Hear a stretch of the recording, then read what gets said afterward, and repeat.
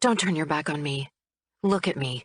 I think I deserve at least that small decency, Dante. Tension radiated off him when he turned to face me. He didn't move closer, but he was looking at me. For once, he didn't pretend I was invisible. His blue eyes wandered over my exposed body. My nipples hardened in the cool air of his office, but I didn't close my silk bathrobe, despite the overwhelming urge to cover myself against Dante's cold scrutiny.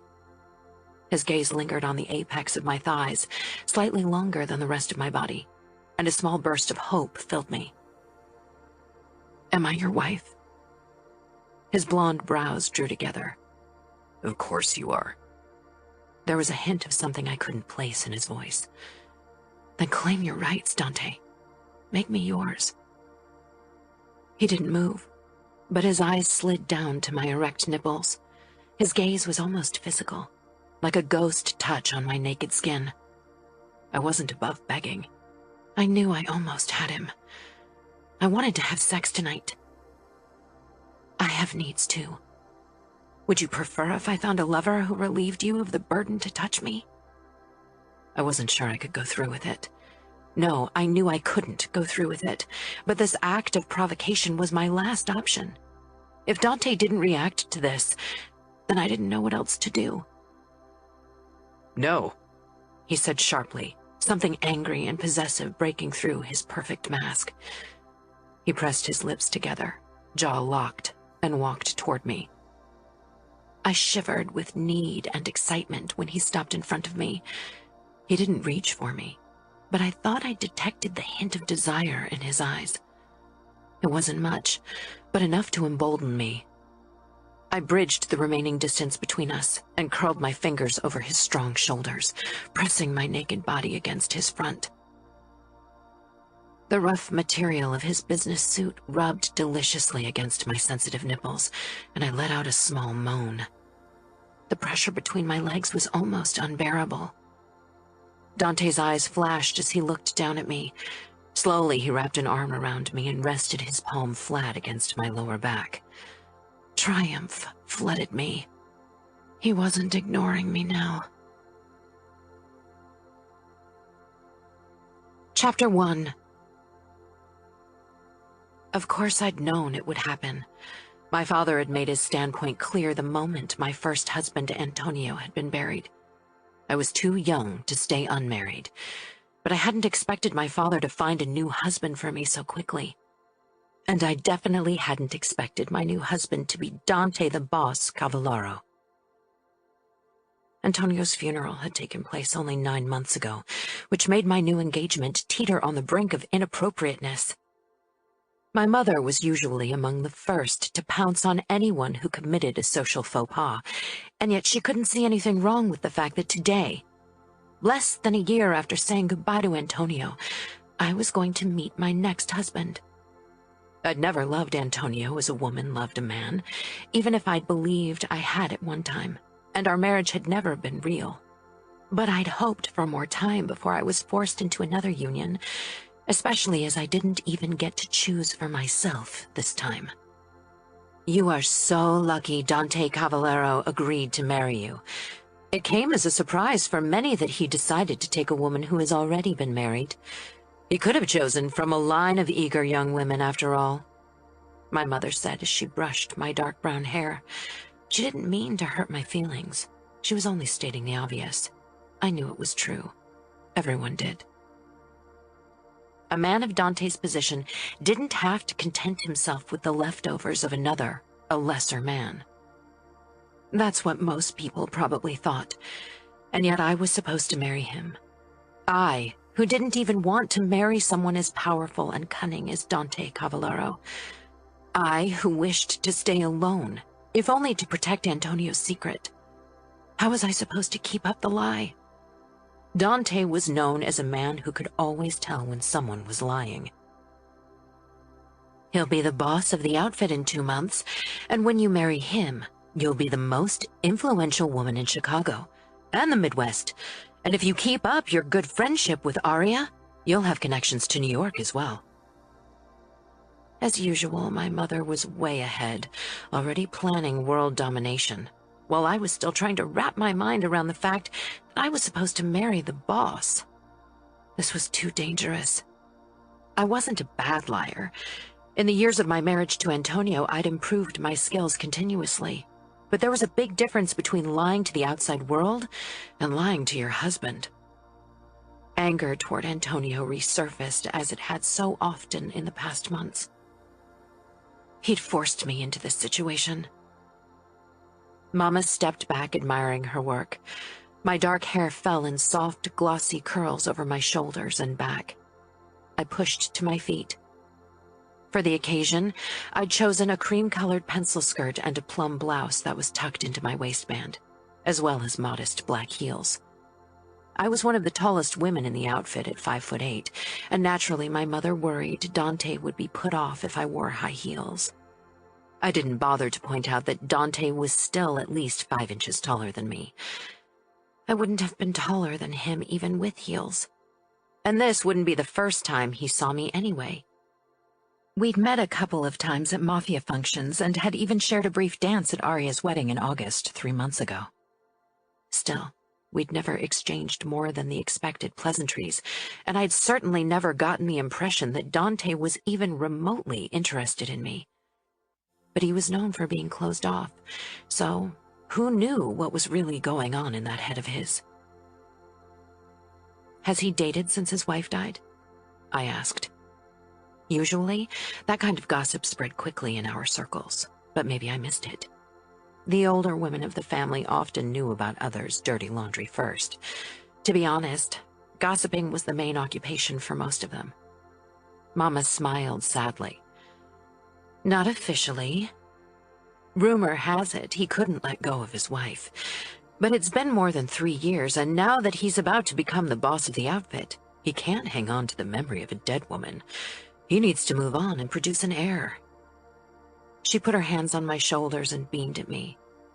And you'll be the one to give him a beautiful son, sweetheart. My stomach dropped. Not today. My mother shook her head with a laugh. Soon enough. The wedding is in 2 months. If it were up to Mama and Papa, the marriage would have taken place weeks ago.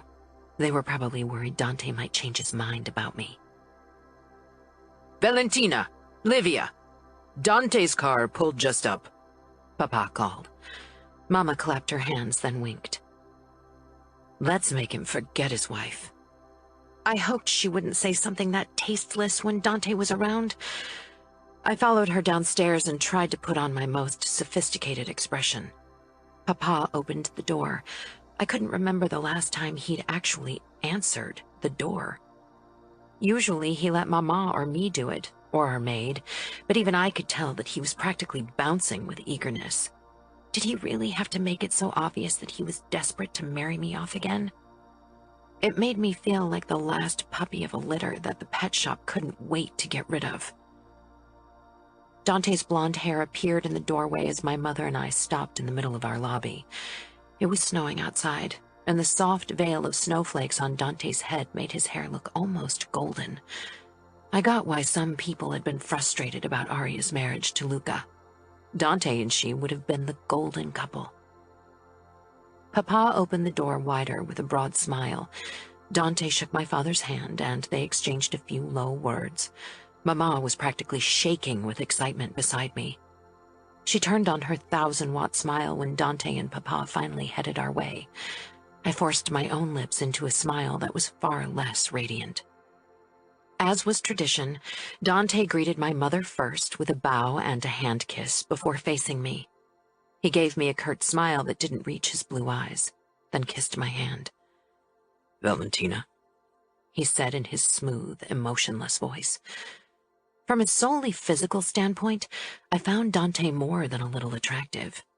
He was tall and slightly muscled, impeccably dressed in a dark gray 3-piece suit, white shirt and light blue tie, and had full blonde hair that was loosely combed back. But everyone called him a cold fish, and from our short encounters, I knew they were right. It's wonderful to meet you again, I said with a small tilt of my head. Dante let go of my hand. Yes, it is. He turned his blank gaze toward my father. I'd like to talk to Valentina alone. As usual, no pleasantries were wasted.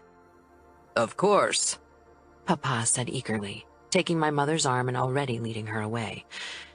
If I hadn't been married before, they would never have left me alone with a man.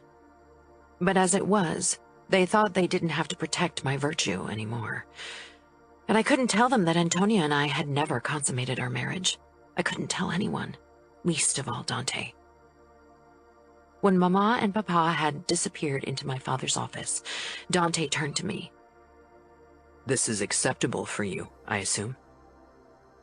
He seemed so restrained and controlled, as if his emotions were bottled up so deep inside, not even he could reach them. I wondered how much of it was the result of his wife's death, and how much was his natural disposition. Yes, I said, hoping he couldn't see how nervous I was. I gestured toward a door to our left. Would you like to sit down for our talk? Dante nodded, and I led him into the living room. I sank down on the sofa, and Dante took the armchair across from me. I'd have thought he'd sit beside me, but he seemed content to keep as much space between us as was acceptable. Apart from the brief hand kiss, he'd made sure not to touch me. He probably found it inappropriate as long as we weren't married. That's what I hoped, at least. I assume your father told you that our wedding is planned for January 5th. I searched for a flicker of sadness or wistfulness in his voice, but there was nothing. I rested my hands in my lap, blinking my fingers. There was less chance of Dante noticing my trembling that way. Yes, he told me a few days ago. I realize that's less than a year after your husband's funeral. But my father retires at the end of the year, and it's expected of me to be married when I take over his place. I lowered my eyes as my chest tightened with buried emotions. Antonio hadn't been a good husband. He hadn't been any kind of husband. But he'd been my friend, and I'd known him all my life, which was why I'd agreed to marry him. Of course, I'd been naive, hadn't realized what it would really mean to marry a man who wasn't interested in me, or women in general. I'd wanted to help him. Being gay wasn't something that was tolerated in the mafia. If someone had found out Antonio liked men that way, they would have killed him. When he'd asked for my help, I jumped at the chance, had secretly hoped I could win him over. I'd thought he could decide not to be gay anymore. I'd thought we could have a real marriage at some point, but that hope was quickly shattered. That's why a nasty, selfish part of me had been relieved when Antonio had died. I thought I was finally free to find a man who loved me, or at least desired me. Thankfully, it was only a very small part, and I felt guilty whenever I was reminded of it. And yet, maybe this was my chance. Maybe my second marriage would finally provide me with a husband who saw me as more than a necessary evil. Dante seemed to misunderstand my silence. If it's too soon for you, we can still cancel our arrangements. Mama would kill me, and Papa would probably suffer a stroke. No, I said quickly. It's okay. I was lost in memories for a moment. I gave him a smile. He didn't return it, only regarded me with cold scrutiny. Very well, he said eventually. I'd like to discuss the preparations as well as the time leading up to the event with you. 2 months isn't a long time, but since this wedding isn't going to be a big affair, we should be fine. I nodded. Part of me was sad that this wedding was going to be a quiet affair, but so soon after Antonio's death, anything bigger would have been in bad taste. And since it was the second marriage for both Dante and me, for me to insist on a splendid feast would have been ridiculous. Why did you choose me? I'm sure there were many other viable options. I'd been wondering about this ever since Papa had told me about his agreement with Dante. I knew it was a question I wasn't supposed to ask. Mama would have thrown a fit if she were present. Dante's expression didn't change. Of course. My father suggested your cousin Gianna, but I didn't want a wife who's barely of age. Unfortunately, most women in their 20s are already married, and and most widows are older than me or have children. Both unacceptable for a man in my position, as you will probably understand. I nodded. There were so many rules of etiquette when it came to finding the right spouse, especially for a man in Dante's position, which was why so many were shocked when I was announced as his future wife. Dante had stepped on many toes with that decision. So, you were the only logical choice.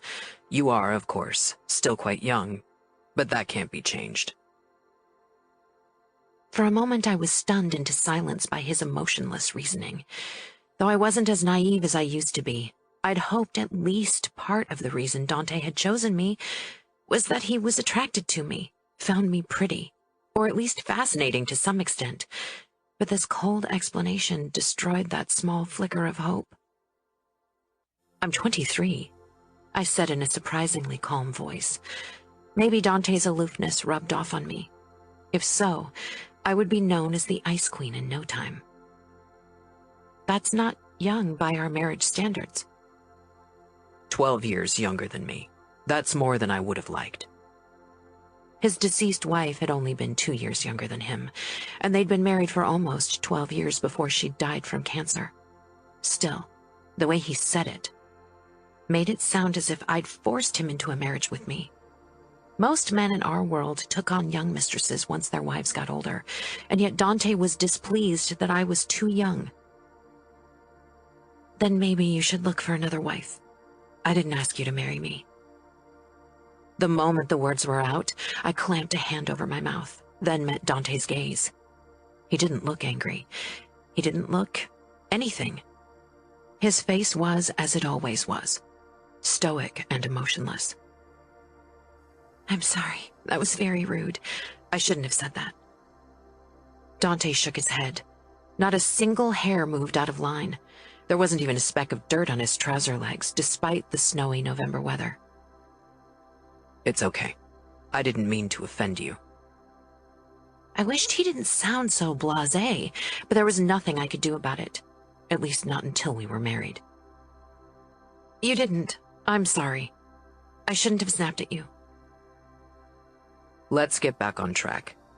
There are a few more things we need to discuss, and unfortunately I have a meeting scheduled for tonight and an early flight tomorrow morning. You're heading to New York for the engagement of Matteo and Gianna. My family hadn't gotten an invitation, as with Aria's engagement party. Only the closest family and the respective heads of the New York and Chicago mob had been invited. I was actually glad. It would have been my first social event after my betrothal to Dante had been made public. Gossip and curious glances would have followed me everywhere. A hint of surprise flickered in his eyes, but then it was gone. Yes, indeed. He reached into his jacket pocket and held out a small velvet box. I took it from him and opened it. A diamond engagement ring was inside. Only a few weeks ago, I'd taken off the wedding ring and engagement ring that Antonio had gotten for me. They'd never meant much to me anyway.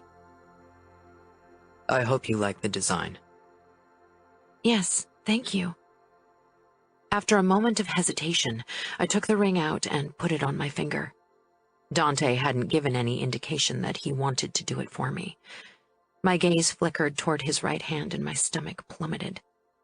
He was still wearing his old wedding ring. Another strange burst of disappointment filled me. If he wore it after all this time, he must still be in love with his dead wife. Or was it a simple matter of habit? He noticed my gaze, and for the first time his stoic mask slipped, but it was gone so quickly that I wasn't sure I'd actually seen it. He didn't give me an explanation or an apology, but I hadn't expected one from a man like him. Your father requests that we do a social outing before the actual wedding, as we all agreed that an actual engagement party is unnecessary. I'd never been asked, but I wasn't even surprised. I suggest we attend the annual Christmas party of the Scudery family together. For as long as I could remember, my family had been at the Scudery house on the first Sunday in Advent. That sounds like a reasonable idea. Dante gave me a cool smile. Then that's settled. I'll let your father know when I'll pick you up. You can tell me. I have a phone and am capable of operating it. Dante stared. There was a flicker of something like amusement on his face for a second. Of course, if that's what you prefer. He pulled his phone out of his pocket. What's your number? I needed a moment to suppress an unladylike snort of laughter before I could give it to him. When he was done typing, he stuffed his phone back into his jacket. Then he straightened without another word. I rose as well and took my time smoothing out the non-existent wrinkles in my skirt to mask my annoyance behind schooled pleasantness. Thank you for your time, he said formally. I really hoped he'd loosen up after our wedding. He wasn't always so restrained.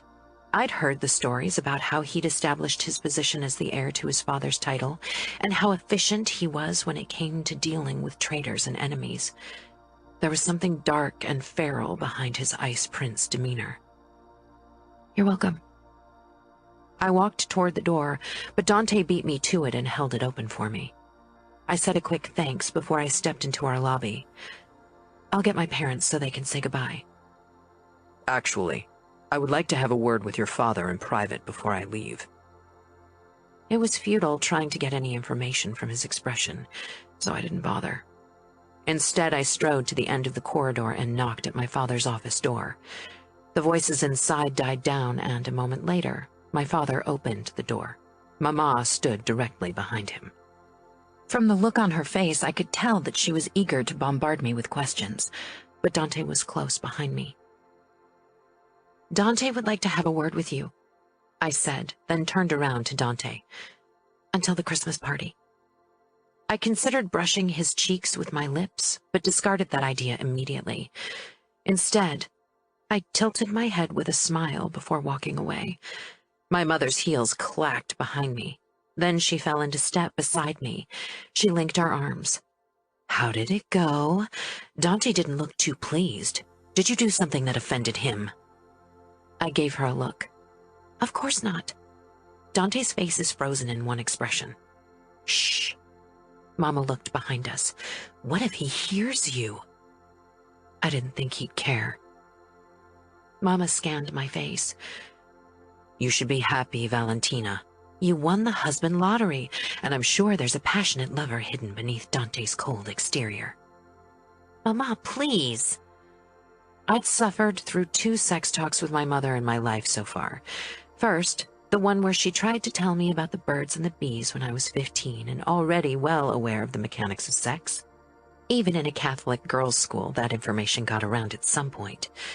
And the second, shortly before my wedding to Antonio. I didn't think I'd survive a third one. But I hoped she was right. Thanks to Antonio's disinterest in women, I'd never had the chance to enjoy a passionate lover. Or any lover, really. I was more than ready to finally be rid of my virginity, even if that would pose the risk of Dante finding out my first marriage had been for show. But I'd cross that bridge when I came to it. Chapter 2. Dante picked me up at 5:45 as promised, not a minute too late or too soon. I hadn't expected anything else. My parents had already left a few minutes ago. As the future head of the outfit, Dante couldn't arrive too early to the party. He was wearing another 3-piece suit in navy blue with light blue pinstripes and a matching tie. I froze for a moment when I saw him. My dress was navy too. People would think we'd done it on purpose, but there was nothing to be done about it now. I'd followed a strict detox diet for 3 days to fit into the tight backless dress. I wasn't going to wear something else. Despite its long pencil skirt reaching my calves, the slit up to my thigh allowed me to climb stairs without too much trouble. Dante's eyes did a quick scan. You look beautiful, Valentina. He was being polite. There was absolutely no sign that he actually found me attractive. Thank you. I smiled and stepped up to him. He touched my lower back to lead me toward his black Porsche parked at the curb, and tensed as his palm came into contact with my naked skin. I wasn't sure, but I thought I heard him release a rushed breath. and the possibility that he might be affected by me, coupled with the feel of his touch, sent a shiver of delight down my spine. He planted his hand lightly on my back and gave no further indication that I'd taken him by surprise with my partial nakedness as he guided me toward the passenger door and held it open for me. I slid in, almost giddy with triumph over the fact that I'd managed to get a reaction out of the Iceman. Once we were married, I'd try to do it more often. The other guests had already arrived when we pulled up in front of the Scuderi mansion. We could have walked if it weren't for the 4 inches of snow, safety concerns, and my high heels. Dante hadn't bothered with small talk during our drive. His mind seemed far away anyway. When he put his hand on my naked back this time, he gave no outward reaction. Ludovica Scuderi opened the door for us. Her husband Rocco, the current consigliere to Dante's father, hovered behind her, his hands on her shoulders. They both smiled brightly as they ushered us into the pleasantly warm foyer. An 8-foot Christmas tree decorated with red and silver baubles dominated the space. "We're delighted that you could make it," Ludovica said warmly. Rocco shook Dante's hand. I have to congratulate you on your excellent taste. Your future wife looks marvelous, Dante. It was obvious that they were going out of their way to be nice.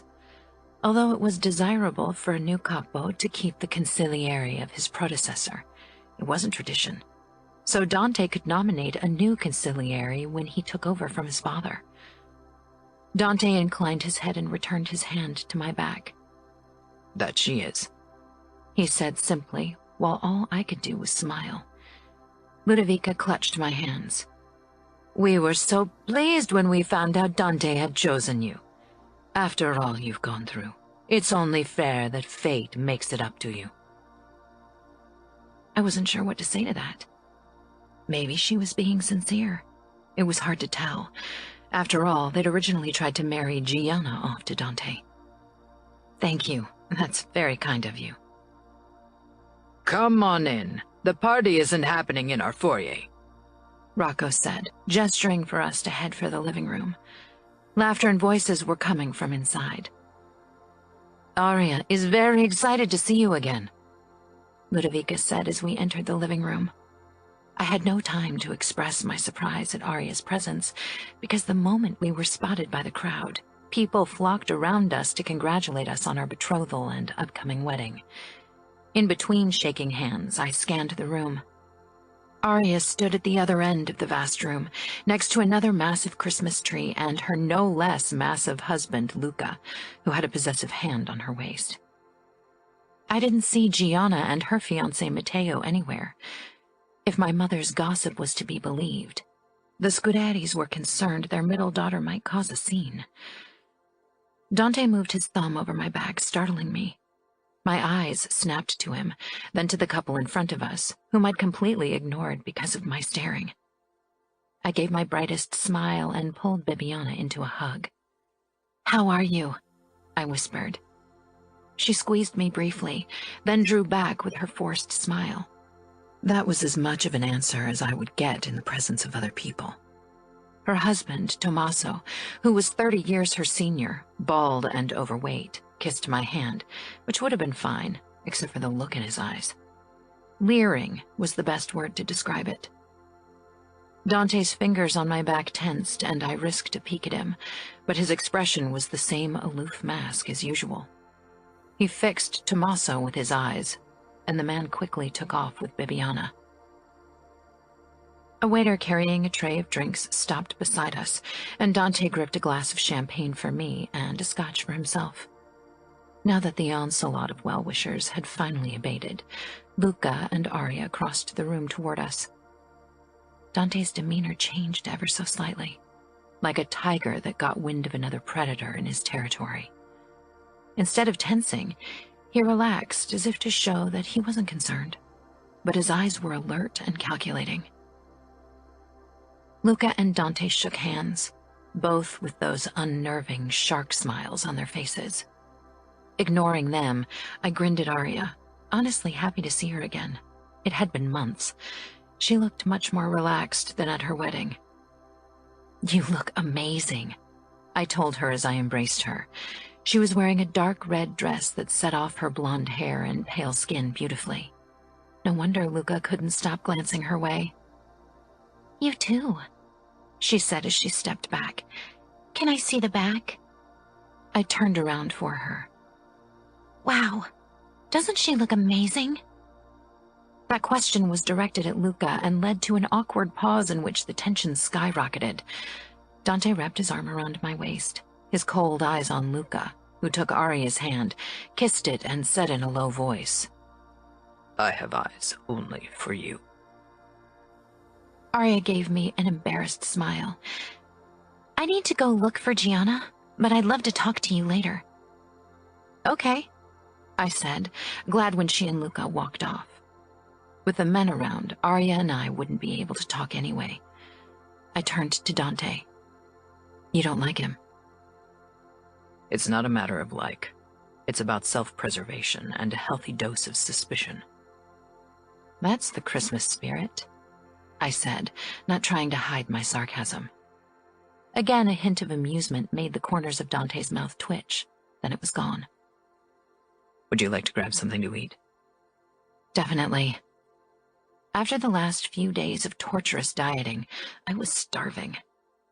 As we made our way through the crowd, I noticed that the current head of the outfit wasn't present. "Where's your father?" He didn't want to steal the show from us. Now that he's as good as retired, he prefers to stay out of the public eye. Dante said wryly. Understandable. These social functions were exhausting.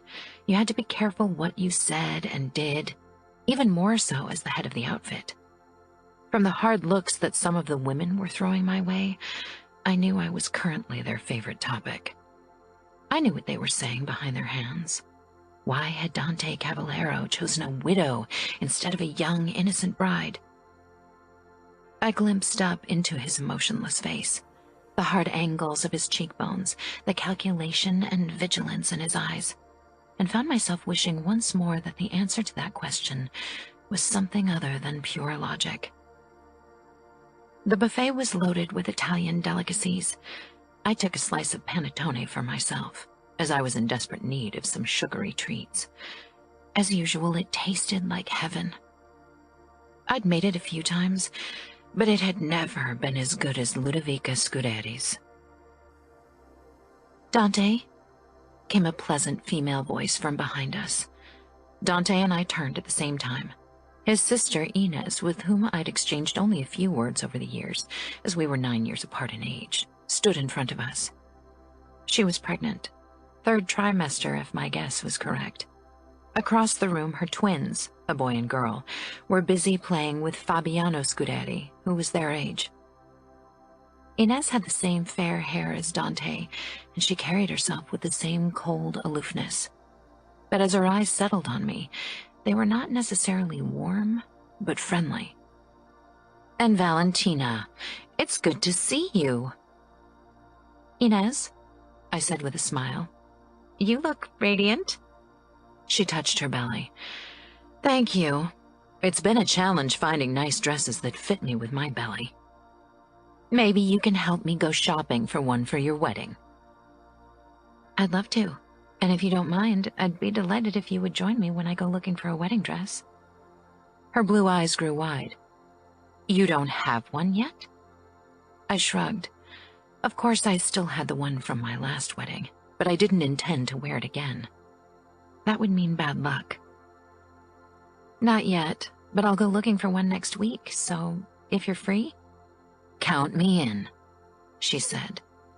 Her eyes had become much warmer. She looked much younger than 32, and even though she was pregnant, she didn't seem to have gained an ounce of weight. I wondered how she did it. Maybe good genes. I definitely hadn't been blessed with those. Without the occasional detox day, or week, and regular workouts, I'd be gaining weight in no time. "Wonderful." From the corner of my eye, I saw Dante watching us with mild interest. I hoped he was happy that his sister and I got along. I knew his deceased wife and Inez had been friends. I'd often seen them laughing together at social events. "Where's your husband?" he asked eventually. "Oh, Pietro went outside for a smoke with Rocco Scuderi. They didn't want to disturb you and your future wife." A muscle in Dante's cheek flexed. "You can go after them if you have business to settle," I said quickly. "I'll be fine on my own. I should probably talk to Arya. Maybe you'd like to join me, Inez?" Inez shook her head, her eyes on her twins who were in a heated argument with each other. "I need to break this up or there will be tears and bloody noses." She gave me a quick smile, then rushed off toward her arguing kids. Dante hadn't moved from my side yet. "Are you sure?" "Yes." He nodded. "I'll be back soon." I watched him head toward the terrace door and disappear outside. Now that he was gone, I could see that several women turned their attention more openly to me. I had to find Arya or Bibiana quickly, before one of them engaged me in an awkward conversation. I meandered through the other guests, sparing them only the briefest smile. Eventually, I found both Arya and Bibiana in the lobby in a quiet corner. "There you are," I said, not trying to hide my relief. "What's wrong?" Arya asked with a frown. "I feel as if everyone's talking about me and Dante. Tell me I'm imagining things." Bibiana shook her head. "You aren't. Most widows aren't as lucky as you are." "I know, but still, I wish they wouldn't act quite so shocked about my engagement." "It'll pass," Arya said, then grimaced. "Soon Gianna will be back on the prime spot of daily gossip." "Sorry, I heard there was a scene at Gianna's engagement party." Arya nodded. "Yeah, Gianna has trouble hiding her unwillingness to marry." "Is that why Matteo Vitello isn't here?" Bibiana asked. I'd wondered that as well, but I didn't want to be nosy. "No, but since Salvatore Vitello's death, Matteo is second in charge, and he has to stay in New York when Luca isn't there." I searched her face for a sign of the tension I'd heard in her voice, but she'd learned to hide her emotions. Was Luca having trouble in New York? He was young for a capo. Maybe some forces in New York were trying to mutiny. Once Arya might have told me, but now that I was the fiancé of the future boss of the Chicago outfit, she'd have to be careful what she let slip. We might be trying to work together, but New York and Chicago definitely weren't friends. "That makes sense," I said. Bibiana gave me a look. She, too, must have picked up on the strain in Arya's words. Arya's blue eyes widened. "You didn't even show me your engagement ring yet." I held out my hand. "It's beautiful," Arya said. "It is. Dante chose it for me. My second engagement ring, and the second time that it wasn't a sign of love." "How long will you be staying in Chicago? Do you have time to come over for a coffee?" "We'll be leaving tomorrow morning. Luca wants to return to New York. But we're coming over to your wedding a few days early, so maybe we can meet for coffee then. Unless you'll be too busy." "No, it won't be a big celebration, so I'll have time to meet you for coffee. Give me a call when you know more." "I'll do that." "What about you, Bibiana? Do you have time to come over tomorrow? We haven't had the chance to talk in a while as well." Bibiana bit her lip. "I think I can. Now that you're as good as a wife of the boss, Tommaso can hardly say no." "Exactly," I said before turning to Arya again. "Where's Luca?" Arya looked around. "He wanted to talk to my parents about Matteo's wedding to Gianna. It's taking longer than expected." Would they cancel the engagement? That would be the gossip of the year. I couldn't imagine they'd risk it, no matter how unwilling Gianna was. Dante appeared in the doorway to the living room, eyes settling on me. "I think I need to leave," I said. I hugged Arya and Bibiana before I moved toward Dante, stopping in front of him. "Are we leaving?" Dante looked incredibly tense. "Yes, but if you want to stay, you can drive with your parents." That would lead to more gossip. You couldn't appear at a party with your fiancé and leave without him. I don't think that would be wise. Understanding settled on Dante's face. Of course. Back in the car, I asked, "Is everything okay?" Now that we were engaged, I thought it was okay for me to ask him. His fingers around the steering wheel tensed. The Russians are giving us more trouble than usual. And it certainly doesn't help that Salvatore Vitello died at this critical time and New York has to deal with a new capo. I stared at him surprised. When I'd asked him, I hadn't expected a detailed reply. Most men didn't like to talk about business with their wife, and I wasn't even married to Dante yet. Dante's eyes snapped toward me.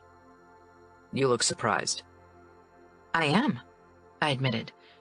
Thank you for giving me an honest answer. I think honesty is the key to a functioning marriage. Not in the marriages I know, I said wryly. Dante tilted his head. True. So you don't think Luca is a good capo? He is a good capo, or he will be once he's weeded out his adversaries. He said it clinically, as if weeding out didn't mean killing other people because they were a risk to one's power. Is that what you are going to do once you become the boss of the outfit? Yes, if necessary. But I've proven my claim to leadership in the last few years. I'm considerably older than Luca. But still the youngest boss in the history of the outfit. People would test him too. Dante pulled up in front of my parents' house. He killed the engine, got out and walked around the hood of the car before opening my door. I took his hand and stood, bringing our bodies so close for a moment that it would have been easy to kiss him. Then he took a step back, reestablishing the proper distance between us before he led me toward the door. I turned to face him. I never see you with a bodyguard. Isn't it risky to be outside on your own? Dante smiled darkly. I'm armed, and if someone wants to take me by surprise, let them try. You are the best shot in the outfit. Among the best, yes. Good. I suppose then I can feel safe. It was meant as a joke, but Dante looked deathly serious. You are safe. I hesitated. Wouldn't he try to kiss me? We would marry in 4 weeks. It wasn't as if we needed to stay away from each other for decorum's sake. When it became clear that Dante wouldn't make the first move, I stepped up to him and kissed his cheek. I didn't dare look at his face. Instead, I unlocked the door, slipped in, and let it fall shut behind me. I waited a few moments before I peered through the window beside the door. Dante's car pulled away. I wondered why he hadn't tried to kiss me. Was it because we weren't married yet? Maybe he thought it wasn't appropriate for us to get close physically before our wedding. Or maybe he was still in love with his wife. I hadn't even looked at his hand to see if he had taken off his old wedding ring. Was that why people had talked about me today? Chapter 3. Bibiana came over the next afternoon, her eyes red from crying. I ushered her into the library and made her settle down on the leather sofa. What happened? Tommaso is angry that I'm not pregnant yet. He wants me to go to a doctor to see what's wrong. They'd been married for almost 4 years now, but Bibiana had been taking contraceptives in secret. Maybe it wouldn't be so bad to get pregnant. If you have a baby, you'd have someone to love and who loves you back. I wrapped my arm around her. The last few years of seeing Bibiana grow more and more depressed because of her marriage to Tommaso had been heartbreaking. I wished there was something I could do for her. Maybe you're right, and maybe Tommaso won't touch me if I have a big belly. She shook her head. Let's not talk about this. I want to forget about my troubles for a bit. So what about you? How are the wedding preparations going? I shrugged. My mother booked a ballroom in a hotel. The only thing I need to do is buy a wedding gown. Will you get a white dress again? I don't think so. My mother doesn't think it's appropriate. Maybe cream-colored. That should be fine. Bibiana huffed. I think it's ridiculous that you can't wear a white dress only because you've been married before. It's not like it was a real marriage. Shh, I hissed, my eyes darting to the closed door of the library. I'd told Bibiana about the true nature of my marriage to Antonio a while ago. You know nobody can know. I don't understand why you're trying to protect him. He's dead. And he used you as a means to an end. You should look out for yourself now. I am looking out for myself. I've helped Antonio betray the outfit. Being gay is a crime, you know that. It's ridiculous. I know, but the mob won't change anytime soon, no matter how much we want it to. If you don't want to tell Dante about it, then what are you going to do about your wedding night? Aren't you worried he's going to realize you never consummated your marriage with Antonio? Maybe he won't notice. If it's anything like my first time, then he will notice. Tommaso treated you horribly. You didn't want it, so of course you bled. I'm still so mad when I think about it. Bibiana swallowed. What's done is done. I really wish I'd have been married to a gay man. She laughed bitterly. I took her hand. Maybe you'll get lucky and Tommaso will have a heart attack or get shot down by the Russians. It wasn't even a joke. I wanted Bibiana to be free of that man. Bibiana grinned. How sad is it that I'm actually hoping for that to happen? Of course you want him gone. I get it. Everyone would. She scanned my face. So what about you? You want to sleep with Dante? Definitely. I can't wait. My cheeks grew warm, but it was the truth, and I didn't see anything wrong with wanting to have sex with your soon-to-be husband. Dante was an attractive man, after all. Then, maybe you should take preparations that ensure Dante doesn't realize your first marriage was for show. What? Find a guy to sleep with? I won't cheat on Dante. I think sex belongs in marriage. Despite my best intentions not to take everything my mother taught me to heart, and not to let the strict words of my Catholic teachers worm their way into my brain, I couldn't imagine being close to someone I wasn't committed to. Bibiana let out a choked laugh. That's not what I meant. She lowered her voice, her skin turning red. I thought you could use a dildo. For a moment, I didn't know what to say. I'd never considered something like that. Where would I get a dildo? I can hardly ask my father's bodyguards to take me to a sex shop. My mother would die of embarrassment if she found out. And I would most likely die from embarrassment when I entered said shop. I wish I could get it for you, but if Tommaso found out, he'd be furious. The bruises on Bibiana's cheekbones from Tommaso's last outburst hadn't quite faded yet.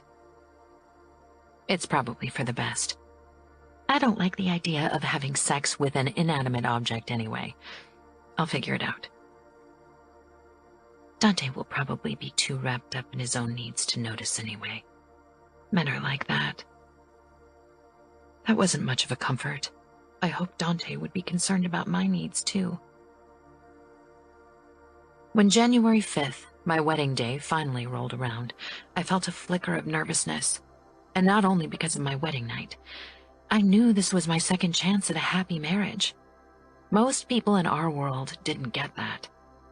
They lived their lives in miserable unions until death finally separated them. As I walked down the aisle in my cream sequin dress, I felt more hopeful than I had in a long time. Dante looked sophisticated in his black suit and vest. His eyes never left me. And as my father handed me over to him, I was sure I saw a hint of approval and appreciation in my new husband's expression. His hand was warm around mine, and the small smile he gave me before the priest started his sermon made me want to stand on my toes and kiss him. My mother was crying loudly in the first row. She looked like she couldn't be happier, and my father was practically beaming with pride. Only my brother, Orazio, who'd arrived only 2 hours ago from Cleveland, where he had work to do for the outfit, looked like he couldn't wait to leave. I preferred the sight of Bibiana's and Aria's encouraging smiles. While the priest spoke, I kept throwing glances at Dante, and what I saw on his face tore at my heart. Every so often, sorrow marred his expression. We had both lost someone, but for Dante, the person had been the love of his life, if rumors could be believed. Could I ever compete with that? When it was time for our kiss, Dante bent down without hesitation and pressed his warm lips against mine. He definitely didn't feel like an Iceman. Mama's words popped into my mind, and a thrill of excitement rushed through me.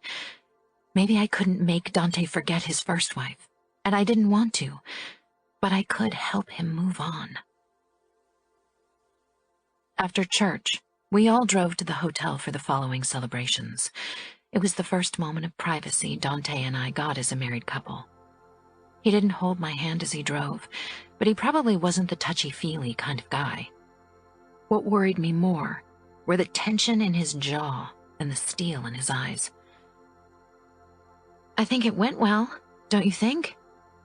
I said when the silence got too oppressive. Dante's eyes snapped to me. Yes, the priest did a good job. I wished my mother hadn't been crying so much. Usually she's better at composing herself. Dante smiled tensely. She's happy for you. I know. I paused. Are you happy? I knew it was a risky question. His face closed off visibly. Of course I'm happy with this union. I waited for something more, but the rest of the drive passed in silence. I didn't want to start our marriage with a fight, so I let it drop. When we got out of the car and headed toward the entrance, Dante touched my back. You look very beautiful, Valentina. I peered up at him, but his gaze was directed straight ahead. Maybe he'd realized how cold he'd been acting in the car, and had felt guilty. The ballroom of the hotel was beautifully decorated with pink and white roses. Dante kept his hand on my lower back as we made our way to our table under the cheers of our guests. Most of them had arrived before us and had already settled at their tables. We shared a table with my parents and brother, and Dante's parents as well as his sister and her husband. I hadn't talked to Dante's parents except for a few occasions of small talk. They'd been nice enough, though. My brother, Orazio, pretended he was busy with something on his iPhone, but I knew he was only trying to avoid our father's questions. Aria and Luca, and Matteo and Gianna, as well as the rest of the Scuderi family, occupied the table to our right. Aria gave me a smile before she returned her watchful gaze to her sister and Matteo, who seemed on the verge of an argument. Those two would have one hell of a marriage. Matteo didn't seem to mind the glowers Gianna was sending his way. "You look beautiful together," Inez said, drawing my attention back to our table. Dante regarded me with an unreadable expression. The servers chose that moment to enter the ballroom with plates. After the 4-course dinner, it was finally time for our dance. Dante led me toward the dance floor and pulled me against his chest. I smiled up at him. He felt warm and strong and was a good dancer. He smelled perfect, like a warm summer breeze and something very masculine. I couldn't wait to share a bed with him, to see what he hid beneath the fabric of his expensive suit. If we had been alone, I would have rested my cheek against his shoulder, but everyone was watching us, and I didn't think Dante liked to show intimacy in public. Of course, our guests didn't care. Soon they started calling, "Bacio! Bacio!" Dante peered down at me with one cocked eyebrow. Do we honor their wishes or ignore them? I think we should honor their wishes. I really, really wanted to honor their wishes. Dante tightened his hold on my back and firmly pressed his lips against mine. His blue eyes were fixed on me, and for a moment, I was sure I saw something like warmth in them. But then the guests flooded the dance floor to join in the dancing, and our kiss was over. Shortly after, Dante Cavallaro asked me to dance, and Dante had to dance with his mother. I smiled at my father-in-law, unsure how to act around him. He had the same cold aloofness going as Dante. My wife and I had hoped Dante would choose someone who wasn't married before, he said, and I had trouble masking my shock. The smile on my face became difficult to maintain, but I didn't want people to realize that Fiore had said something that hurt me. I understand, I said quietly. But his reasoning convinced us. Dante needs an heir soon, and someone not quite as young might prove a better mother to our grandchildren. I nodded. Their cold logic was something I hated with every ounce of my being. Not that I could tell them that. I don't intend to sound cruel, but this is a marriage of convenience, and I'm sure you know what's expected of you. I do, and I'm looking forward to having children with Dante. It was true. I'd always wanted children. I'd even considered in vitro fertilization when I'd still been married to Antonio. But I wanted the chance to get to know Dante before I tried to get pregnant. Naturally, I couldn't tell his father that either. When the next song started, my brother took over from Fiore, as was expected. I'm glad you could come, I told him as I looked up at him. He had my dark green eyes and almost black hair, but those were the only similarities between us. We'd never been close, not for lack of trying on my part, however. I wasn't sure if that would ever change. He resented our father for coddling me, and sometimes I thought he resented me for having had it easier than him. I can't stay long, he said simply. I nodded, having expected nothing else.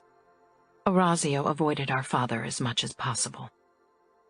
I was glad when Pietro, Inez's husband, asked me to dance.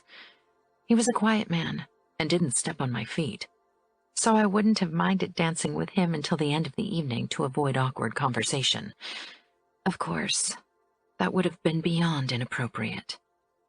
After my dance with Pietro, hospitality dictated that I had to dance with the head of New York. While Aria looked perfectly comfortable around Luca now, I definitely wasn't. Nevertheless, I accepted his hand when he held it out for me. He wasn't smiling. I'd only ever seen glimpses of a real smile when he looked at Aria. Dante was tall and muscled, but with Luca, even I had to tilt my head back to maintain eye contact. I knew people were watching us as we danced. Dante's steely gaze in particular followed every move we made, even though he was dancing with Aria. Not that Luca seemed much happier about the fact that Dante was embracing Aria. Men in our world were possessive. Men like Dante and Luca were something else entirely. When one song ended and the next began, I could hardly hide my relief. Luca had a knowing expression on his face. He was probably used to people being uncomfortable in his presence. My next dance partner was Matteo. I didn't know him very well, but I'd heard about his temper and his skill with the knife. May I? He asked with an exaggerated bow. I curtsied mockingly in turn. Of course. Surprise flashed in his eyes. He pulled me against him with a shark grin. Closer than Luca had risked. Closer than any sane man would risk. I think I saw your husband twitch a little just now, he murmured. That's the equivalent of an emotional outburst for a cold fish like him, I suppose. I exhaled, trying to stifle laughter. You don't like to beat around the bush, do you? His dark eyes twinkled with mirth. Oh, I like bushes well enough. Don't worry. I burst out laughing, and not a ladylike restrained chuckle. It was a high-pitched laughter.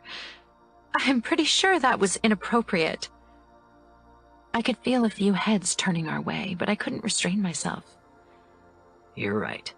I was warned to behave myself around the wife of the boss, so as not to cause a rift between New York and Chicago, he said lightly. Don't worry, I won't tell on you. Matteo winked. I fear it's too late for that. I think it's my turn again, Dante said, appearing beside us, his hard glare fixed on Matteo, who seemed thoroughly unperturbed. Matteo took a step back. Of course. Who could stay away from such a dark beauty for long? He bent over my hand and kissed it. I stiffened, not because of the kiss, but because of the look in Dante's eyes. I slipped my hand into his quickly and squeezed, and suddenly Arya was at our side. "Matteo, you should dance with me now." He did, and Arya cleverly moved them away from Dante and me. "I thought you wanted to dance with me," I said in a forced, casual tone, peering up at Dante's hard face. His blue eyes settled on me. He wrapped his arm around me and started to move us to the rhythm of the music. I wasn't sure what had been the source of his anger, jealousy or Matteo's disrespect. "What did he say?" Dante asked eventually. "What made you laugh?" Maybe jealousy was the major driving force after all. That made me unreasonably happy. He made a joke about bushes. Realization filled Dante's face. "You should be more careful." The threat was obvious. Good thing Matteo and Luca hadn't heard it. "I think he's a bit tense because of the problems between Gianna and him." "From what I hear, he's always been volatile, even before his engagement to the Scuderi girl." "Not everyone is as controlled as you are," I said pointedly. He raised his eyebrows but didn't say anything in return. Shortly after midnight, Dante and I excused ourselves.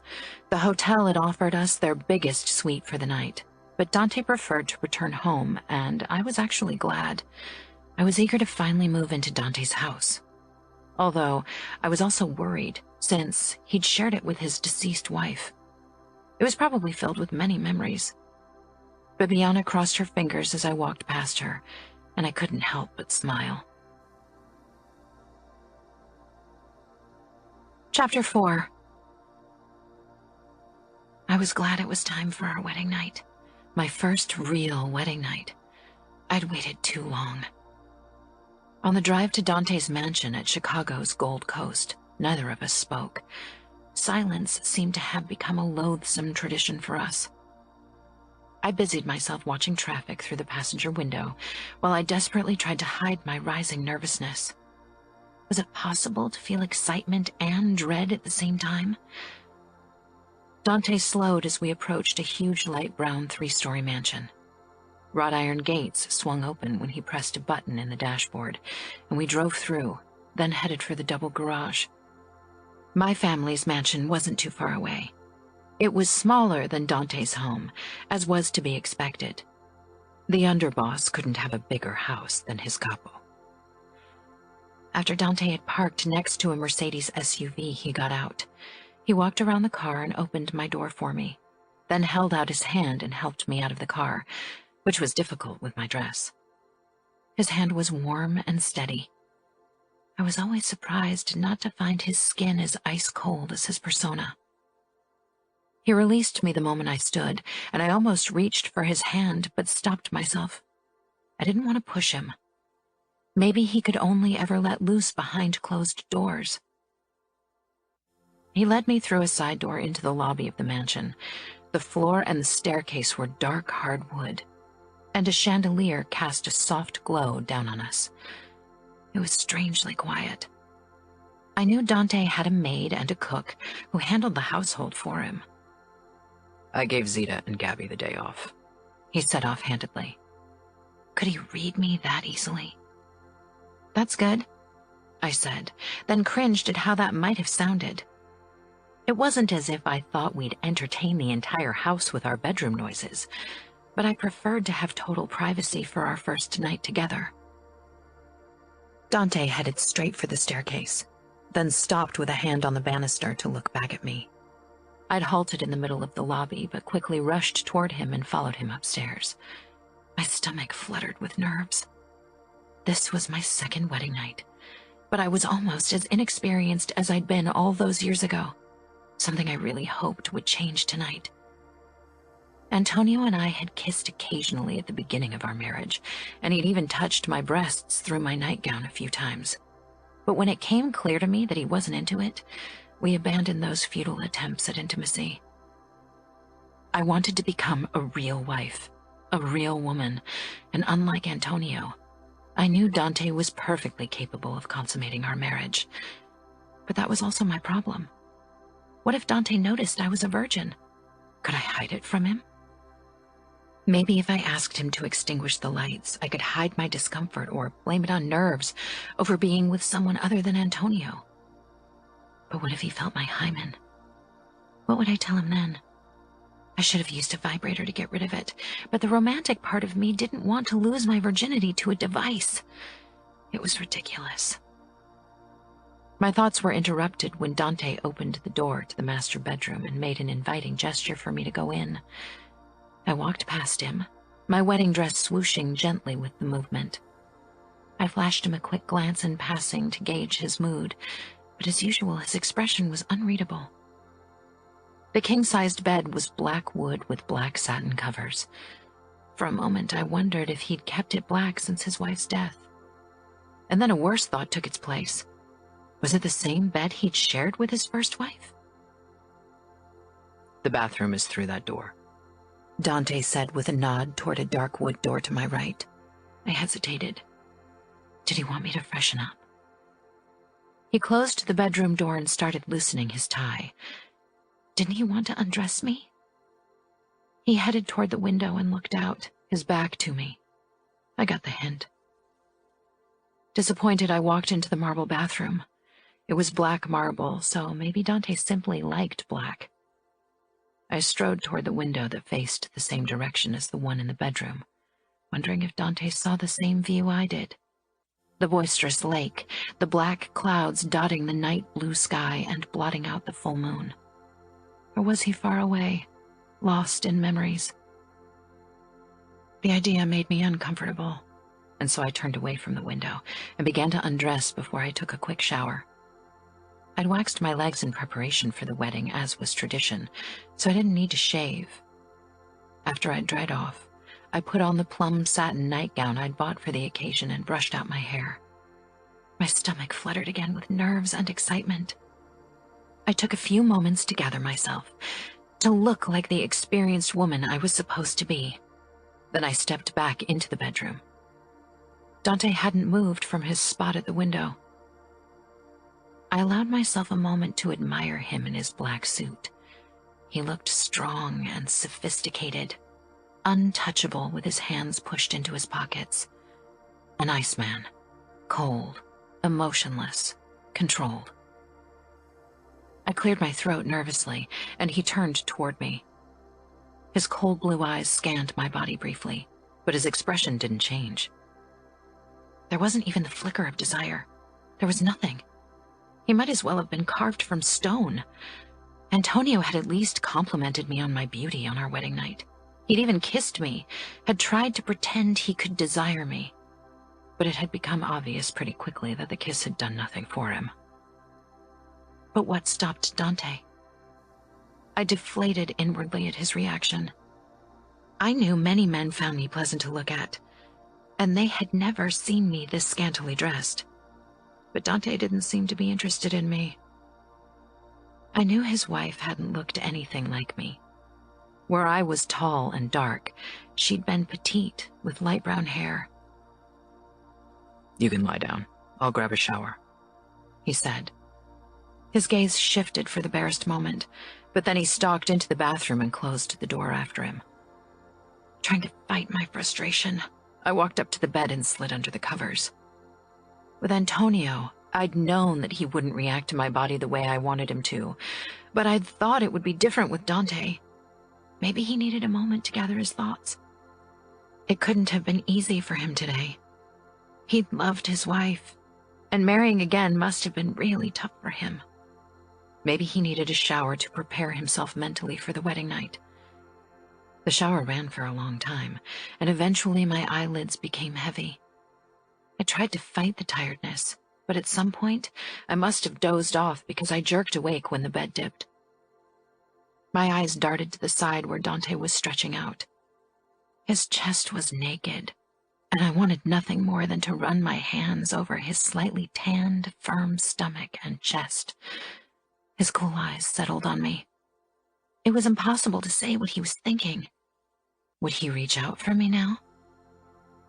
I lay on my back, wanting for him to do something, nervous and excited and scared. I had to stop myself from making the first move. That would have been too forward. I have an early date tomorrow, he said simply, and then he turned the light off and rolled away from me. I was glad the darkness hid my shock and disappointment.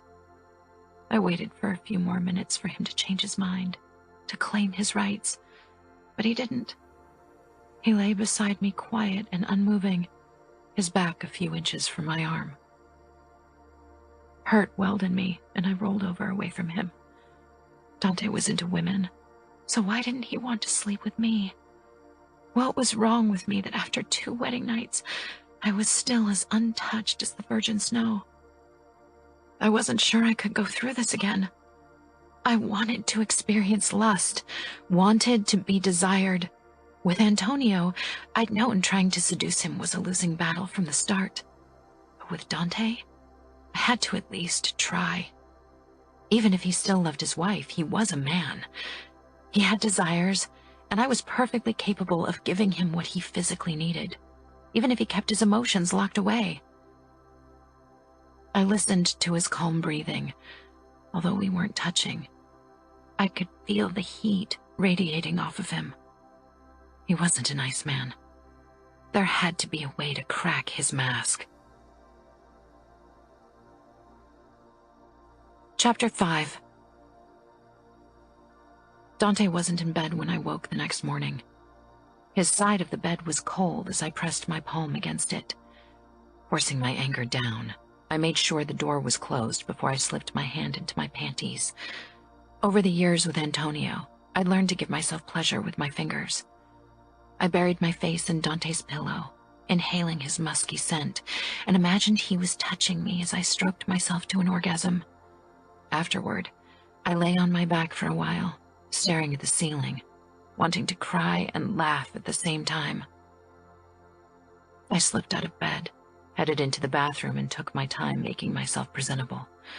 I chose a form-fitting brown dress that ended above my knees and a cute red cashmere cardigan. Even if Dante didn't care, I felt more comfortable if I put an effort into my outfits. I left the bedroom, hesitated, and looked down the long corridor, wondering what hid behind the other doors. I'd have to explore it another time. Instead, I moved down the staircase. I wasn't sure if I was expected downstairs for breakfast. I didn't know my new home, didn't know the people who worked here, and worst of all, I didn't know the master of the house, my husband. The double doors were ajar, and I approached them, then lingered in front of them for a moment before I walked inside. I'd expected Dante to be gone already, and was surprised when I found him sitting at the dining table in the vast living and dining room.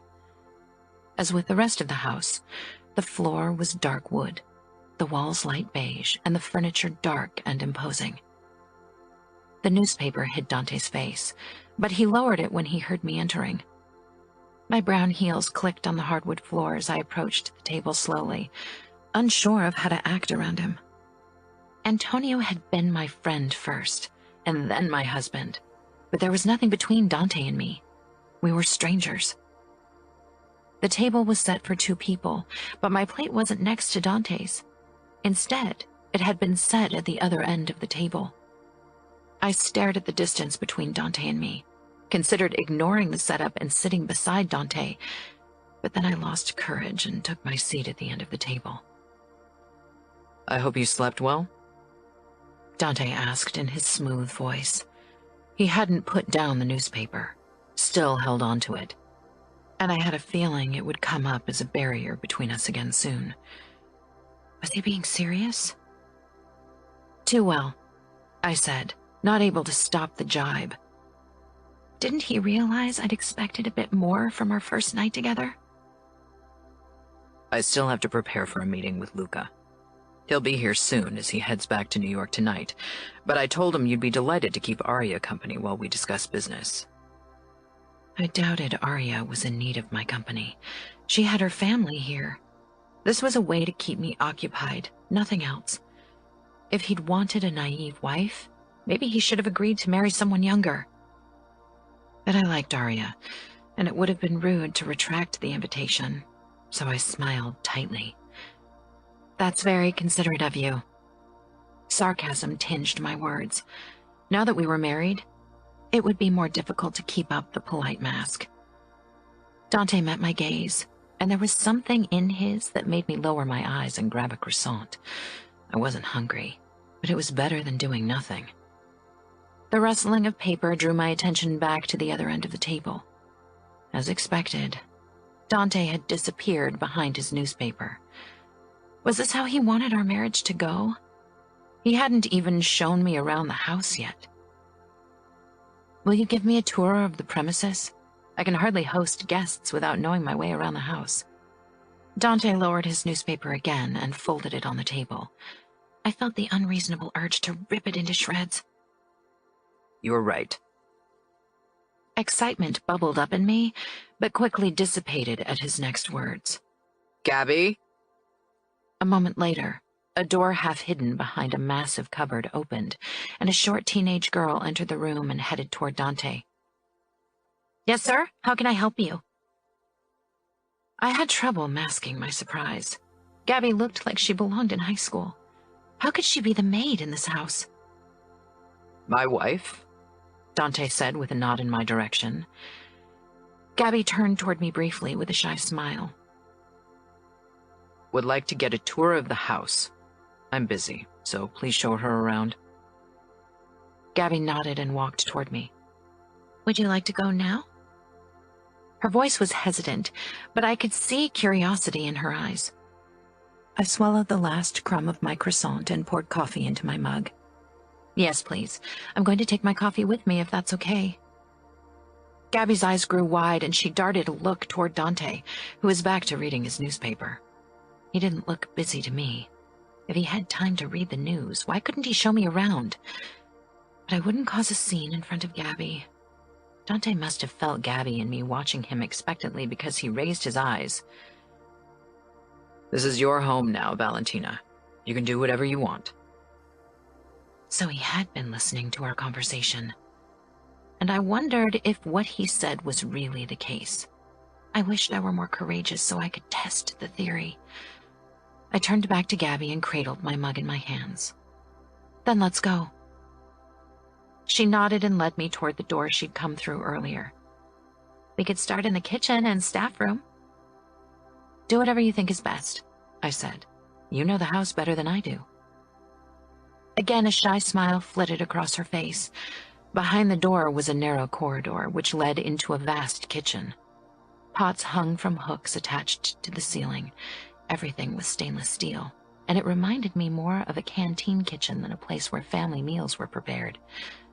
A round older woman stood at the oven and checked the temperature. Inside, what looked like a lamb roast was cooking. I assumed this was the cook, Zita. She turned around as she heard us enter and wiped her hands on her white apron. Her black hair had gray streaks in it and was secured in a hairnet atop her head. I guessed she was in her mid-50s. I'm giving our mistress a tour of the house, Gabby said excitedly. I startled at the use of mistress. That sounded like I was a whip-wielding dominatrix. Maybe Dante was comfortable being called sir, but I definitely couldn't live with mistress. Please, call me Valentina, I said quickly. Both of you. I smiled at Zita, but she didn't return the gesture. Her lips were pursed, and she was scanning me from head to toe with a look of disapproval on her face. It would have been nice to meet you before the wedding, Zita said haughtily. I forced my face to remain calm even if I didn't like her tone. I didn't want to start off on the wrong foot with the staff in the house. Dante never invited me, and I didn't think it appropriate to invite myself. She huffed. He introduced Mistress Carla to us before the wedding. I stiffened at the mention of Dante's first wife. Couldn't help it. I could hear the judgment in her voice. She thought me less worthy than Carla. I had a feeling she wouldn't let me forget it. I wasn't looking forward to a battle of wills with her, and I definitely didn't have the patience for it today. I looked around the kitchen instead, trying to pretend I wasn't bothered by her comment. So did Carla cook here often? Zita gave me a shocked look. Of course not. She was the mistress of the house. She didn't cook or clean. That's what I and Phoebe did, before Gabby took Phoebe's place. Gabby shifted nervously. It was clear that she didn't know what to do. Well, you can expect me in the kitchen often. I love to cook, I said. Zita straightened her shoulders. I don't know if Master Dante will allow it. I took a sip from my coffee, returning her gaze steadily. Dante told me I could do whatever I want. She looked away from me with a frown. I knew it wasn't over yet. Why don't you show me around the rest of the house, Gabby? I need to make sure I'm ready when Arya arrives. Gabby bobbed her head quickly. Of course, Miss Valentina. She led me into the room behind the kitchen. It seemed to be a sort of common room for the staff. There were 2 cots, a small TV, and a couch. No chairs or table, but I assume the staff usually gathered around the wooden table in the kitchen, since it obviously wasn't used for Dante's meals. There was also a small bathroom with a shower behind a white door. Is this where you and Zita spend your time when you don't work? Gabby shook her head. We stay in the kitchen. This is mostly for guards because they spend the nights. Where are they now? I hadn't seen any guards so far. They're outside, either patrolling the grounds or in their guardhouse. Are there security cameras? Oh no, Mr. Cavallaro didn't want them. He's a very private man. No surprise there. She headed toward another door. This way. We stepped into the back part of the lobby. Gabby pointed at the 2 doors in the hall. This is Mr. Cavallaro's office, and that's the library. Mr. Cavallaro doesn't like to be disturbed when he's in his office. She flushed. By us, I mean. He's probably happy to be disturbed by you. She bit her lip. I touched her shoulder. I understand. So, are there other rooms on this floor? Only the living and dining room and the guest bathroom. As Gabby led me upstairs, I asked, How old are you? I'm 17. Shouldn't you still be going to school? I sounded like my mother, but Gabby's shy nature brought out my motherly side, even though she was only 6 years younger than me. I've been working for Mr. Cavallaro for 3 years. I came into this house shortly after his wife died. I never met her, but Zita really misses her. That's why she was rude to you. My eyes grew wide. For 3 years? That's horrible. Oh no, Gabby said quickly. I'm thankful. Without Mr. Cavallaro, I'd probably be dead, or worse. She shuddered, a dark look passing in her eyes. I could tell that she didn't want to talk about it. I'd have to ask Dante about her later. She quickened her pace and pointed at doors on this floor. These are guest bedrooms. And beside your master bedroom, there's a room you could use for your own purposes. The nursery and 2 additional rooms are on the 3rd floor. My eyes rested on a door at the end of the corridor that Gabby had ignored. I headed in its direction. What about this one? Gabby gripped my arm before I could turn the handle. That's where Mr. Cavallaro keeps his first wife's things. I had trouble keeping a straight face. I couldn't believe he still held on to the past. Of course, I said, instead of what I was really thinking. It couldn't be locked, or Gabby wouldn't have stopped me from opening it. I'd have to return alone and find out more about the woman who was casting such a huge shadow on my marriage. 1 hour later, I showed Arya into the living room. It felt strange to act like the mistress of the house. It was as if I was an imposter. Arya looked tired when she sat down on the sofa beside me. Dark shadows spread under her eyes. I supposed she'd had a longer night than I did. Coffee? I asked her. Gabby had set up a pot on the table, as well as assorted cookies. God, yes, Arya said, then smiled apologetically. I didn't even ask you about your night. You probably got less sleep than me. I poured her coffee and handed her the cup as I tried to come up with a reply. I slept okay, I said evasively. Arya watched me curiously, but she didn't push the matter. So, have you and Dante had the chance to get to know each other better? Not yet. There wasn't any time. Because of us? Arya asked worriedly. Luca and your husband have to discuss a few things regarding Matteo's and Gianna's wedding. I could hear the strain in her voice. Gianna's still not happy about it. Arya laughed into her cup. That's an understatement. Maybe she just needs a bit more time. I remember how scared you were before your marriage to Luca, and now you two seem to get along just fine. Of course, I knew that appearances were deceiving. I didn't know what went on behind closed doors. I know, but both Luca and I wanted to make it work. Right now, I think Gianna's main goal is to make Matteo so sick of her that he cancels the wedding.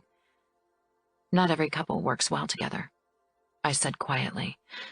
I'm sure you and Dante will manage just fine. You are both always so poised and controlled. I snorted. I'm not nearly as poised as Dante. Arya smiled.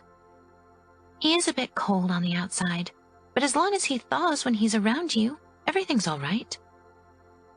So Luca isn't always this scary? I joked. Arya's cheeks tinged red. No, he isn't. Seeing Arya's happiness gave me hope.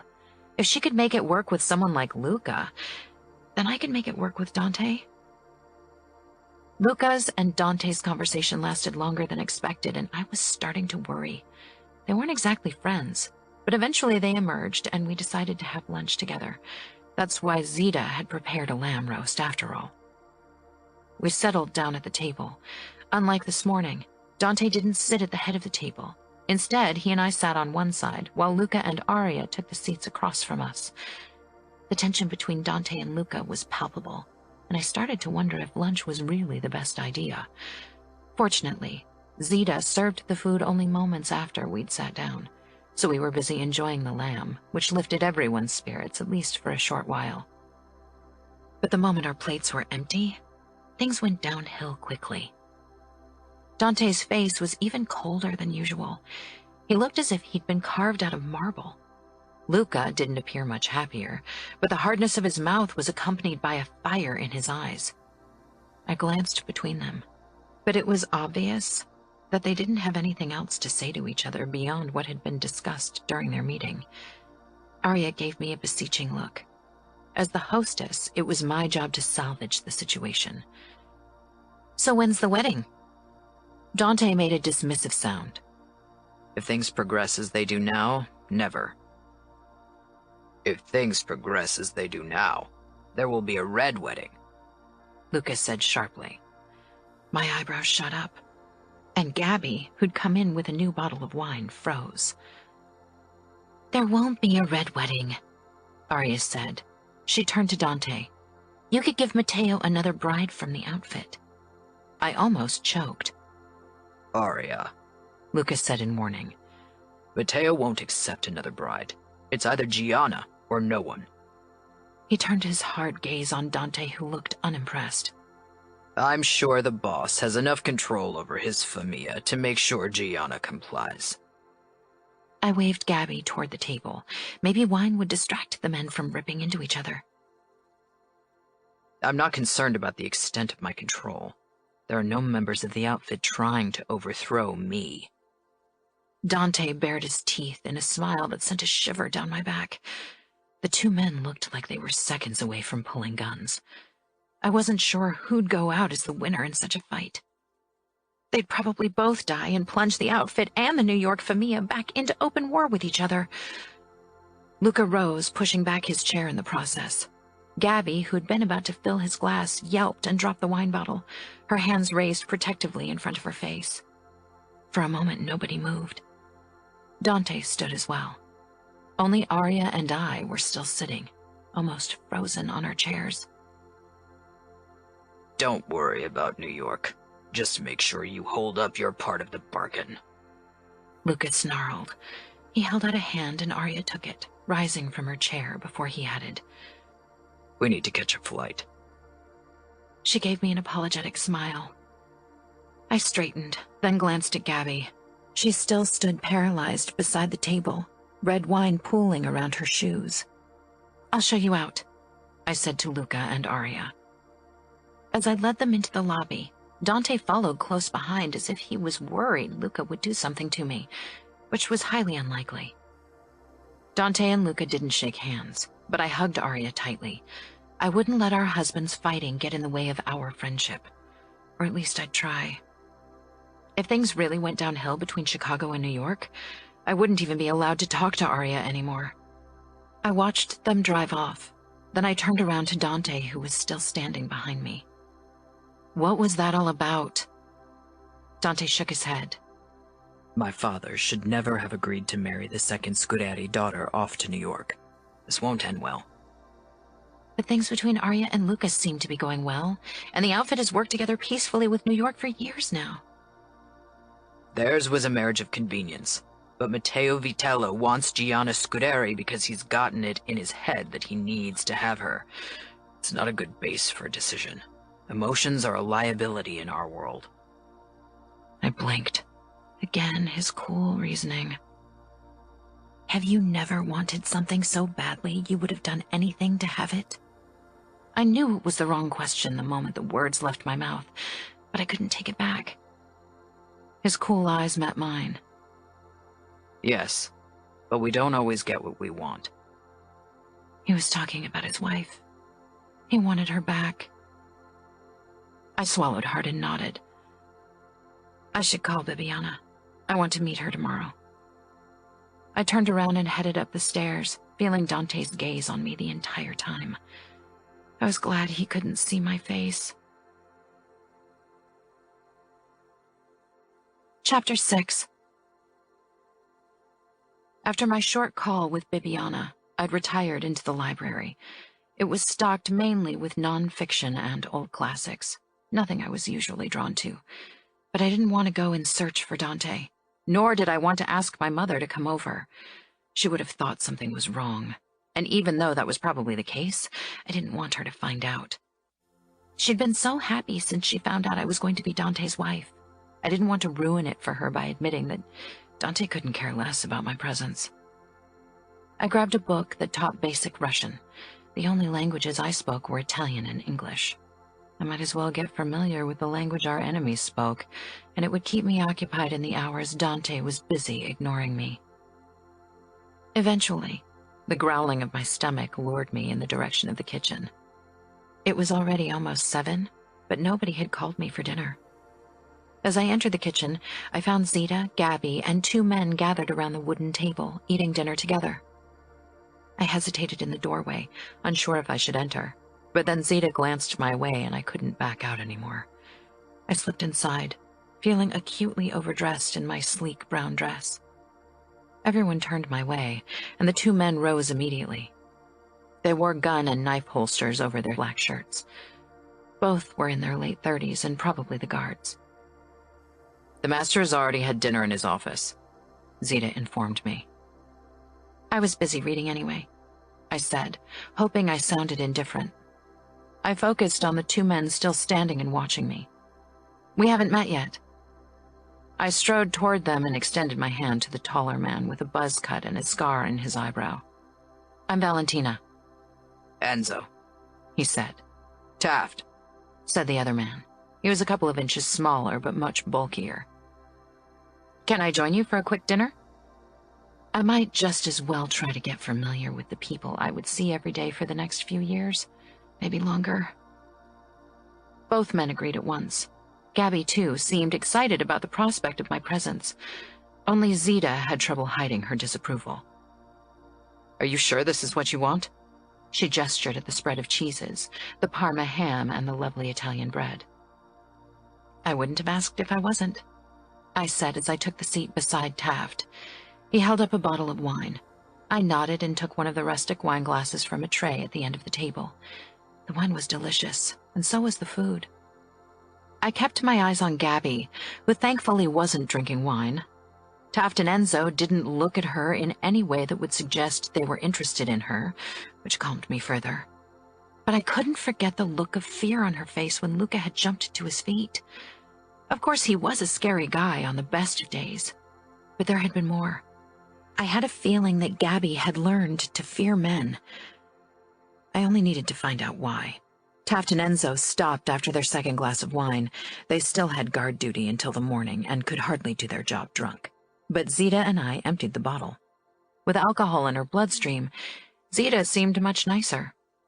Or maybe my own tipsiness made me blind to her rudeness. Either way, I enjoyed myself thoroughly.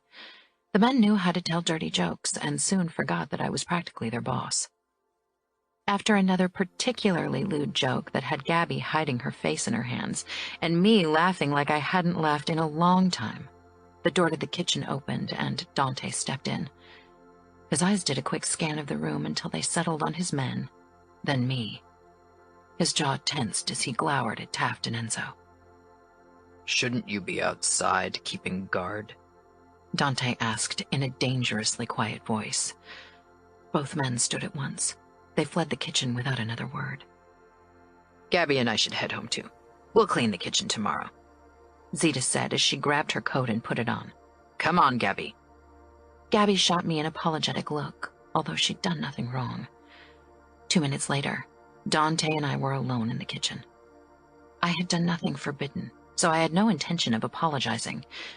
I emptied my red wine, my eyes on Dante, who seemed to become perfectly still as he watched me. I rose from my chair. In a standing position, at least, I didn't have to tilt my head all the way back to look Dante in the eyes. "Why did you eat with Enzo and Taft?" I almost laughed. Gabby and Zita were there too. Was he jealous, or did he think I was distracting the men from work? "You could have eaten in the dining room." Alone? I asked in a challenging tone. Dante advanced on me, and despite my best intentions, I froze. "Don't play games, Valentina. If there's something you don't like, then say it, and don't try to provoke me." He stood so close. The spicy scent of his aftershave flooded my nose. I had to fight the urge to grab him by his lapels and pull him in for a kiss. "I wasn't trying to provoke you," I said matter-of-factly. "I was hungry, and I didn't want to eat by myself, so I decided to eat in the kitchen." "You should keep your distance from the guards. I don't want people to misconstrue your friendliness with something else." I took a step back. "Are you accusing me of flirting with your men?" "No," he said simply. "We would have a different kind of conversation if I thought you were flirting with them." I raised my chin, unwilling to let him intimidate me, no matter how intimidating he was. "I won't eat alone." "Would you prefer we have dinner together every night?" "Of course I do," I said exasperatedly. There were many things I wanted to do together with him at night. "We are married. Isn't that what married people do?" "Did you and Antonio eat together?" "Yes, unless he was away for work. Or had a date with his lover, Frank." Dante nodded, as if he was filing away the information. I'd heard someone once say that he had a photographic memory, which made him a difficult opponent to outsmart, but I wasn't sure if it was true. I softened my voice. "What about you and your first wife? Did you eat together?" I could practically see his defenses coming up. A veil of cold impenetrability seemed to slide over his face. He pushed up his sleeve, revealing his gold watch. "It's late. I have an early morning, with meetings in our casinos." "Oh, sure." "You don't have to go to bed if you're not tired." "No, the wine's making me sleepy." We both walked out of the kitchen and headed upstairs. This time, Dante disappeared in the bathroom first. I rummaged in my drawer for a skimpy satin camisole and matching panties that barely covered my butt. Maybe that would get Dante's cold blood boiling. I nervously paced the bedroom, wondering if tonight would be the night. Maybe yesterday had been a sort of grace period. The door of the bathroom opened and Dante stepped back into the bedroom. Like yesterday, he was naked from the waist up. I allowed myself a few moments to admire his body. Even the scars didn't make him any less gorgeous. If possible, they added to his sexiness. Dante paused, and I quickly tore my eyes away and rushed into the bathroom. I took a quick shower and brushed my teeth before I slipped into my lingerie. Showtime. I stepped out of the bathroom. Dante was already in bed. his iPad in hand and back propped up against the headboard. He looked up, his eyes wandering the length of my body, lingering on all the right places. Anticipation mixed with nerves filled me as I slowly walked toward the bed, making sure Dante got a good look at me. He hadn't looked away yet, but he hadn't put down his iPad either. I stretched out beside him, my back against the headboard. I didn't bother pulling the covers up. I wanted Dante to see as much of me as possible. I met his gaze. As usual, his eyes were unreadable, but they weren't quite as cool as usual. He set the iPad down on his nightstand, and I almost sighed with relief. But then he shifted and lay down. Confused, I did the same, but I rolled onto my side, facing his way. He hadn't turned the lights out yet. That had to be a good sign, and I knew he kept glancing toward my breasts. If I was more experienced, I would have initiated things, but I worried about revealing my inexperience to Dante if I risked it. If he made the first move, I could go along with him and would hopefully appear like the experienced woman I was supposed to be. Dante tore his gaze away, closed his eyes and crossed his arms in front of his stomach. His jaw was locked tightly. Was he angry? He looked like he was on the verge of bursting. Maybe he didn't like that I was being so forward and practically shoving my breasts into his face. Maybe he preferred his women demure and scared of their own shadow. Frustrated, I rolled onto my back as well. What happened to Gabby? If we didn't have sex, we might as well talk. Anything was better than the awkward silence. Dante kept his eyes closed. What do you mean? She said she's been working for you for 3 years, but she's only 17. Shouldn't she be going to school? Dante's eyes peeled open, cool and blue, and firmly focused on the ceiling. 3 years ago, we attacked 2 Russian clubs as retribution. They're making the majority of their money with human trafficking. The women in their clubs are mostly sex slaves. Women and girls who are kidnapped and then forced into prostitution. When we took over the 2 clubs, we had to figure out what to do with the women. We couldn't let them run around Chicago after what they'd witnessed. My stomach turned. You killed them? Dante didn't even twitch. Most of them were illegals. We sent them back into the Ukraine or Russia. The others were relocated. Those who wanted to work in our clubs, we kept. So what about Gabby? She was a child. The younger girls we found were sent to families where they could work as maids or cooks. Or become mistresses, I said, because I had no doubt that some made men couldn't keep their hands off a helpless girl under their roof. Dante frowned. Even among made men, pedophilia isn't tolerated, Valentina. I know, but Gabby doesn't exactly look like a child anymore, nor do the other girls you captured, I presume. Dante fixed me with a hard glare. Are you suggesting I touched Gabby? She almost died from fear today when Luca moved. Maybe one of your men? No, Dante said firmly. She hasn't been abused in any way since she came into this house. She's under my protection. My men know that. Okay. I believed him. And I also believed that none of his men dared to go against Dante's direct orders. If Gabby was under his protection, she was safe. I bet those girls would have made you a lot of money. There's a reason why the Russians kidnap young girls. Why the qualms. It's not like the outfit doesn't have its own clubs with prostitutes. And it's not like those women can just stop working for the mob whenever they want. I was honestly curious. Dante was a killer, after all. The outfit isn't in the business of sex slaves. The women in our clubs start working for us on their own free will. And they know that they'll be bound to us forever. We make enough money with our casinos and drugs.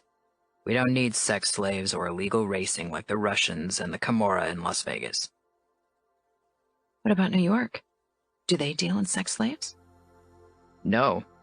That's really only the Vegas Camorra. I'm not saying that there aren't voices in the outfit who would like to change that. But as long as I'm capo, that won't happen. That's good, I said. Dante's eyes softened for a moment, but then he turned away and extinguished the lights. Good night, I whispered. I was still disappointed that Dante didn't touch me, but at least he'd talked to me as if we were equals, not like I was a brainless woman who didn't need to know anything about the business. Good night, Valentina, Dante said into the dark. There was something in his voice I couldn't identify. Perhaps wistfulness, but I wasn't sure. Chapter 7.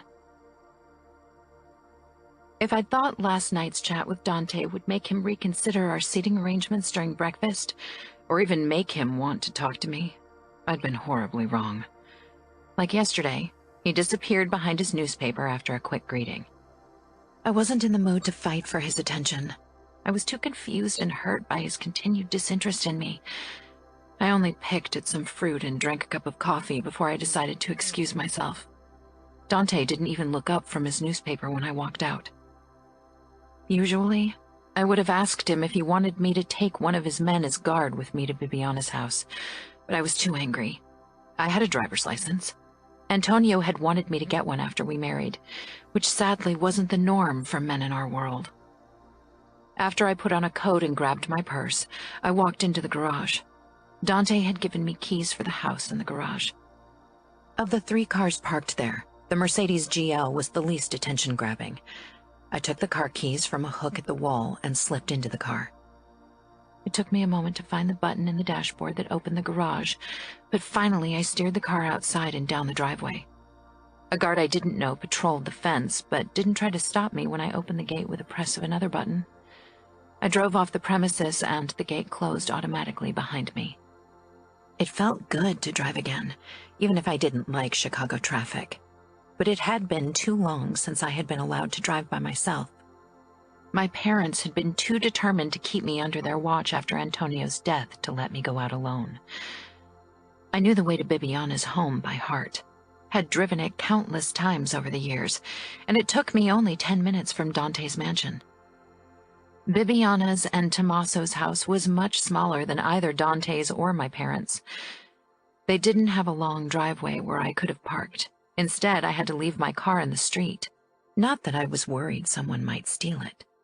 Streets where mob members lived were usually quite safe, unless you counted the risk of attacks from the Bratva or Triad. I walked up to their front door, noticing one of Tommaso's men sitting in a car on the other side of the street and watching the house. Tommaso wasn't as highly ranked as the men in my family, or the Scuderis, but he wasn't a simple soldier either. He always kept a guard near the house to watch over Bibiana, or what I suspected, to make sure she didn't run away. The guard didn't stop me, only tilted his head in a gesture of respect. I rang the bell. Bibiana opened the door, then glimpsed behind me. "Where are your guards?" I shrugged. I didn't take any. Dante never said I had to take guards. "Won't you get in trouble?" she asked as she closed the door and led me into their living room. As usual, her husband wasn't home. Bibiana, of course, didn't mind. She gained a couple of pounds since Tommaso had been forced to work long hours. Now she didn't look quite as emaciated anymore. "Why would I?" I said. I wasn't even sure if Dante cared if I left the house without protection. He seemed too busy with God knows what. Bibiana gave me a worried look. "You should be careful. Dante is a dangerous man. He always looks so calm and in control, but Tommaso told me Dante doesn't tolerate disobedience." That didn't really come as a surprise, but I couldn't disobey him if he didn't give me an order in the first place. I'm not one of his soldiers. I sank down on the sofa. Bibiana took a seat beside me, curiosity filling her face. "So how was your wedding night?" My lips twisted. "I slept well," I said sarcastically. Bibiana blinked at me. "Huh? That's not what I meant." "I know what you meant," I said, frustrated. Nothing happened. Dante gave me the cold shoulder. "He didn't try to sleep with you? What about last night?" I I wished Bibiana didn't sound so stunned. It made me feel even worse, as if somehow it was my fault that I hadn't managed to make Dante want me. I knew she didn't mean it that way. He didn't even kiss me. He just lay down beside me and said he had an early day, and then he turned off the light and fell asleep. What kind of wedding night is that? I leaned my head against the backrest. I don't get it. Maybe he really was tired, Bibiana said tentatively. I gave her a look. Do you truly believe that? He looked fit enough to me. And what about yesterday? Was he tired then too? I bit my lip. Do you think it's still because of his wife? Bibiana twisted a strand of her brown hair around her finger nervously. Maybe. I hear he adored her. They were the dream couple in Chicago. I'd never paid much attention to Dante and his wife in the past, but I remembered seeing them together at social gatherings.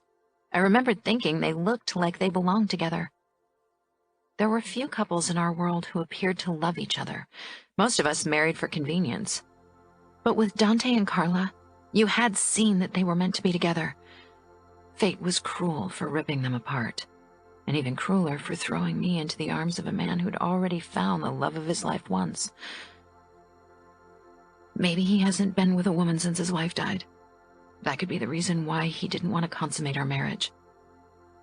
Bibiana avoided my gaze and reached for a macaron on the silver étagère on the table in front of us. She shoved it into her mouth and chewed, as if it afforded all of her concentration. Dread filled my stomach. Bibi? Her eyes darted to me. Then they were gone again. She swallowed and reached for another sweet, but I grabbed her wrist, stopping her. You know something. Did Dante have a lover since his wife's death? Bibiana sighed. I didn't want to tell you. The words hollowed me out. Didn't want to tell me what? What if Dante had a steady lover? Maybe someone he couldn't marry for social and political reasons. Maybe that's why he chose me, a widow, because he didn't want to screw over a poor innocent girl like that. My head started spinning. Bibiana gripped my hand tightly. Hey, it's not that bad. Calm down. You look like you're going to pass out any moment. I reached for a green macaron and stuffed it into my mouth. The sweet taste of pistachio spread on my tongue, and I relaxed slightly. So spill before I come up with more horrible scenarios. I could tell Bibiana wanted to ask what kind of scenarios had popped into my mind, but thankfully she didn't. Bibiana knew me well enough to guess anyway. We'd been friends since we could both walk. She was the cousin closest in age to me, and we'd always spent every free minute together. Even in school, we'd been inseparable, except for the classes that we didn't share because I was a year ahead. But it was difficult to make friends among normal kids, so we'd stuck together. That hadn't changed after we'd married. If possible, we'd gotten even closer, because we both could share our marriage troubles with each other without having to worry that anything would get out. My husband told me Dante frequented Club Palermo for a while. I froze. Club Palermo was a mob-owned nightclub with pole dancing, striptease, and prostitution. Bibiana's husband was the manager of the club. What do you mean? Bibiana's cheeks turned red. She looked like she regretted ever having brought it up. He used prostitutes for sex. I pressed my lips together, trying to figure out why this hurt so much. Only last night we'd talked about prostitution. Why hadn't he mentioned something? I could almost see how that conversation would have gone. Not anymore, right? Oh, no. It happened a while ago, about a year after his wife's death. He had a rough stretch and came into the club a couple times per week to let off some steam, as Tommaso put it. It had been way before our marriage, and yet the knowledge that Dante had slept with prostitutes but hadn't even tried to kiss me hurt a lot. So, he has no problem sleeping with other women. He just doesn't want to sleep with me. No, that's not true. And like I said, he hasn't visited Club Palermo in a long time. Okay, but that doesn't change the fact that he didn't want to sleep with me. With Antonio, I could deal with it. I knew it was nothing personal. He wasn't into me because he wasn't into women. But what's the reason for Dante's disinterest? Maybe he doesn't find me attractive. Don't be ridiculous, Val. You're gorgeous. He'd have to be blind not to be into you. Maybe he didn't want to push you. You lost your husband less than a year ago, and Dante doesn't know that you and Antonio were never a real couple. It's not like I don't miss Antonio, I said defensively. I miss our conversations and that he confided in me. I know you do, but you don't miss him physically. Maybe Dante thinks you're not ready to be intimate with another man. I pondered that. It seemed like a logical explanation, and Dante was nothing if not a logical man. On the other hand, Dante was also a made man, and they usually didn't suffer from excessive sensitivity. How many men do you know who would care about that? Bibiana grimaced. Tommaso definitely wouldn't. See? I said, feeling even more miserable. It's unlikely that Dante's conscience is keeping him from sleeping with me. He's a killer, and a skilled one at that. He's the boss for a reason. That doesn't mean that he doesn't have some scruples. I know that he strongly disapproves of rape. I snorted. He disapproves? Bibiana gave me a stern look. I'm serious. Dante told his men that he'd castrate anyone who would use rape as a form of torture, punishment, or entertainment. Tommaso hates it because he thinks he should be allowed to do whatever he wants with the women in Club Palermo. I didn't doubt that for 1 second. I'd lost count of the times he'd raped Bibiana. Of course, nobody called it rape in our world because she was his wife, and her body belonged to him. Thinking about it made me sick. Okay, so he has qualms about a couple of things. It made sense after what he'd said about Gabby yesterday. Maybe he really didn't want to initiate anything with me because he thought I was still mourning Antonio. Maybe you should make the first move, Bibiana said. I pranced around him half naked yesterday. What else can I do? You could kiss him, touch him. I knew how to kiss. Antonio had kissed me a few times. It had been nice, for me at least. So kissing Dante was definitely something I could do. Touch him?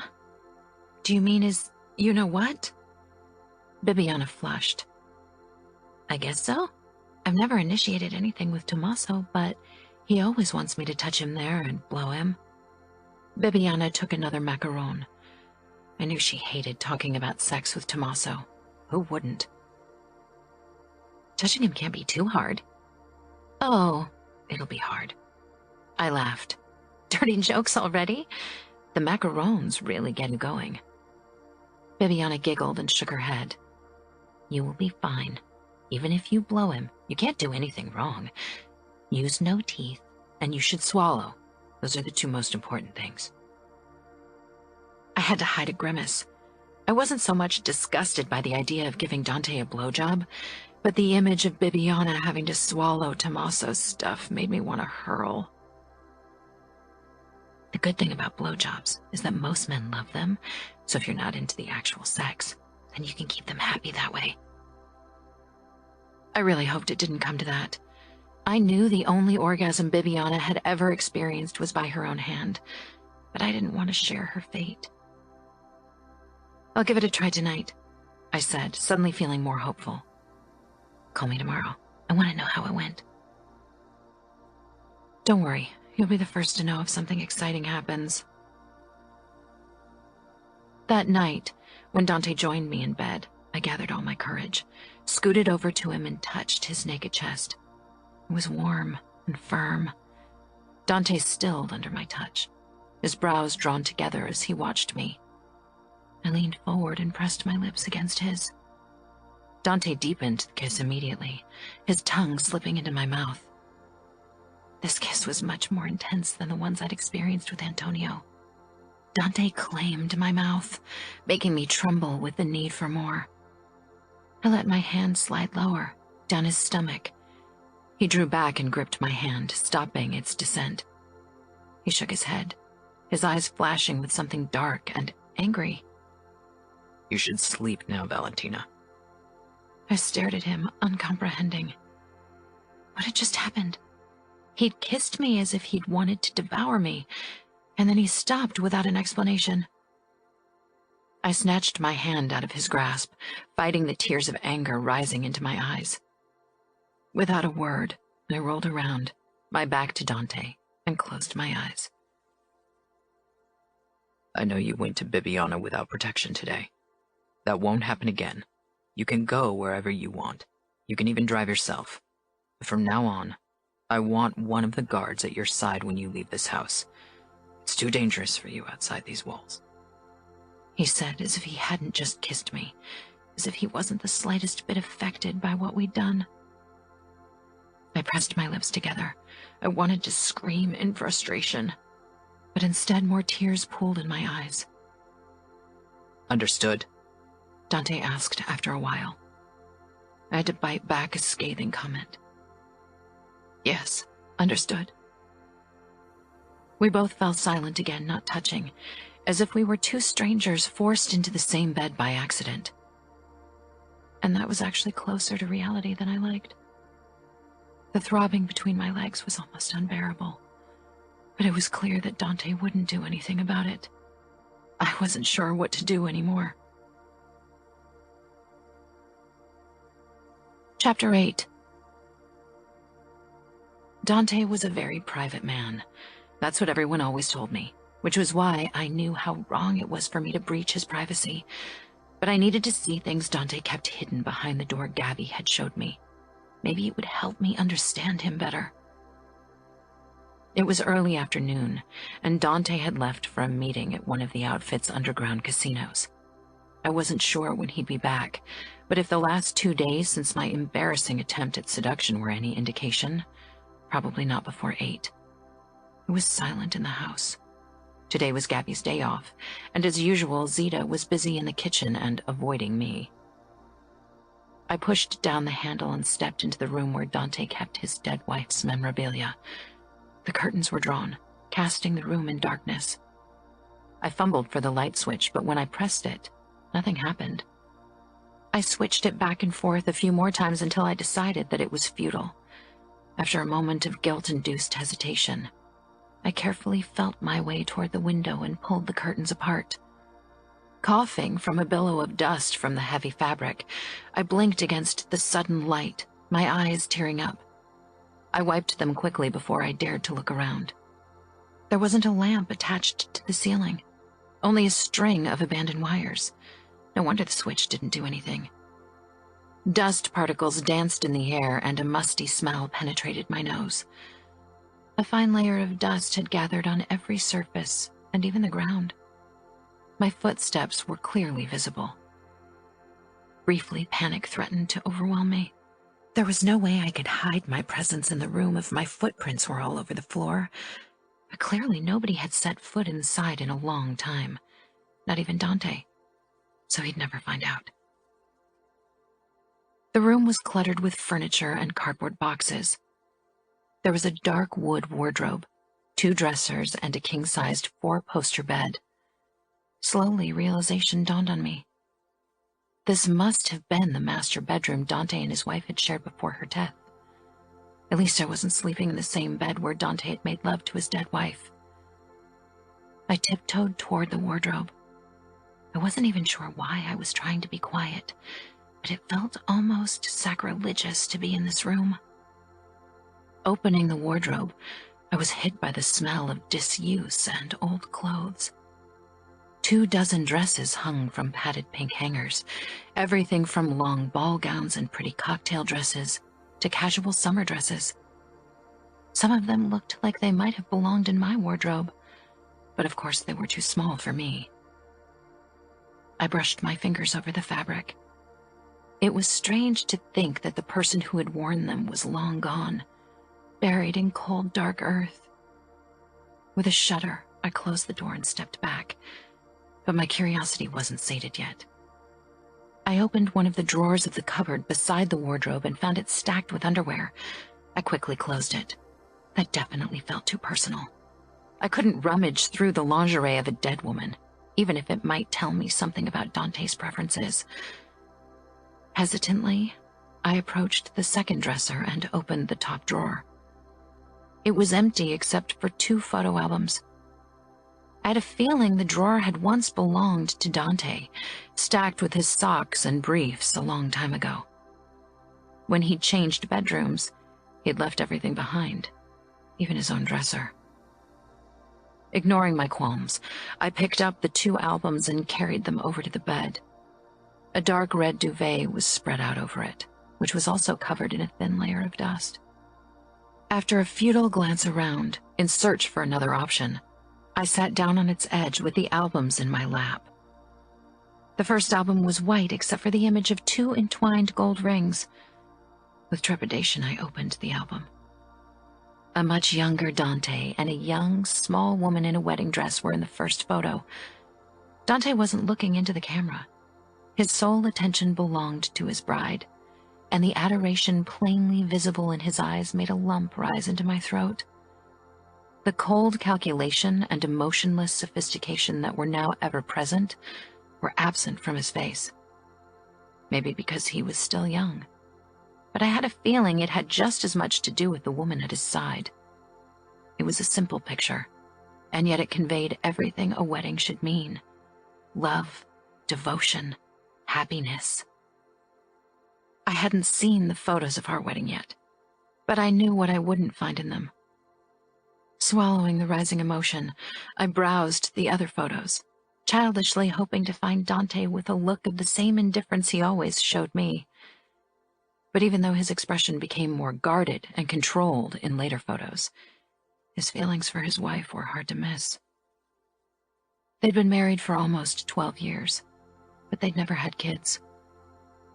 I knew Carla had fought cancer in the last 3 years of her life, but I wondered why it hadn't worked before then.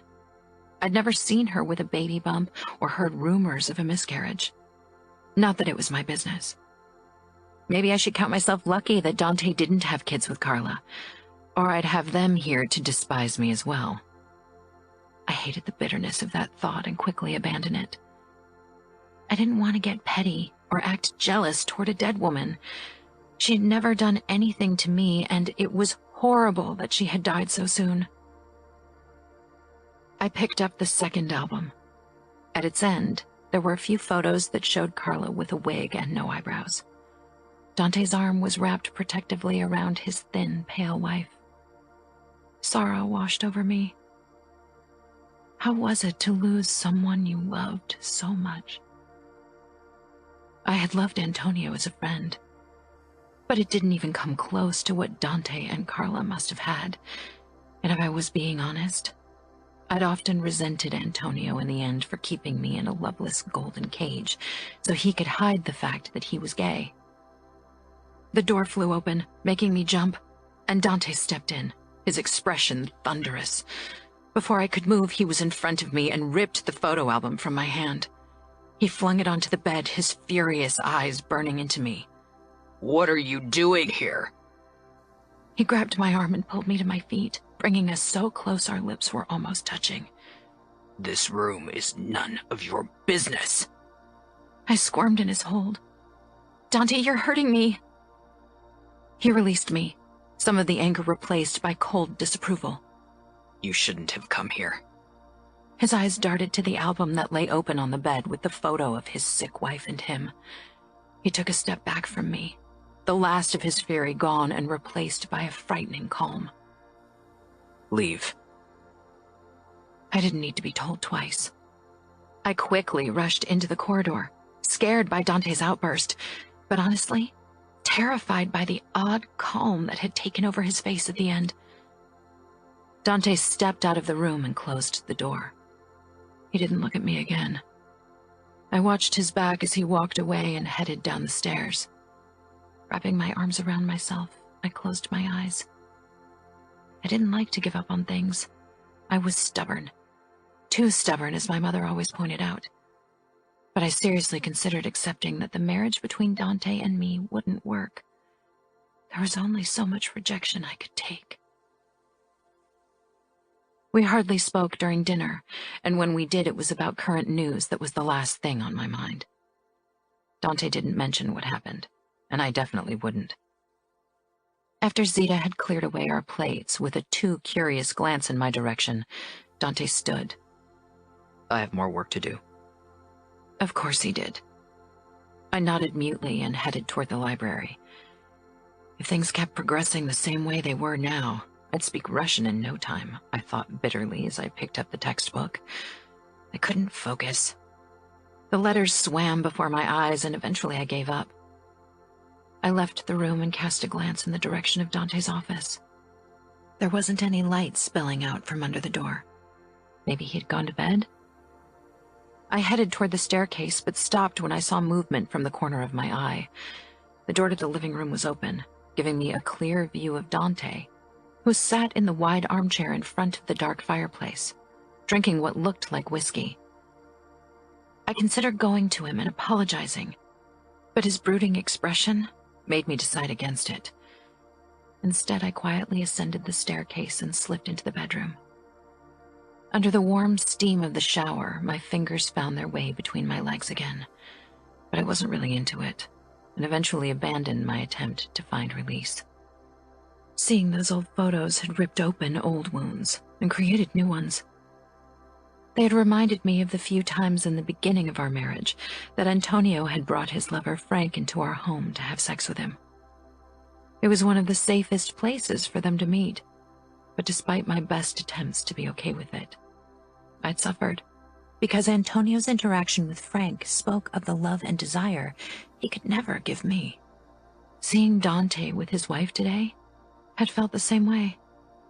I hadn't stood a chance against Frank back then, and I was increasingly sure that I didn't stand a chance against Dante's dead wife either. Once I told Bibiana what happened, she advised me to leave Dante alone for now and hope for the best. And during our call, that had actually seemed like a decent solution.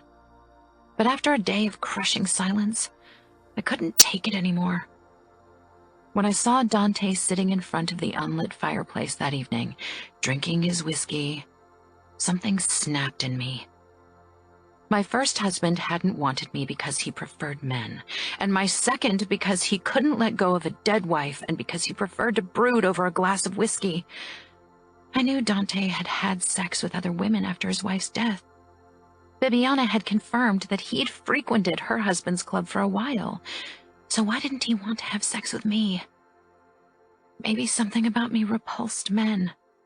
That was the only logical explanation, and if that was the case, I needed to know and stop wasting my time on foolish hope and ludicrous seduction plans.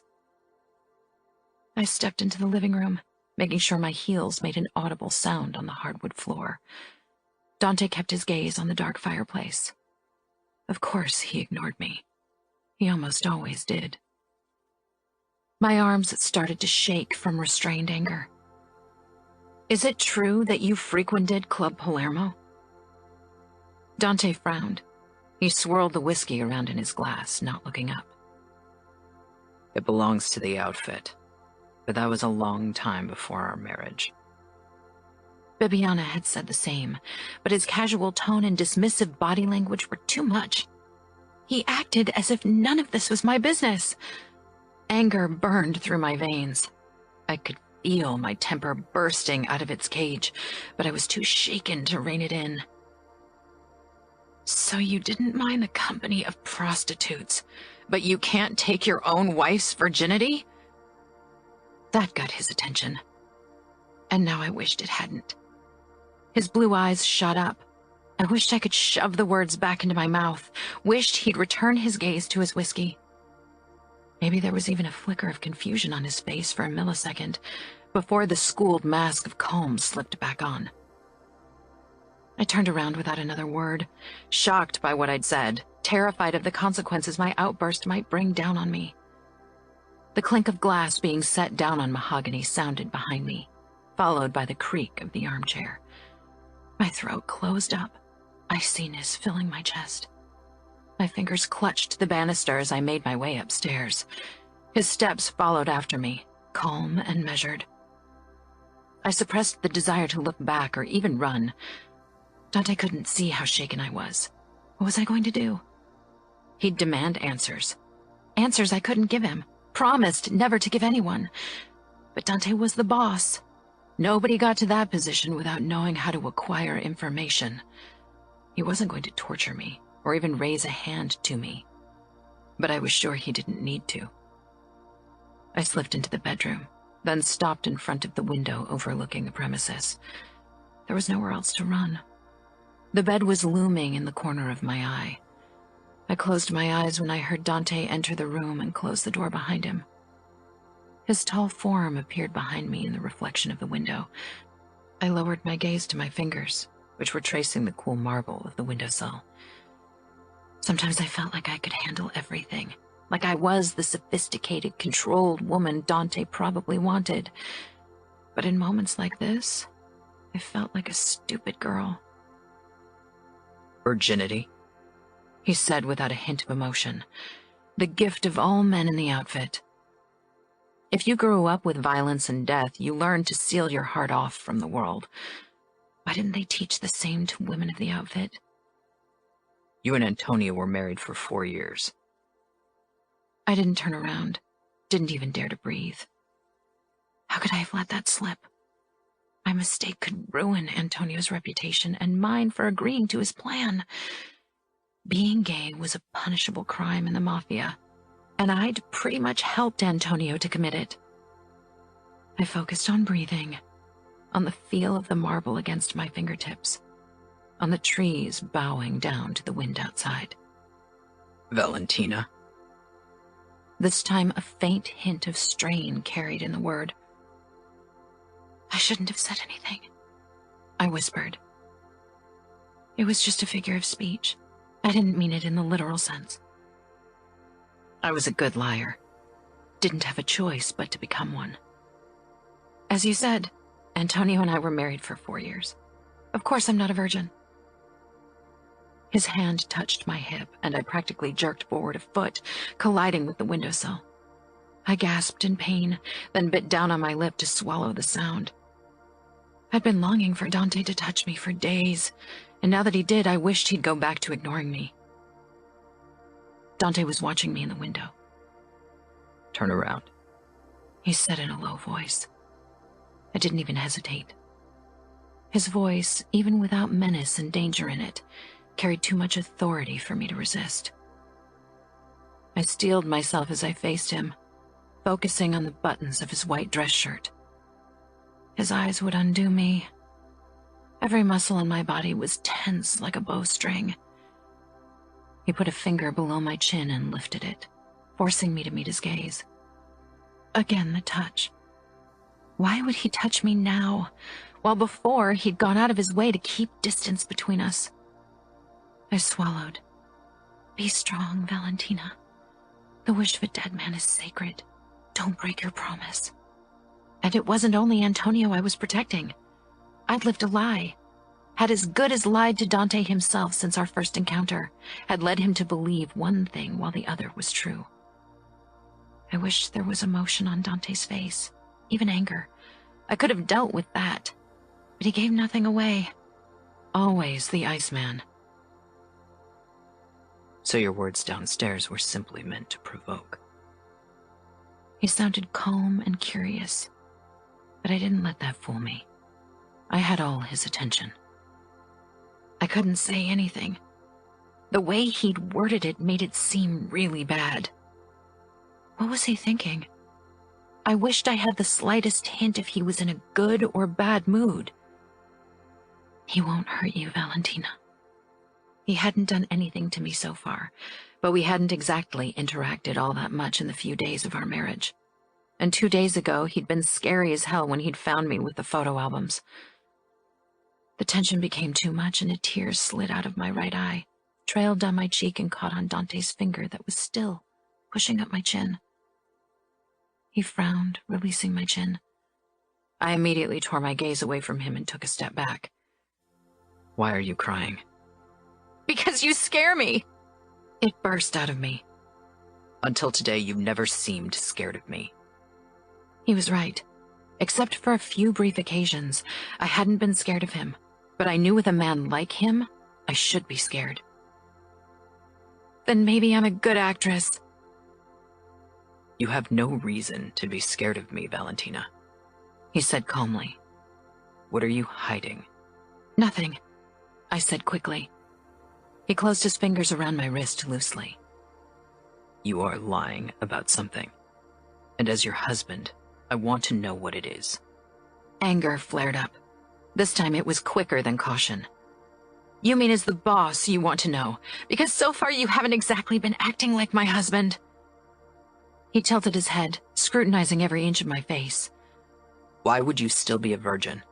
I told you I'm not, I said desperately, trying to slip out of his hold, but he tightened his fingers slightly, only enough so I couldn't escape. He pulled me against him, my chest pressed against his. Air left my lungs in a rush as I looked up at him. My heart pounded in my chest, my temples, my veins, and he felt it. That was why he was holding my wrist. So, he said in a curious tone. If I were to take you toward our bed right now. He took a step, forcing me closer to the huge four-poster bed. And make you mine. I wouldn't find out that you lied to me just now. I'd wanted nothing more than for him to want to finally bed me, and now that he used it as a threat to find out the truth, I wished I'd never wanted anything from him in the first place. Would he feel that I had never slept with a man? I'd only talked with other women about their experiences, but I didn't know if men could feel if a woman was a virgin. You wouldn't, because you won't take me to that bed now.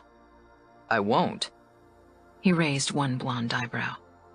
No, because you wouldn't take me against my will. You'd disapprove of rape. The words Bibiana had used still sounded strange coming from my lips, and it wouldn't even be against my will. I'd thrown myself at Dante for days now. He must have known that I wanted him. Still wanted him despite everything. My body was practically humming with longing for his touch. He chuckled. I'd never heard him laugh. It sounded empty. That's what you hear. Yes, I said more firmly. You gave the underbosses direct orders to tell their men you'd castrate anyone who used rape as a means of revenge or torture. I did. I think a woman should never have to submit to anyone but her husband. But you are my wife. But still, my words were a bare whisper filled with uncertainty. He nodded once.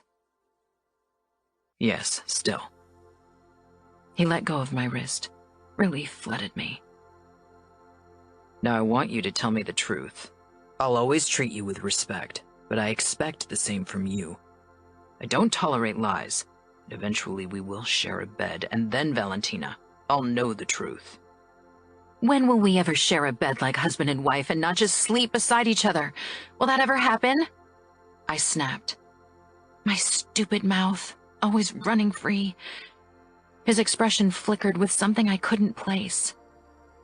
The truth, he said simply, but with authority. And remember, I will know eventually. I lowered my face. Would the truth make things worse between Dante and me? It would definitely be much worse if he found out I'd openly lied to him, which he would if we ever consummated our marriage. Valentina, Dante said tersely. What I said in the living room was the truth. I was relieved and terrified when the words were out of my mouth. How much longer could I have kept up the lie anyway? Dante nodded, a strange look on his face. That's what I thought. But now I ask why. Why is it such a surprising thought that Antonio didn't want me? Maybe he didn't find me attractive. You obviously don't. Or you wouldn't spend most evenings in your office and your nights with your back to me. We both know that if you wanted me, if you found me desirable at all, I'd have lost my virginity on our wedding night. I thought we agreed on the fact that I wouldn't force you, he said. I searched his eyes because there had been a trace of anger in his voice. But you wouldn't have to force me. You are my husband, and I want to be with you. Heat flooded my cheeks. I've practically thrown myself at you for days now, and you didn't even notice my body. If you found me attractive, you would have shown some kind of reaction. I guess I'm just lucky to always end up with husbands who find me repulsive. You aren't repulsive to me, he said firmly. Trust me, I find you attractive. I must have looked doubtful because he closed the distance between us. I do. Don't doubt my words. Whenever I catch a glimpse of the creamy white skin of your thighs. He traced my thigh through the high slit of my nightgown. I had to stifle a surprised gasp at his sudden proximity. Goosebumps erupted all over my body. Or when I see the outline of your breasts through the little nothings you wear to bed. He ran his finger gently over the lacy edge of my nightgown, right above my breasts. I want to throw you onto our bed and bury myself in you. He dropped his hand, back to not touching me again. My eyes widened. You do? Then why? He cut me off with a finger against my lips. It's my turn to ask questions, and you promise not to lie. I stared at him, nodding. Had he said the truth? Did he want me? Why did Antonio not sleep with you? Dante asked, still standing so close that his warmth flooded my body. I could hardly focus. I promised him not to tell anyone ever. Antonio is dead, Dante said. He didn't sound sorry. I'm your husband now, and your promise to me is more important. I averted my eyes. He was right. But I'd carried the truth with me for so long. It had almost become a part of me. Dante would probably figure it out eventually. Valentina? Antonio was gay, I blurted.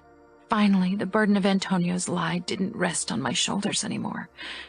It felt freeing. Dante seemed stunned for a moment. I never suspected anything. Are you sure? I rolled my eyes. He brought his lover home sometimes. Why didn't he sleep with you to create offspring? That would have fended off possible suspicions. I hesitated. I don't think that would have worked. You know. I gestured in the general direction of Dante's groin. He was infertile? I flushed. No! He mentioned once that he couldn't get one up with women. The words rushed out of me. Who was his lover? He asked casually, but I knew better than to trust his outward disinterest. His eyes revealed a hint of his fervor to get an answer from me. I had a feeling that he was trying to use my emotional state against me, but I wasn't that easily thrown off my guard. I shook my head. Frank was still alive and still very much not a member of the outfit. If Dante found out that Antonio had dated an outsider, I didn't even want to consider the consequences. He wouldn't stop until he found the person, and I knew exactly what would happen to Frank then.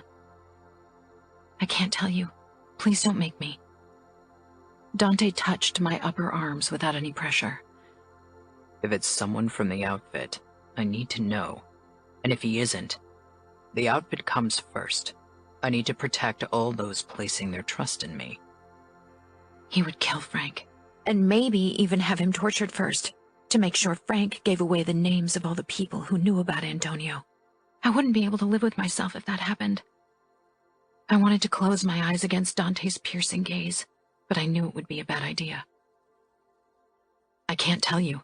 I won't. I'm sorry, Dante, but no matter what you do, I won't give you a name. Anger flashed across Dante's face, fiercer than yesterday.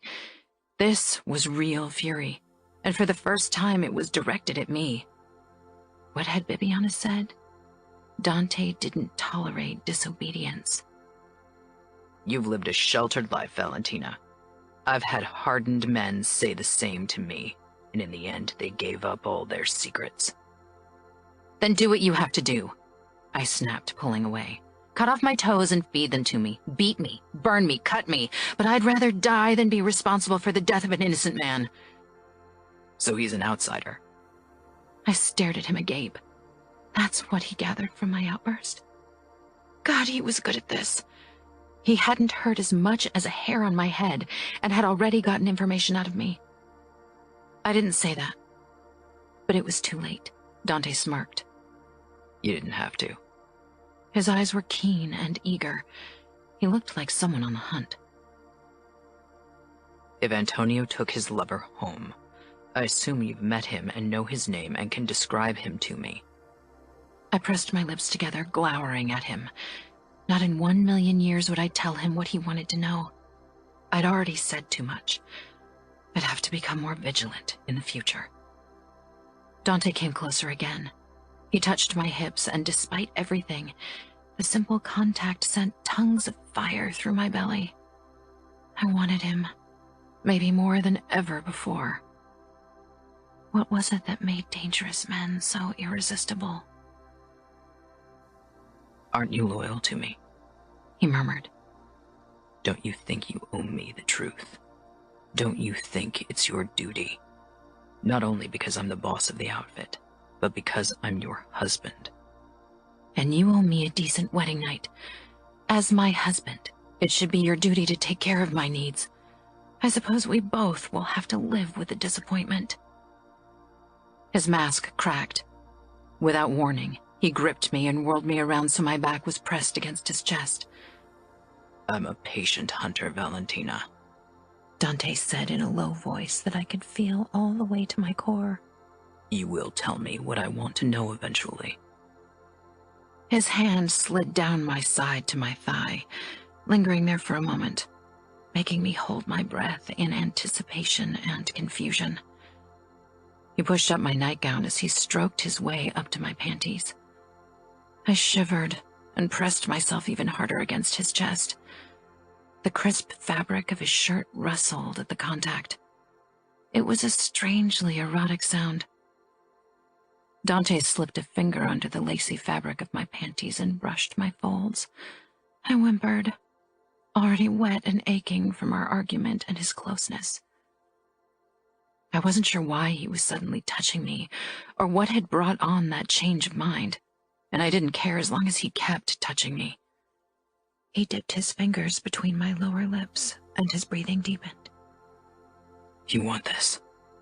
Yes, I hissed, rubbing myself shamelessly against his hand, but his other arm came around my waist and held me fast. I want you, Dante. Tell me what I want to know. He stroked his fingers slowly back and forth. The slow, sensual assault was making me breathe heavily. I was already so close. My body had waited too long for this. My legs started to shake, and I threw my head back against Dante's shoulders. Don't you want me? I panted, instead of what he wanted to hear. His finger brushed my clit as if in answer, and I came apart with a small cry as ecstasy exploded through me. Dante's arm around my waist kept me upright, strong and unyielding as I trembled under my climax. I do. That's the problem. He growled. Suddenly he let me go and stepped back. I gripped the windowsill to stop myself from falling to the floor. I whirled around, my pulse still pounding in my veins, but Dante was already on his way out of the room. What had just happened?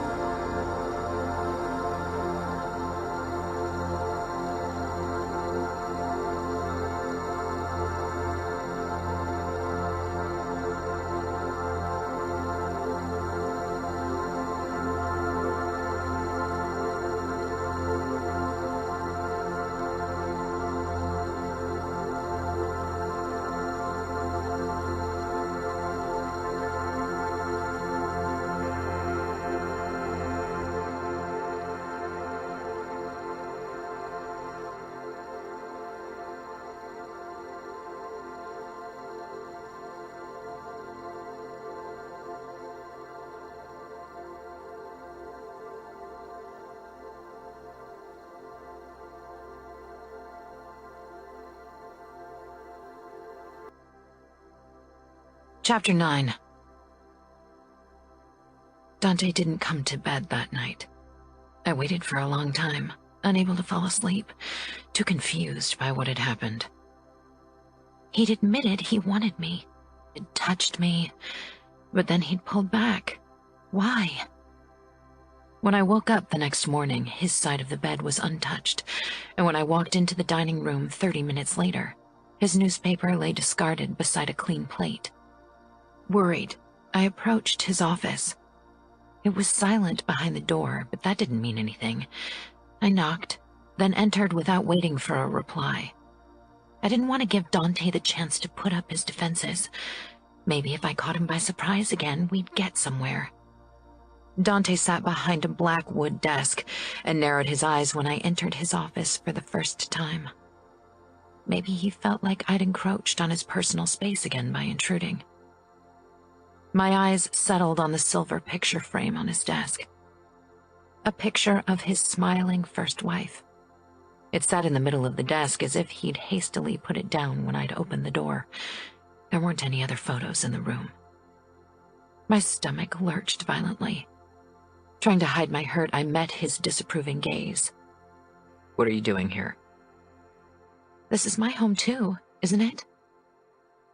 Of course it is, but this is my office, and I need to work.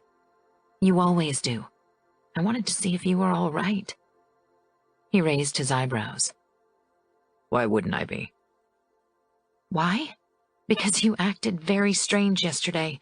One moment you're touching me, and the next you can't get away from me fast enough.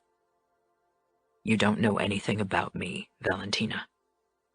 I interrupted him. I know, and I want to change that, but you keep pushing me away. Dante stood and ran a hand through his hair. I never wanted to get married again, for good reason. Again, he made it sound as if this marriage had been my idea, as if I had had any say in the matter. I didn't ask you to marry me. I'd had enough. I turned on my heel and stormed out of his office, making sure I slammed the door as hard as possible. It was a childish thing to do. I could hear it open again and Dante's steps behind me. He caught up with me and grabbed my wrist, pulling me to a stop. You have an impossible temper, he growled. I glared at him. It's your fault. This marriage has always been for practical reasons. I told you that. But that doesn't mean we can't try to make it a real marriage. There are no logical reasons why we shouldn't sleep with each other. You slept with prostitutes, so why can't you sleep with me? Because I was angry and I wanted to fuck someone. I wanted it rough and hard. I wasn't looking for closeness or tenderness or whatever it is you want. I took whatever pleasure I wanted, and then I left. What you're looking for, I can't give you. The part that was capable of it died with my wife, and it won't come back. You don't know what I want. Maybe we want the same thing. My voice was a bare whisper. He scoffed. I can see in your eyes that's not true. You want to make love, but I can't give you that. I do want to possess you, want to own every part of you, but not for the reasons you want me to. I'm a heartless bastard, Valentina. Don't try to see anything else in me. The business suit and emotionless face is the thin layer covering up the fucking abyss that's my soul and heart. Don't try to glimpse beneath it. You won't like what you find. I was too stunned for a comeback. Instead, I watched him return to his office. I spent the rest of the day considering my options. Dante didn't want emotional attachment. He didn't even want tenderness. Rough and hard. Those were the words he used for the sex he'd sought from prostitutes. He was right. It wasn't what I wanted. But over the years, I'd learned that sometimes you had to settle for the lesser evil to reach some form of happiness. I wanted to have sex with Dante. Maybe not the same way Dante did, but who said I wouldn't like it? And he hadn't exactly said that he'd be rough with me. He'd only said that I shouldn't expect fluff and loving gestures from him. I could live with that, couldn't I? I wanted to be desired by him. Maybe that would be as good as being loved by him. It was almost time for dinner, but I was hungry for something else as I undressed quickly in our bedroom before I could change my mind and slipped a bathrobe on. I couldn't walk naked through the house. My stomach fluttering with nerves, I headed downstairs and toward Dante's office. I knocked, and this time, I waited for him to call me in, as I didn't want to start this seduction attempt with a fight, even if our argument in the bedroom yesterday had been a huge turn-on for me. He opened the door without a word. His cool eyes slid over my body. I wondered if he could tell that I was naked beneath the thin material of my bathrobe. "Can I come in?" He stepped back and I walked in. I could hear the door close, and then Dante headed back toward his desk and turned to me with an inquiring expression. What's going on? I made up my mind. About what? I opened my bathrobe. About us. About sex. Dante's eyes darkened. Clenching his jaw, he shook his head and began to turn away. You should leave. Don't turn your back on me. Look at me. I think I deserve at least that small decency, Dante. Tension radiated off of him when he turned to face me. He didn't move closer, but he was looking at me. For once, he didn't pretend I was invisible. His blue eyes wandered over my exposed body. My nipples hardened in the cool air of his office, but I didn't close my silk bathrobe. Despite the overwhelming urge to cover myself against Dante's cold scrutiny. His gaze lingered on the apex of my thighs, slightly longer than the rest of my body, and a small burst of hope filled me. How much control did he have? Am I your wife? His brows drew together. Of course you are. There was the hint of something I couldn't place in his voice. Then claim your rights, Dante. Make me yours. He didn't move, but his eyes slid down to my erect nipples. His gaze was almost physical, like a ghost touch on my naked skin. But it wasn't nearly enough. I wanted to feel his fingers between my legs again, wanted to feel them on every inch of my body, wanted to come until I lost track of all my problems. I wasn't above begging. I knew I almost had him, could see it in the tight set of his shoulders, in the unhinged look in his eyes. I wanted to have sex tonight. I have needs too. Would you prefer if I found a lover who relieved you of the burden to touch me? I wasn't sure I could go through with it. No, I knew I couldn't go through with it, but this act of provocation was my last option. If Dante didn't react to this, then I didn't know what else to do. No, he said sharply, something angry and possessive breaking through his perfect mask. He pressed his lips together, jaw locked, and walked toward me. I shivered with need and excitement when he stopped in front of me. He didn't reach for me, but I thought I detected the hint of desire in his eyes. It wasn't much, but enough to embolden me. I bridged the remaining distance between us and curled my fingers over his strong shoulders, pressing my naked body against his front. The rough material of his business suit rubbed deliciously against my sensitive nipples, and I let out a small moan. The pressure between my legs was almost unbearable. Dante's eyes flashed as he looked down at me. Slowly, he wrapped an arm around me and rested his palm flat against my lower back. I wished he'd move it lower. I didn't think I'd ever been so desperate for someone else's touch, not even when I had to listen to Antonio fuck Frank in the room next door. Sweet triumph flooded me. Dante wasn't ignoring me now. I tilted my head up to look into his face. Whatever desire I'd thought I'd seen was gone, his walls up and impenetrable.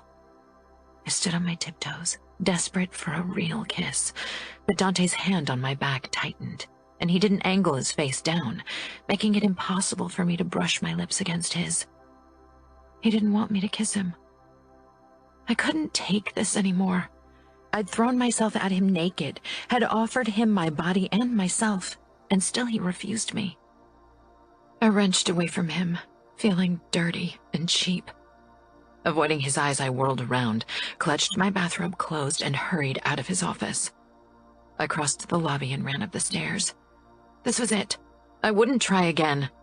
I'd have to accept that Dante didn't desire me enough, that he wouldn't sleep with me until it was absolutely necessary to produce an heir. I stumbled into the bedroom and flung myself on the bed. For a moment, a rush of despair and sadness gripped my body, but I didn't let it win. I'd survived a marriage with Antonio. I could survive a loveless marriage with Dante. Someday I would have beautiful children I could love and who would love me back, and until then, I could deal. I wasn't the first woman in the world who had to live with a cold bastard as a husband, and I definitely wouldn't be the last. At least I wasn't trapped with an abusive asshole like Tommaso as a husband. That had to count for something. And I would just have to try to take care of my other needs as I had done for the last few years. I rolled onto my back. I was still angry, still embarrassed and disappointed, but I was also still aroused. I closed my eyes and slipped my hand down my body and between my legs. I began stroking myself, imagining Dante's fingers were teasing me again, remembering the brief flicker of desire in his eyes that I'd probably imagined. My breathing came faster as I caressed my sensitive nub. I was getting closer. A moan slipped out of my lips, and there was a sharp intake of breath. My eyes flew open, and I stared at Dante. He stood in the doorway, hand on the door handle and eyes on me. For once, they didn't look cold. God, how long had he been watching me? I jerked my hand out from between my legs, mortification slamming through me like a wrecking ball. I clutched my bathrobe against my chest and scrambled for the edge of the bed. I couldn't stay in a room with Dante, not after what he'd just seen. I'd embarrassed myself enough today, but Dante was suddenly in front of me, barring my way. His tall form loomed over me. I threw my head back to meet his gaze. His eyes were more animated than I'd ever seen them. He looked almost angry. No, he said quietly. I wasn't quite sure what he meant. Then he leaned over me until I lay flat on my back again, and he towered above me. His jacket fell open and encased me on both sides like a soft prison. I searched his face. I could feel myself getting more aroused from his proximity and the dominant look on his face. He braced himself on one arm and brought one knee between my legs, forcing them apart. My heart pounded in my chest. Would he finally do what I'd been waiting for? For a long time, he only glared down at me, and I almost expected him to pull away again. But instead, he cupped my breast, and I arched my back up with a needy moan. His eyes slid down to his hand, and he pinched my nipple, harder than I'd anticipated. Pleasure coursed like lightning through my body, all the way down to my center. I needed him to touch me there, needed it more than food, than water, than air. Dante pinched and tugged my nipple, his eyes dark and intent as he watched me. I'd caressed my breasts a few times over the years, but it had never done much for me. Yet Dante's firm touch sent sweet tingles through my core. He leaned down, the rough fabric of his jacket brushing my side, and captured my nipple between his lips. I arched up with a mule, pressing my breasts against his face, but Dante's hand gripped my hip and held me down. He sucked my nipple hard again, making arousal pool between my legs. I squirmed, trying to rub myself against his knee, still wedged between my thighs, but his hand kept me in place. Not being able to move as I wanted to wasn't something I'd ever thought I'd find sexy, but boy, had I been wrong. Dante bit down lightly on my nipple, his teeth lightly scraping my sensitive skin, and I almost came. I'd already been so close before. He released my nipple, which was red and hard from his attention. His eyes on my face, he trailed his hand down my side. I couldn't look away from his beautiful, cold face, mesmerized by the heat in his eyes, a stark contrast to the iciness of his features. There was something dark and feral and angry in them. He hooked his fingers under my thigh and pulled my legs further apart. I trembled with anticipation.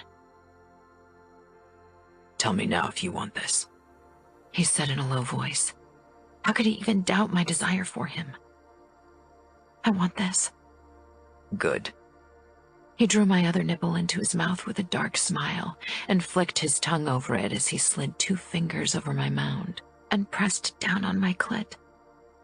Spears of pleasure shot from my core and through my entire body. It felt as if I was coming apart at the seams as my orgasm rocked through me.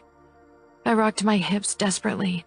Dante watched me calmly as I shivered beneath him, his fingers still pressed against my sensitive nub. Slowly, I came down from my high. I was embarrassed that I'd come this fast when he'd barely touched me, but I lifted my chin defiantly despite my embarrassment. If he hadn't made me wait for so long, I wouldn't be this easily aroused. Dante released a long breath through his nose, his jaw flexing. Then he eased his fingers between my folds. His nostrils flared as he slowly pushed 2 fingers into me. My muscles tightened around him, and I sucked in a quick breath at the foreign intrusion. It wasn't painful, only slightly uncomfortable. I'd occasionally put 1 finger into myself, but never understood the appeal. This, however, was amazing. Dante lowered his gaze and watched his fingers as they moved in and out of me. It felt incredible, better than I had ever made myself feel. His steady motion made me pant. "You are incredibly tight. I can't wait to be inside you," he said roughly. I wished he'd keep talking in that sexy growl, but all I managed to bring out of my lips were whimpers and sighs. I was close to a second orgasm, could feel it building deep in my core, could feel the familiar spikes of pleasure echoing through my body. Dante quickened his thrusting and flicked his thumb over my nub, and I dug my heels into the mattress as my climax hit me, this one even stronger than my first. I was still enjoying the last waves of my orgasm when Dante pulled out his fingers. I made a sound of protest, but Dante straightened with a look of utter desire in his eyes. I was startled by the intensity, by the resignation and darkness mingling on his face. He looked like a man who'd lost a battle with himself. He stood tall and regal, motionless except for the rise and fall of his chest as his eyes took in my naked body. Then he reached up and removed his jacket. It slid to the ground with a soft rustling. He didn't get rid of his vest and shirt, though. He unbuckled his belt with practiced ease, the movement drawing my eyes to his groin. My eyes were frozen on the bulge in his pants. Surprise washed over me, followed by intense triumph. "You're hard," I whispered. Dante's gaze flickered to me, and he paused with his hands on his fly. "I'm capable of getting an erection. I'm not impotent." There was a hint of amusement in his voice, but it was almost drowned out by the raspy desire in it. "That's not what I meant, but I thought you weren't attracted by my body." Dante gave me a strange look. "Don't worry. Your body would leave few members of the male species unaffected." Still so in control, so poised, and yet I glanced at his crotch. Dante unzipped his fly and pushed down his pants. His black boxers did little to hide the impressive bulge. I wanted to reach out and touch him, but I held back and watched instead as my nerves slowly started to rise. I'd waited so long for this. Finally, he pulled down his boxers. His cock was fully erect, thick and long, and a strange sense of satisfaction filled me. After years of being ignored first by Antonio and then by Dante, I finally got a reaction from the latter at least. "Scoot up," Dante said in his boss voice, a voice that brooked no argument, not that I would have dreamed of protesting. I crawled back immediately and slid my arms out of my bathrobe. Then I lay completely naked in front of Dante. He made no move to remove his shirt and vest. He climbed on the bed and moved between my legs, pushing them apart, spreading me open for him. I wondered why he didn't undress fully. Was it some sort of barrier he wanted to keep between us? Or was I overthinking? He looked more than a little sexy in his vest, but still. Any thought fled my mind when Dante guided his erection toward my center and nudged my opening. He felt hard and big, but I'd been waiting long enough for this. I was ready. Dante propped himself up on his arms, then shifted his hips and slid in a few inches until I tensed and cried out. I squeezed my eyes shut and drew in a few harsh breaths through my nose to calm my racing pulse. The pain was already fading, but he wasn't all the way in yet. After another deep breath, I opened my eyes and found Dante staring down at me. His jaw was tight. For once, he didn't seem quite so calm and in control, and I could tell how much he was struggling to keep still. I raised my arms and grabbed his shoulders, and then I gave a small nod. Dante rocked his hips and pushed all the way in. I arched up, clamping my mouth shut to keep any sound in. I breathed out through my nose as I forced my body to relax. Dante peered down at me, his brows drawn together and a muscle in his cheek twitching. Tell me when I can move. He gritted out, surprising me with that show of compassion. I wiggled, impatient, desperate to have Dante move in me. There was still a slight discomfort, but that too was getting better. It's okay. He nodded, then pulled almost all the way out before sliding back in.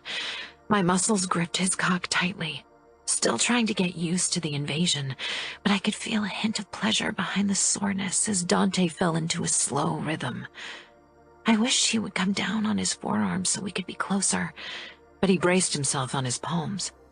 I guessed I shouldn't have expected anything else. He'd warned me, but at least he was careful and hadn't pounced on me. I let out a small moan as he hit a delicious spot deep inside me. Dante sped up, his thrusts becoming more forceful. His face was filled with concentration. He didn't make loud noises, but his pants came quicker.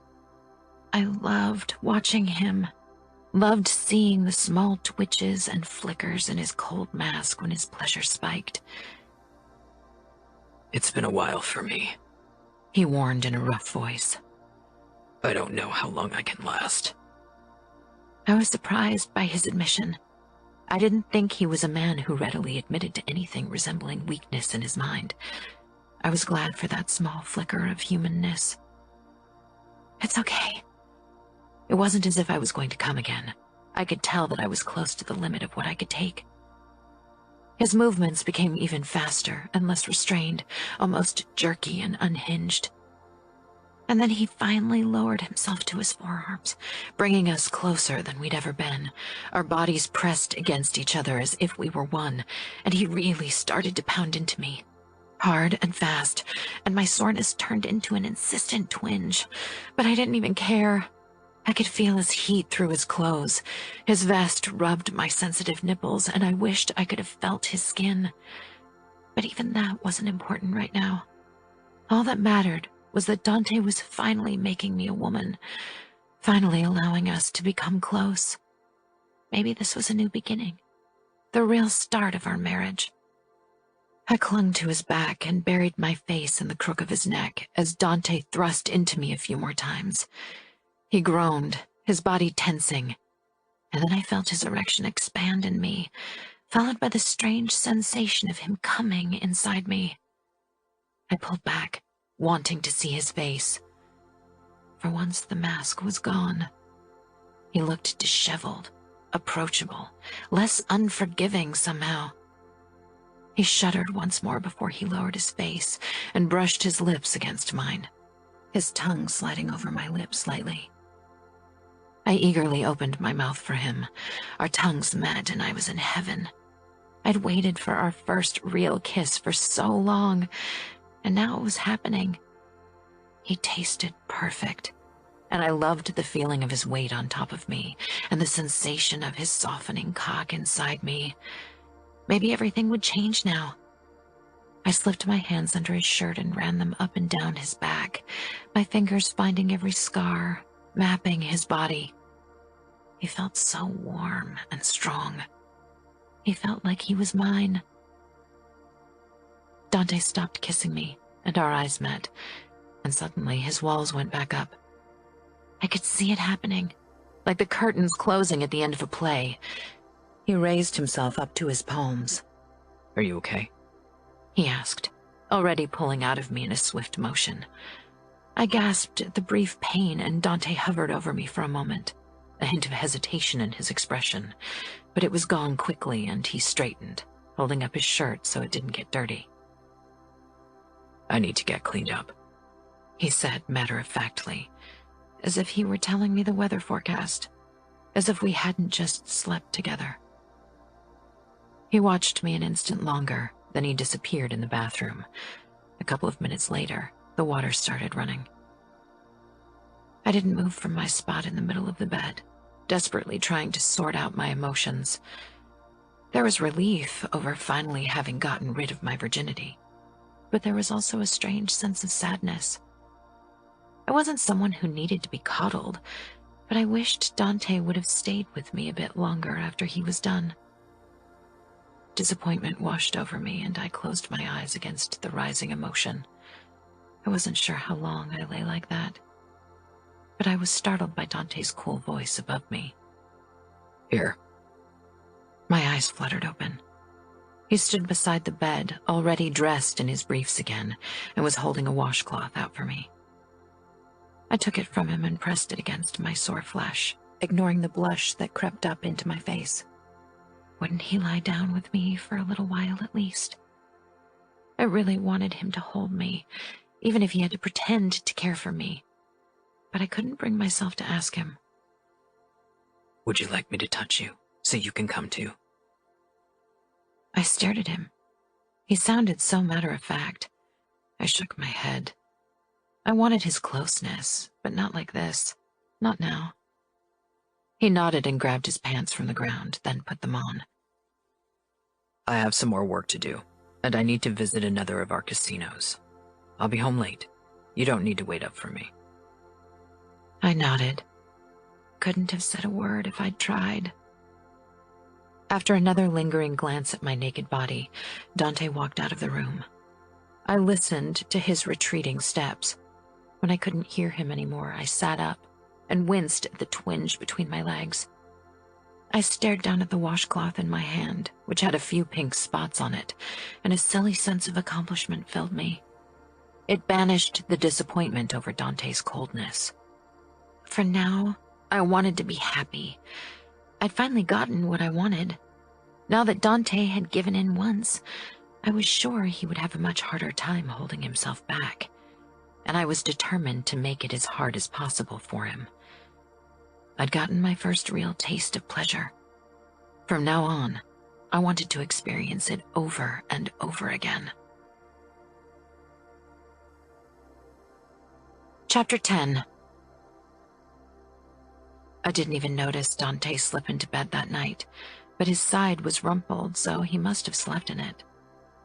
I spent a few more minutes in bed, feeling somehow lighter now that I'd ripped down one barrier between Dante and me. But I wasn't kidding myself into believing that sex would change our relationship fundamentally. I didn't think Dante would suddenly act like the loving and caring husband I'd wanted when I was younger. It was strange. While Antonio had never been able to give me what I physically needed, he'd been my friend and confidant. We'd spent time together when he wasn't busy, and I'd never felt overly lonely in our marriage. I had a feeling the same wouldn't be true in my second marriage. Even if Dante now satisfied my sexual needs, it would take some time before we'd become partners. After I'd showered and dressed in my favorite plum pencil skirt and a white blouse, I headed into one of the guest rooms that now harbored a few of my moving boxes that I hadn't unpacked yet.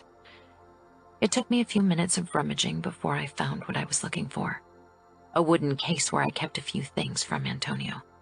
Inside were our wedding bands, which I'd never much cared about. The most important thing in the case was a thin photo album that held mostly pictures of the time before Antonio and I had married. Back then, we'd only been friends, without the added weight of having to pretend to be more. Antonio looked nothing like Dante. He had dark hair and dark eyes and wasn't very tall. He'd always wanted me to wear flats so I wouldn't be taller than him, but appearances weren't the biggest difference between my first and my second husband. That was their aura. Where Antonio had been open and friendly, someone people perceived as a likable, albeit ordinary, buddy type, Dante oozed cold power. Nobody would mistake him for a follower. If Dante hadn't been born into our world, he'd probably be a governor or senator. He would have done well in that arena. But as with all of us, our birth determined our fate. We were all bound to the mob. I glanced down at a photo of Antonio and me on a horse. It had been the first time for me. We both looked young and happy, hopeful. Antonio hadn't been inducted into the mafia back then, had still thought he could find a way out of his duty. I put the wooden case back down before I could dive deeper into sad memories. I straightened, took a deep breath, and left the guest bedroom. There was no going back. But it wasn't always easy to move forward, especially if you didn't know which way to go. But I needed something that gave my life meaning and structure, something I could put my energy into as long as Dante shut me out of his life. I missed having a purpose, a daily task. I wasn't someone who could sit at home all day or spend hours going over the newest piece of juicy gossip. I wanted a job. But even during my time with Antonio, people had found it strange that he'd allowed his wife to work. I worried that it would be a scandal Dante wasn't willing to risk. My steps slowed as I headed toward the door he hid behind almost all the time. I wasn't only nervous because I wanted to ask Dante for a job. What if things would be awkward and strained between us now that we'd slept together? Though, I really wasn't sure how our relationship could take a further nosedive. We were already barely being civil to each other. Apart from throwing dishes at each other's heads and bickering constantly, there really was no way our interactions could change for the worse. And to be honest, I wondered if I might prefer heated fights to the cold ignorance I was getting now. Gathering my courage, I knocked at his door. Come in? Dante called after a moment. I entered his office. My eyes immediately darted to the spot on the desk where the photo of his first wife had been, but he'd removed it. I didn't think he'd thrown it out.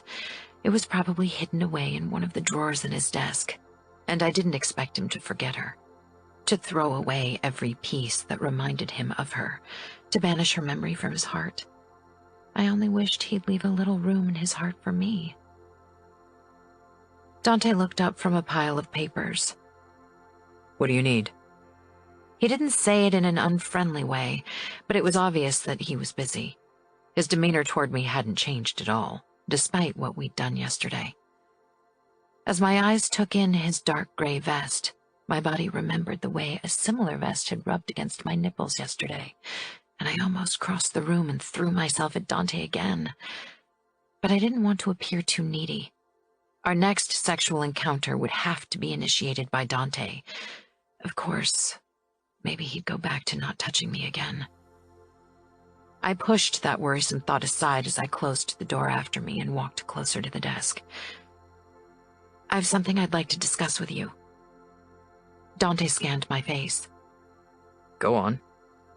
I want to work. When I was married to Antonio, I helped him run his family restaurants too. They'd only been a way to launder money, but I'd enjoyed the task. I'd greeted guests and organized arrangements when someone booked a wedding in our restaurants. After his death, his younger brother had taken over. A woman alone couldn't possibly handle the task. That's what our men thought, anyway. Dante leaned back in his desk chair with a frown. Work? What did you have in mind? I was glad he was open to the idea and didn't shoot it down immediately. Emboldened by this, I walked around the desk and settled on its edge. Dante's eyes flitted to my legs, but too quickly they returned to my face. I'm good at organizing and event planning. I'm also very good with people. I was also good at leading people, but I kept that to myself. Made men didn't like women who enjoyed being in charge. Somehow most of them couldn't get it in their heads that a strong woman at their side didn't make them less of a man. Dante nodded. I need someone for one of our casinos. I tried to curb my excitement. I didn't even know what Dante had in mind for me yet. Riverboat or underground? The casinos on land weren't official, of course. It was still illegal to run a casino in Chicago that wasn't situated on a riverboat. But the mob and Dante in particular were working to change that. He could be very convincing, and it certainly didn't hurt that a few senators were regular customers in the outfit's casinos and brothels. Not that legalization would mean that the outfit would make their secret casinos public. They'd lose too much money if they did. Underground. I don't want you in the public eye. That made sense. People knew I was Dante's wife. It would attract too much attention if I worked in one of the riverboat casinos. I know a little about gambling, and I'm sure I can learn everything else I need to know very quickly. Actually, the only knowledge about gambling I had was the rules of Texas Hold'em that Antonio had taught me, but Dante didn't need to know that. There was a knowing glint in Dante's eyes. The only thing you need to know about gambling is that the bank always wins. I raised my eyebrows. Really? What kind of job do you have in mind that requires next to no knowledge about the workings of a casino? I assumed Dante wouldn't let his wife be one of the girls behind the bar who encouraged men to drink more.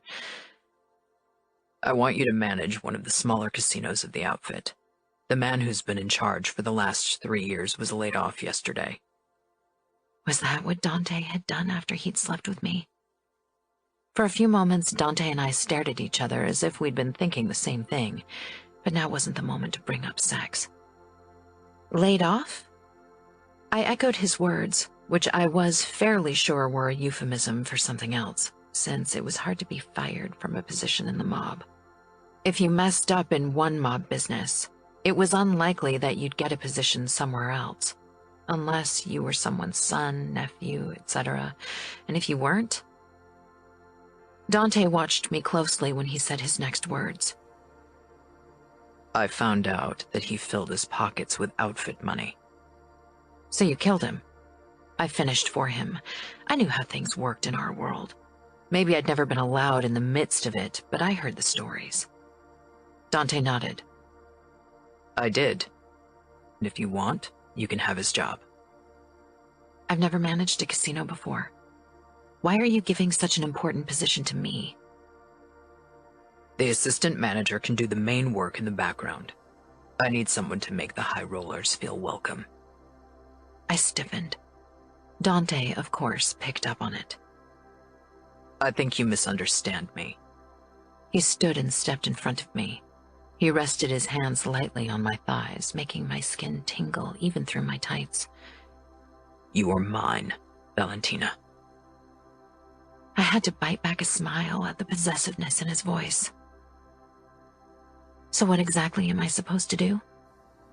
He removed his hands and strode over to the window, hands in his pockets. I want you to welcome the high rollers, show them to their table, introduce them to our complimentary girls. Complimentary girls? Really? Dante turned. Gambling and prostitution are our main businesses, and both can be easily combined. Okay, I can do that. Even if the words complimentary girls made me want to tear my hair out. That doesn't sound like a lot, though. Also, you'll organize special events. We have event nights once a month, and I think a female touch might make them more appealing. You'll also make sure that everything goes smoothly. I want you to be my eyes.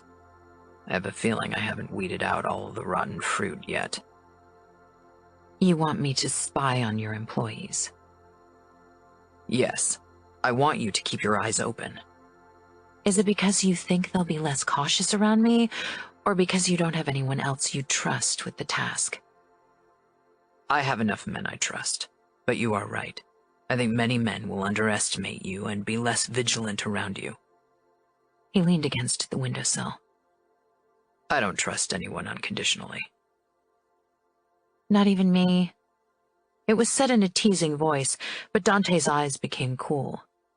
You haven't given me reason to. You lied to me about your marriage to Antonio, and you refused to give me the name of an outsider who might be privy to compromising information about the outfit. The way he worded it made me sound like a notorious liar. I didn't lie to you about the marriage. I told you that I've never been with Antonio.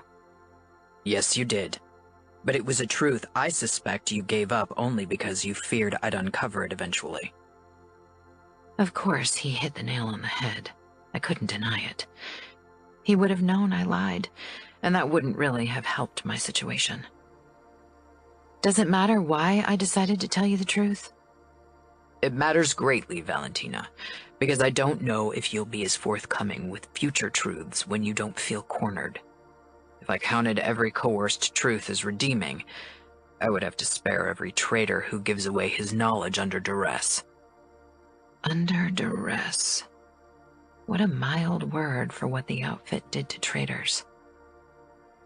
I know what you do to traitors, and that's exactly why I won't give you the name of Antonio's lover. You realize that by aiding Antonio in his deceit, you became his accomplice and thus a traitor to the outfit, and that you keep betraying the outfit and me by withholding information. I pushed off the desk, unable to sit still any longer. I know, but no matter what you think of me, I am loyal to those I care about. I was loyal to Antonio. If he were still alive, I would have taken his secret to the grave with me to protect him. Dante shook his head. That's something you can't say for sure. You've never suffered through excruciating pain. Torture is a powerful motivator. I guess we'll never know. Unless you intend to test the theory on me and try to coerce the name of Antonio's lover out of me. I said insolently. Dante fixed me with a hard look. Because you are my wife, and because you are a woman, you are safe. You know that very well. Because I was his wife, not because he liked me or even cared for me. I know, I said. Then, because I couldn't bear the tension between us, I added, if you had a secret you needed to hide, I would keep it for you. I would try to brave torture, pain, and death to hide it for you. Dante didn't say anything, didn't even bridge the distance between us, only gazed at me with his unreadable eyes. I decided to take my exit before I said something sentimental, or before Dante could send me out. Dante didn't stop me, but I could feel his eyes on my back. Chapter 11. After a dinner of almost silence, except for the few snippets of conversation about my visit to the casino tomorrow, Dante had returned into his office, and I had gone to the library as was becoming habit. Instead of choosing the Russian textbook, I decided to read one of the books on gambling and casinos that crowded the shelves, but was distracted by the sound of male voices through the walls. They didn't sound like Enzo and Taft, so I assumed Dante was having a meeting with other members of the outfit. When I went to bed hours later, the halls were dark, and Dante was still in his office. I guessed that meant another late night. Would Dante really make me ask for a second round of sex? Much later, I was woken by a hand on my hip. My eyes shot open, but I stared into near blackness. The curtains were drawn and allowed only a sliver of moonlight to penetrate the room. My gaze found the pale glow of the alarm clock on the nightstand. It was almost midnight. I had been asleep for less than 1 hour. What was wrong? I realized Dante was pressed up against my back, his fingers stroking my hip. Dante? I whispered, twisting my head to peer over my shoulder, but his face was covered by shadows. He was close, though. His breath fanned over my shoulder, raising the little hairs on my arms. What the? He silenced me with a fierce kiss that made me gasp. He didn't hesitate. His tongue claimed my mouth. I tried to roll over so I was facing his way, but Dante's firm chest against my back and his tight grip on my hip kept me immobilized. His kiss sent waves of arousal down my center, But eventually I pulled back to draw in a deep breath, and because my neck hurt from the awkward position, he pressed his erection against my butt. I exhaled audibly. Tell me you're not sore. He rumbled against my shoulder before he bit down lightly. I trembled. Not sore was all I managed, and it wasn't even the truth, but I'd be damned if I stopped Dante from having his way with me. Good. Dante growled before licking my throat. Tell me to stop, or I won't. I only whimpered in response, because Dante had dug his cock into my backside again. I couldn't wait to get out of my clothes and really feel him against me. I shoved my ass back for additional friction, but again Dante's hand on my hip stopped me. No. Dante, I really want to... His lips swallowed my words again, and his fingers tightened in warning. I want you to be silent now, unless you want to tell me to stop. He nibbled my neck. You do what I tell you, Valentina, or you tell me to stop. There are only these two options. I nodded, and he must have felt it because he couldn't possibly have seen it in the dark. I was glad Dante didn't know how turned on I was by his commanding tone. Very good, he said quietly. You're still going to be very tight today. That's why we're going to go slow and take our time making you really wet. I couldn't believe the same restrained and cold Dante I knew by day was saying these things to me. I wanted to ask him why he changed his mind. Did one time make such a difference? Maybe he'd accepted that I knew what I wanted. I want you to undress now. I felt an instant of disappointment that Dante wasn't going to do it himself, but then excitement drowned it out. He released my hip and I quickly sat up and tugged my nightgown over my head, then slid down my panties. I could feel Dante's eyes on me. I turned to him, wondering if I was supposed to give him some sort of sign, and that idea almost made me giggle. But then the bed shifted, and I could see Dante getting up and starting to undress. Everything was in shadows, but I could make out his impressive heart-on. Sit on the edge of the bed.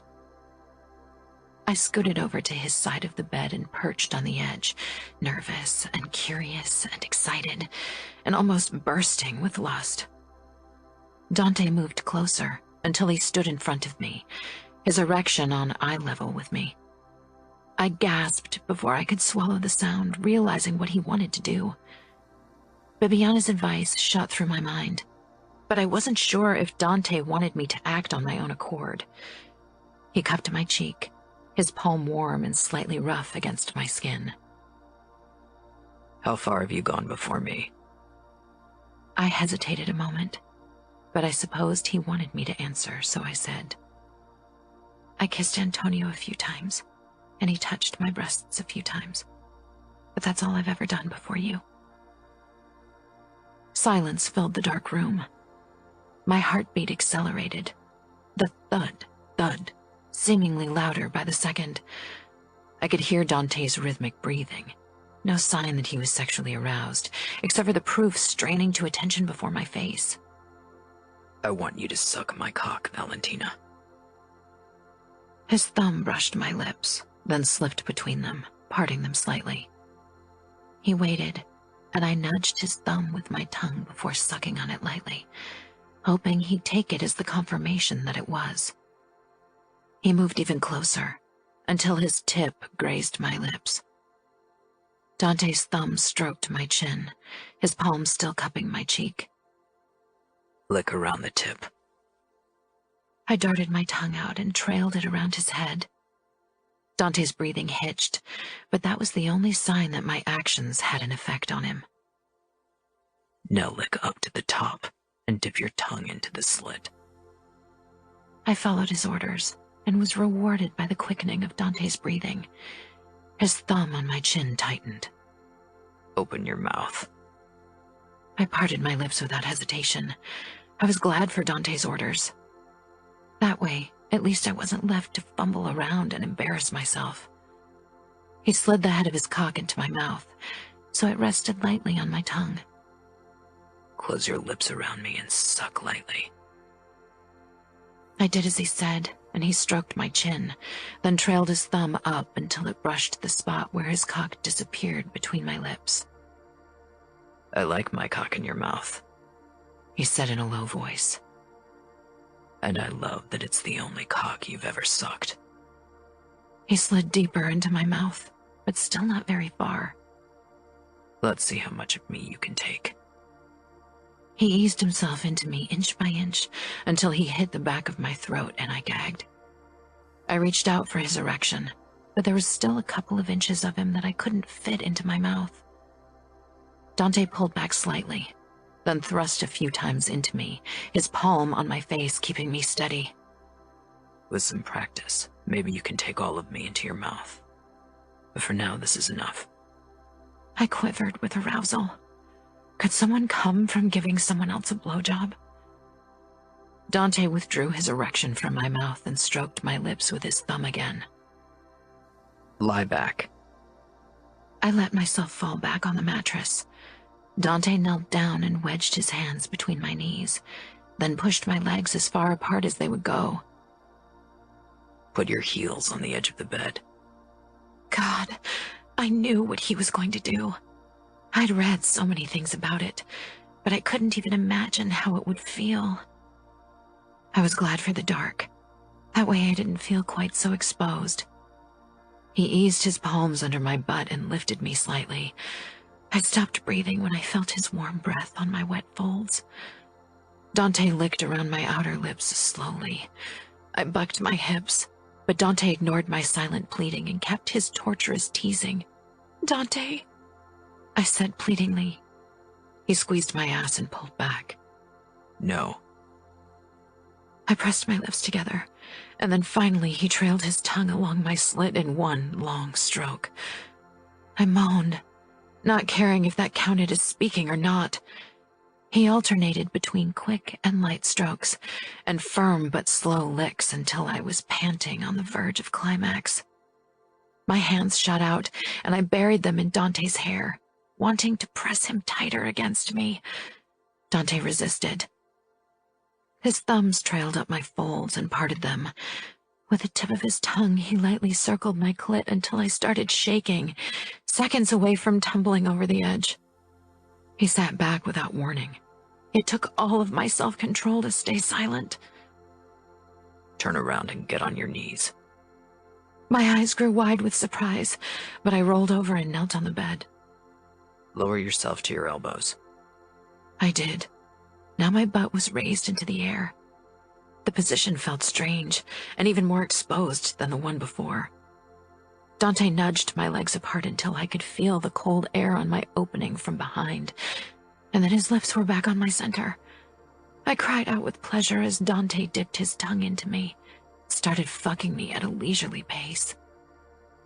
I could feel every move of him in me, the slight roughness of his tongue, the way he curled the tip when he was deep in me. I dropped my face into the sheets to stop more embarrassing noises from escaping my lips, but when Dante slipped a hand around my front and began teasing my clit with his fingers, even the sheets couldn't stifle my moans and gasps. I jutted my ass out even more, my fingers scratching over the mattress as my orgasm exploded outward from my core, numbing and heightening my senses seemingly at the same time. I sucked in ragged breaths. My skin was damp with perspiration and my heart beat frantically in my chest. I lifted my head to breathe more easily. Dante was gone from behind me, but before I could glance over my shoulder to see what he was doing, his fingers grasped my hips and pulled me closer to the edge of the bed. Then his erection pushed against my entrance, and my body seized up with surprise and nerves. I'd read that doggy style allowed men to go deeper than in other positions. I was still slightly sore, and the lack of intimacy this position allowed made it even less desirable for me. I wanted Dante's chest pressed against mine. Dante stilled behind me, not trying to enter me. His hands slid to my backside and massaged it gently. I relaxed slightly, but was still tight. I could feel how clamped up my inner muscles were. Dante bent over me and wrapped an arm around my waist before he pulled me up against his chest. I was still kneeling, but now my upper body was upright, and Dante held me in his arms. He snuck one hand between my legs and started teasing me again, while the other found my breasts and kneaded them lightly. I hung my head back against his shoulder, my breathing slowing. I was still tense, but in Dante's embrace, I could slowly feel my muscles softening. Dante leaned forward with me a bit and guided his tip to my opening. I still clamped up, but not as badly as before. What's the problem? He murmured against my ear. He didn't sound impatient or frustrated, merely curious.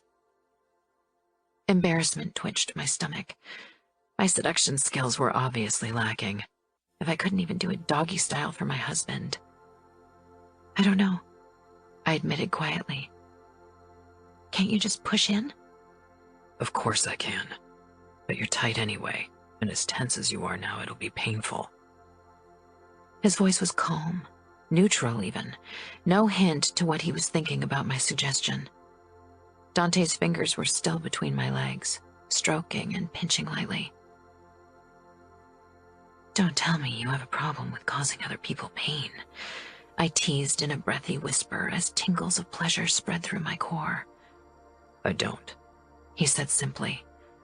I could feel the tension building as his fingers worked their magic between my legs. He increased the pressure on my opening, the tip of his cock sliding in, and at the same time I came hard, my muscles squeezing Dante's cock tightly.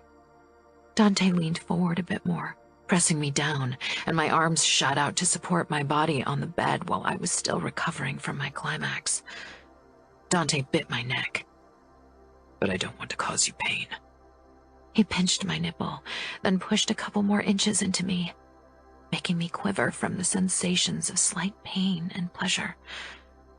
At least not more than you enjoy. He sheathed himself completely in me, then paused a couple of heartbeats before he started to thrust into me slowly. His movements became gradually faster, until I had no choice but to lower myself to my elbows, or my arms would have given in. Dante straightened, robbing me of the warmth of his chest, and grabbed my hips. Valentina, touch yourself, he demanded. It took me a moment to understand what he meant. I brought an arm under myself and found my clit. I rubbed frantically as Dante's movements turned more forceful. He pulled out as far as he could go and slammed into me again, making me cry out his name, and my fingers pressed down on my nub even harder. Sometimes my fingertips grazed his cock, slick with my juices, and he moaned every time they did. Encouraged by this, I angled my hand so I could stroke myself and brush his cock at the same time.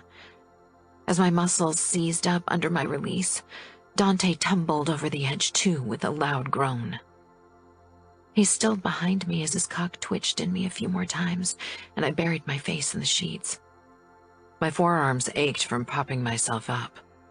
The moment Dante pulled out of me, I rolled onto my back, my chest heaving.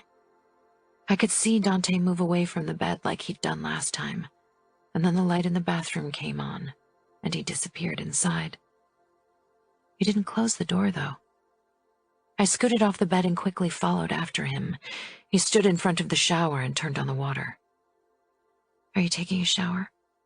I asked hesitantly. Dante glanced over his shoulder at me. I didn't bother covering my body. He'd seen it all.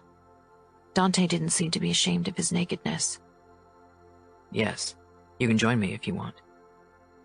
Relieved, I hurried over to him. He held the glass door of the shower open for me, and I slipped under the warm spray of the shower. Dante joined me after a moment. I took my time admiring his body. It was the first time I really got a good look at him without clothes on, and he was a sight to behold. His chest and stomach were lightly sculpted, and a fine trail of dark blonde hair led down to his pelvis. Dante dipped his head under the water, then turned his back to me to reach for the shower gel. There was a tattoo on his shoulder.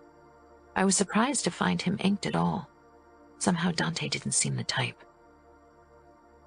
There is no good on earth, and sin is but a name.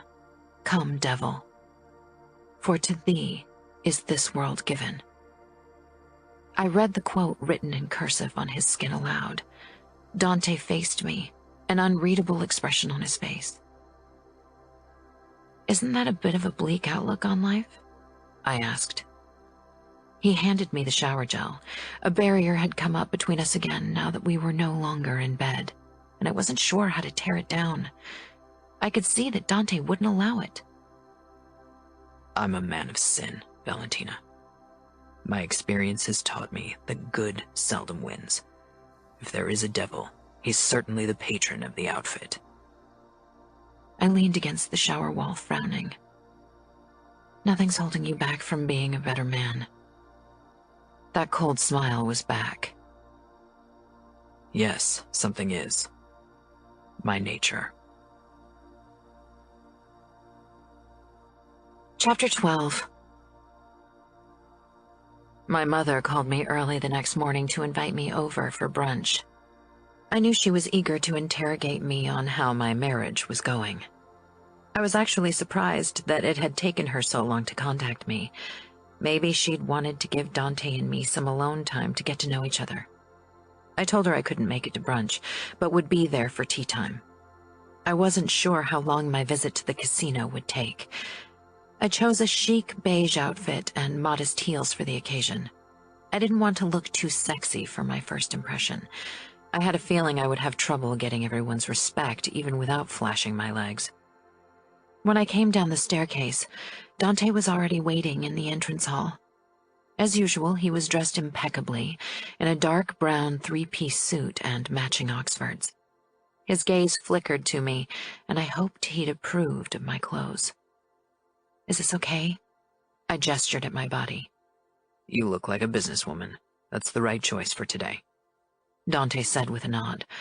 I stepped up to him. I didn't try to take his hand or kiss him, even though I wanted to. "Only for today?" When you welcome our high rollers, you can dress more casually. Most of them are traditionalists, so a dress or skirt would be a wise choice. My eyebrows shot up. "I thought you didn't choose me for the job because of my looks." Dante's eyes traveled the length of my body. Valentina, only a blind man wouldn't notice you. It's always good to charm up the high rollers as you would entertain guests who were invited to a party in our house. They know who you are. They know you are mine. And you taking your time to welcome them and tell them about our newest amenities will make them feel special. Nobody will mistake your hospitality for inappropriate flirting. I gave him a doubtful look, but I wasn't going to argue with him. I was too grateful that he'd allow me to work at all. I didn't have to listen to the rumors to know exactly what people would be saying about me once they found out the wife of the boss wasn't satisfied with being a trophy wife. We took Dante's Mercedes for our ride to the industrial part of Chicago because a snowstorm made the streets impassable for the Porsche. After 30 minutes, in which Dante explained what kind of gambling was most popular in our casinos and who the most important high rollers were, we pulled up in front of a gate barring the way down into an underground garage. Behind it loomed a massive storehouse with dirt-covered windows and graffiti-sprayed walls. A guard in a small cabin greeted Dante and opened the gate for us. We drove down the slope into a nondescript parking garage. Nothing hinted at the presence of a casino, but of course it made sense that the outfit had to hide their illegal gambling endeavors. A few other cars were already parked in the garage. Dante steered the Mercedes into the spot between a sleek black BMW and a pretentious red Mustang with snow chains around its massive tires. I had a feeling I knew to whom the latter belonged. Dante and I got out of the car. To my surprise, Dante put his hand on the small of my back as he led me toward a rusty elevator at the other end of the garage. "Is it safe?" I asked suspiciously. That thing looked as if it was in desperate need of service. Dante chuckled. This is all make-believe. For a moment, his eyes met mine, and unexpected warmth filled me. Dante pushed a small black button and the elevator doors slid open. The inside wasn't much better than the outside. This was a freight elevator with bare steel walls and a scratched-up floor. Dante took a keycard from his pocket and eased it into a slit I hadn't even noticed before. It wasn't anywhere near the obvious buttons of the elevator. Dante noticed my curious look. We've never had a visit from feds, but if they ever check the storehouse, this will make it more difficult for them to find out what's below us. The moment Dante had inserted the card, the elevator started moving down. The ride was quick, and when the doors finally glided open, I gasped. We stepped into a vast underground area with plush red and gold carpets, chandeliers, and dozens of massive tables for poker games, blackjack, roulette, and whatever else was played down here. Flat-screen TVs on one wall of the casino showed everything from the Africa Soccer Cup over a darts championship in Scotland to camel racing in Dubai and skiing tournaments in the Alps. Sofas were arranged around the wall for people who wanted to watch the athletes or teams they put a bet on. At the end of the room was a bar that took up almost the entire width of the room, with hundreds of bottles of liquors, wines, and champagne. Right now the casino was deserted except for 2 cleaning ladies who vacuumed the carpet. Several doors led to what I assumed were private rooms for VIP guests. In the back there are offices, as well as a welcome area for high rollers, Dante explained as he led me across the room toward a dark wood door next to the bar. Do I work daily? Dante gave me a strange look. You can work whenever you want. Nobody will force you to work at all. But you'll always get notified when a high roller is expected so you can decide if you're going to be there to welcome them. Okay. You said there were special events. Is anything set up in the next few weeks? For Valentine's Day, for example? The day was still 4 weeks away, but organizing an event took time. Dante stroked my back lightly, surprising me with the gesture. I wasn't even sure he'd noticed what he'd done since his face was still distant except for the wry smile directed at me. Valentine's Day isn't really something the men coming here are interested in. Even if they're married, their wives probably don't know they're coming here. As I said, we always have at least a dozen prostitutes in the bar area, and the bedrooms in the back are never empty. So I'm not just going to manage a casino, I'll also be a bordello queen. Dante laughed, a real laugh. I slanted him a look to make sure my ears weren't playing a trick on me, but the smile was already disappearing from his face. You aren't their pimp. You can introduce our high rollers to their complimentary girls, but apart from that, the prostitution part of the casino is in Raffaele's hand. Raffaele was Aria's cousin. He wasn't related to me, though. With satisfaction, I realized my guess about the car had been right.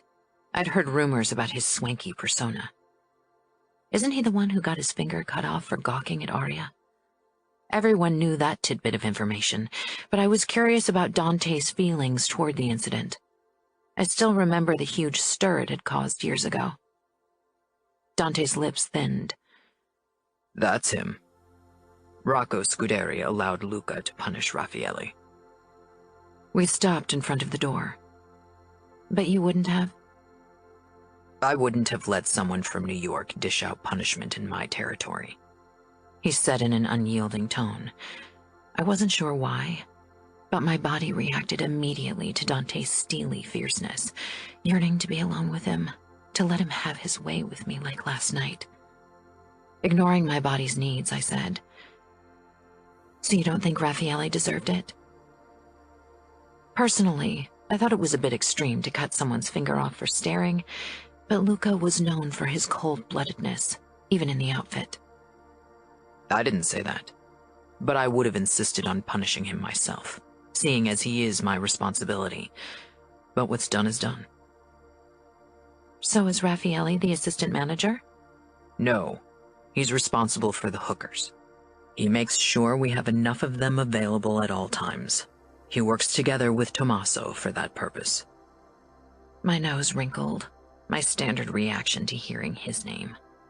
Dante cocked one blonde brow. Is this because of the prostitution or because of Tommaso? I thought you were friends with his wife Bibiana.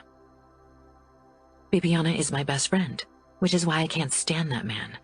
I don't suppose there's any chance that Tommaso might be a traitor, so you can get rid of him." Dante scanned my face. You were being serious. "Yes. He's treated Bibiana like dirt since they married. I wouldn't shed a single tear if you put a bullet in his head." For a couple of heartbeats, our eyes locked, and I got the impression that Dante wouldn't have minded a moment of privacy with me either. But then the moment was gone. He's a loyal soldier. He's never given me any reason to doubt him. There's nothing I can do about him. "Not even if I tell you that he's been raping Bibiana?" I knew Bibiana didn't want people to know, but maybe Dante could help. It wasn't as if he would tell others about it. He put his hand on the door handle, his eyes bleak. She's his wife. "That doesn't mean he can rape her," I hissed. I know, but I can't tell my men how they're supposed to treat their wives. Even a capo can't interfere in a marriage. My decision to forbid rape as punishment or entertainment was already met with resentment. I looked away to hide how emotional this topic made me. Sometimes it was easy to forget the horrible things happening in the outfit. Are you ready to go in? Raffaele and Leo, the assistant manager, are waiting in your office to meet you. I took a deep breath, then I nodded. Dante opened the door, and, his hand still pressed against my back, he led me into a long corridor with 5 more doors. I assume these aren't for the public eye, unlike the doors branching off the main floor? Yes, this is only for you and the other employees. The doors outside lead into several rooms that the prostitutes can use with their customers. I nodded. It was surreal that I would soon work here. Dante steered me toward the door at the end of the hallway and opened it. Behind it was a spacious, windowless office with a desk, a meeting table with 6 chairs, a sofa, and 2 chairs facing the desk. Raffaele, who was a couple of years younger than me, and a middle-aged man with a mustache occupied the chairs. Both rose when Dante and I entered. My eyes were immediately drawn to Raffaele's hand. His finger had been reattached by the outfit doctor, but it stuck out and was obviously stiff. Raffaele, Leo? Dante said coolly, dropping his hand from my back to shake their hands. Then he gestured toward me. This is my wife, Valentina. As I told you yesterday, she'll be taking Dino's place. I assumed that was the guy who filled his pockets with outfit money. I tilted my head, hoping to appear self-confident. I shook first Leo's hand, who was a few inches shorter than me, then Raffaele's. Both men greeted me in a friendly manner, but I could see in their eyes that they were unhappy with Dante's choice to involve me in outfit business. They couldn't possibly like having a woman as their boss, even if Leo would still do most of the management work. Why don't you show Valentina around? You know the ins and outs of this place better than I do. Dante said to Leo, who nodded before facing me with a stiff smile. This way, he said as he walked out of the room and headed back to the main floor. Our opening hours are from 6 in the evening until 6 in the morning. Of course, sometimes a group of high rollers wants to book the place for a different time slot. Then we open for them. It wasn't even noon yet, so there was still plenty of time before the casino opened its doors. That explained why everything was still deserted. I pointed toward a booth. Is that where customers exchange their money for chips? Leo nodded. Yes. If a customer doesn't have any money, we offer them credits. At fair interest rates, I'm sure, I joked. Of course. Leo agreed with a toothless smile. And if they don't pay back our money, who takes care of it then? The same soldiers who collect all of our money. Dante said. He was trailing behind us. I wasn't sure if he was making sure that the men were acting civilized, or if he wanted to see how I was handling myself. I assume this is a by-invitation-only place, so how does word get around? Do customers have to sign some kind of non-disclosure clause? Raffaele snorted, but fell silent when Dante shot him a glower. We don't need non-disclosure clauses. We tell customers, that they can't tell people about this place until they ask us for permission in advance, and we do a background check on the person. Our customers know to keep their mouths shut. Nobody wants to mess with us unless they have a death wish, Raffaele said proudly. Raffaele was starting to grate on my nerves. He was a bit too sure of himself. Losing a finger didn't seem to have diminished his self-esteem. And you are responsible for the girls? I make sure the whores make our customers happy. And I choose the sluts who sit at the bar to get the men horny. And I also decide who's going to be the complimentary girls. I test all of them to make sure they know how to suck a cock and can take it up their asses. Anal is a must. Most poor bastards don't get that at home. Dante's eyes were burning with anger, but he wasn't interfering. Maybe he thought it would make me look weak. I was going to be the head of this casino after all. I hope you don't talk like that around customers, I said to Raffaele. Raffaele's throat turned red. From anger or embarrassment, I couldn't tell. Probably a little of both. He opened his mouth then, closed it after a glance at Dante. I had a feeling that Raffaele would give me more trouble than Leo. Are any of the girls in already? I'd like to talk to them. Raffaele's eyes darted between Leo and Dante, as if he needed their approval before he could answer a simple question. Most of them work in Club Palermo until 5, and then come over here after that. The girls who worked here were from Club Palermo? Had any of them slept with Dante? I had to ask Bibiana if she knew the names of the women Dante chose when he frequented the club. Then I'll talk to them tomorrow. Make sure they come in early so I can have a word with them before our doors open. What is there to talk about? They're brainless whores, nothing more than 3-hole sluts. Raffaele, that is enough. I don't tolerate you talking to my wife like that, Dante said in a dangerously low voice. Raffaele lowered his head, but not before sending me a scathing look. I decided to ignore him for now. Are any important high rollers visiting today? Leo shook his head. No, but tomorrow 2 senators and a few of their friends are coming in. They don't gamble that much. They mostly spend the nights with the girls. So we humor them because we want them to protect our interests in the Senate?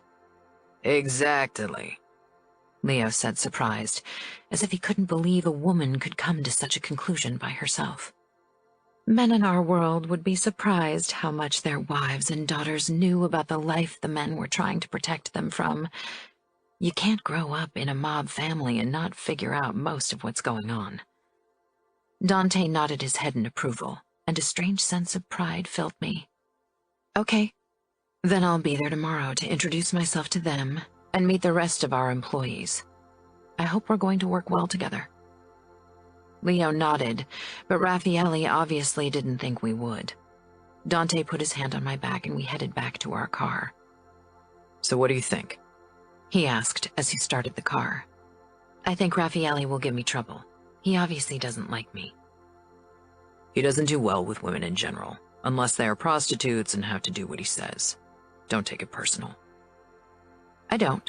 I couldn't care less what he thinks of me. No, Dante disagreed.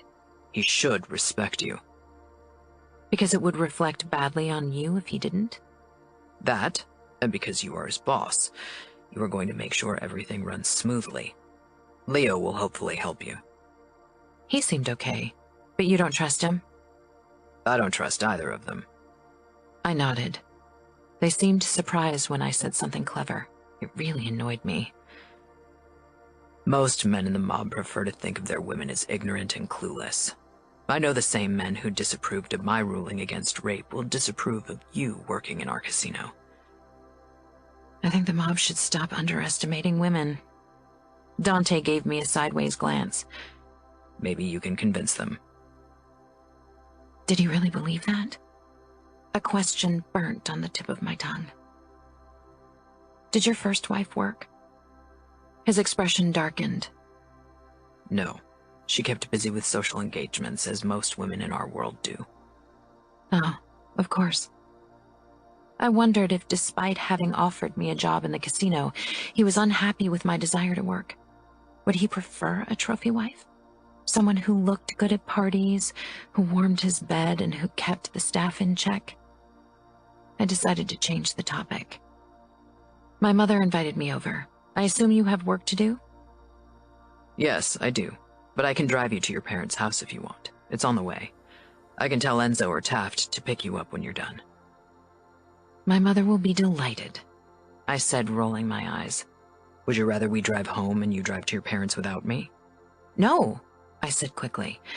I wasn't joking. My mother will be giddy with pleasure over seeing you again. Your father is one of my underbosses.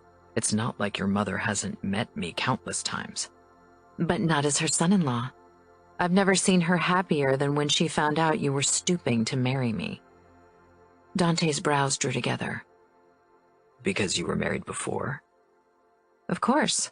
I was damaged goods by our standards, not a pure, innocent girl like Gianna, or the many other girls fawning over you at parties. Believe me, I'm more than happy that I didn't agree to marry Gianna. She's a troublemaker. I don't have the patience for someone like her, and I don't pay much attention to girls at parties. I huffed. You are a man. How can you not notice their smoldering glances? Smoldering? Dante asked with a hint of amusement. And I didn't say I didn't notice. I make sure to always be aware of everything going on in a room around me, but I'm not interested in their silly attempts at flirting. They fawn over an image they have of me, but I'm not that man. I don't know. Girls think you're sexy because you're powerful and aloof. The ice prince whose heart they want to melt. Dante shook his head. Then something changed on his face and he slanted me another glance. So your mother didn't know you never consummated your first marriage? Of course not. I don't talk to her about things like that. And believe me, she would have found a way to tell you about my virginity because it would have increased my worth. She'd die from happiness if she found out you are the man who took my virtue. I froze. You're not going to tell anyone about Antonio, are you? Dante narrowed his eyes in thought. I don't see how that would help anyone. Of course, it would make my search for Antonio's lover easier if I could involve my men. I'm not going to tell you his name, I interjected, knowing where this was going, and really hoping he wouldn't get angry again. Chapter 13. Dante pulled up in front of my old home and turned off the engine before he faced me. I assumed as much. I still don't understand why. That man you're protecting, he's not your blood, and from what I gather, you were never close. After all, he stole your husband, so why do you insist on choosing him over me? I don't choose him over you, I said, honestly shocked. But I know what you're going to do to him, what you have to do to protect the outfit, and I can't condemn him to death. If you swear that he won't come to any harm, then I might change my mind. You know as well as I do that I can't swear it. There are rules for a reason. We have to protect the secrets of the outfit. If details about our structures, our business, our traditions went public, many people you know would go to jail, me and your father included. He would never tell anyone about the outfit. Antonio told him about our oaths. But he isn't bound by them. We all keep the silence because we're bound by honor and duty, and because we would all pay the price if we didn't. But that man has no reason to keep our secrets now that Antonio is dead. Not everyone honors a dead man's wish as much as you do. But he loved Antonio. How can you know that? But if it were the case, wouldn't that make him hate our world even more? What do you mean? Because of the rules of the outfit, Antonio couldn't be open about his sexuality. He had to hide his desires and his lover, and ultimately he died because he was a made man. The Russians killed him because he was one of us. You see, the man you're protecting has a lot of reasons to despise our world and want it gone. I'd never considered it from that standpoint, and was seriously freaked. What if Dante was right? I hadn't seen Frank since I'd told him about Antonio's death a year ago. He'd left quickly, silent and out of it. He hadn't tried to contact me, and I had only known his mobile number, but that had stopped working shortly after the funeral. I'd simply assumed Frank had wanted to cut off anything that linked him to the mob. Had he talked to anyone about Antonio? About the outfit? I didn't want to believe it. He had reason to detest the outfit and its ways. Not only had he been forced to hide his relationship with Antonio, but he didn't even get the chance to say goodbye to him. Neither had I. All that had been left of Antonio was a burnt corpse. I'd never seen it. Father had forbidden me from doing so. He'd said there was nothing left for me to recognize. The Russians had even cut his head off before they set him on fire. The outfit never found it. Dante watched me closely. Or was he trying to manipulate me? Even so, what he'd said was the truth. "Will you come to the door to say hi to my mother? She'll be disappointed if you stay in the car," I said to distract him. Dante wore a knowing look, but didn't try to push the topic of Antonio's lover. He got out of the Mercedes, walked around the hood, and opened my door for me. His hand found its usual spot on my lower back as we walked to the front door. I'd barely rung the bell when the door was already opened, and my mother beamed at us. She'd probably been spying on us through the windows. "Dante, I didn't expect you to come. How wonderful of you to pay us a visit," she said with a wide smile. She pulled Dante into an embrace. He remained stiff, but briefly patted her back. At least he was against public displays of affection in general, and not just with me. I'm only here to drop Valentina off. I don't have time to stay. There's still much work to do. He straightened, and Mama had no choice but to release him. Her face fell. "Of course. Now that you're capo, you have many responsibilities. How wonderful of you to take time out of your busy schedule to drive Valentina around town."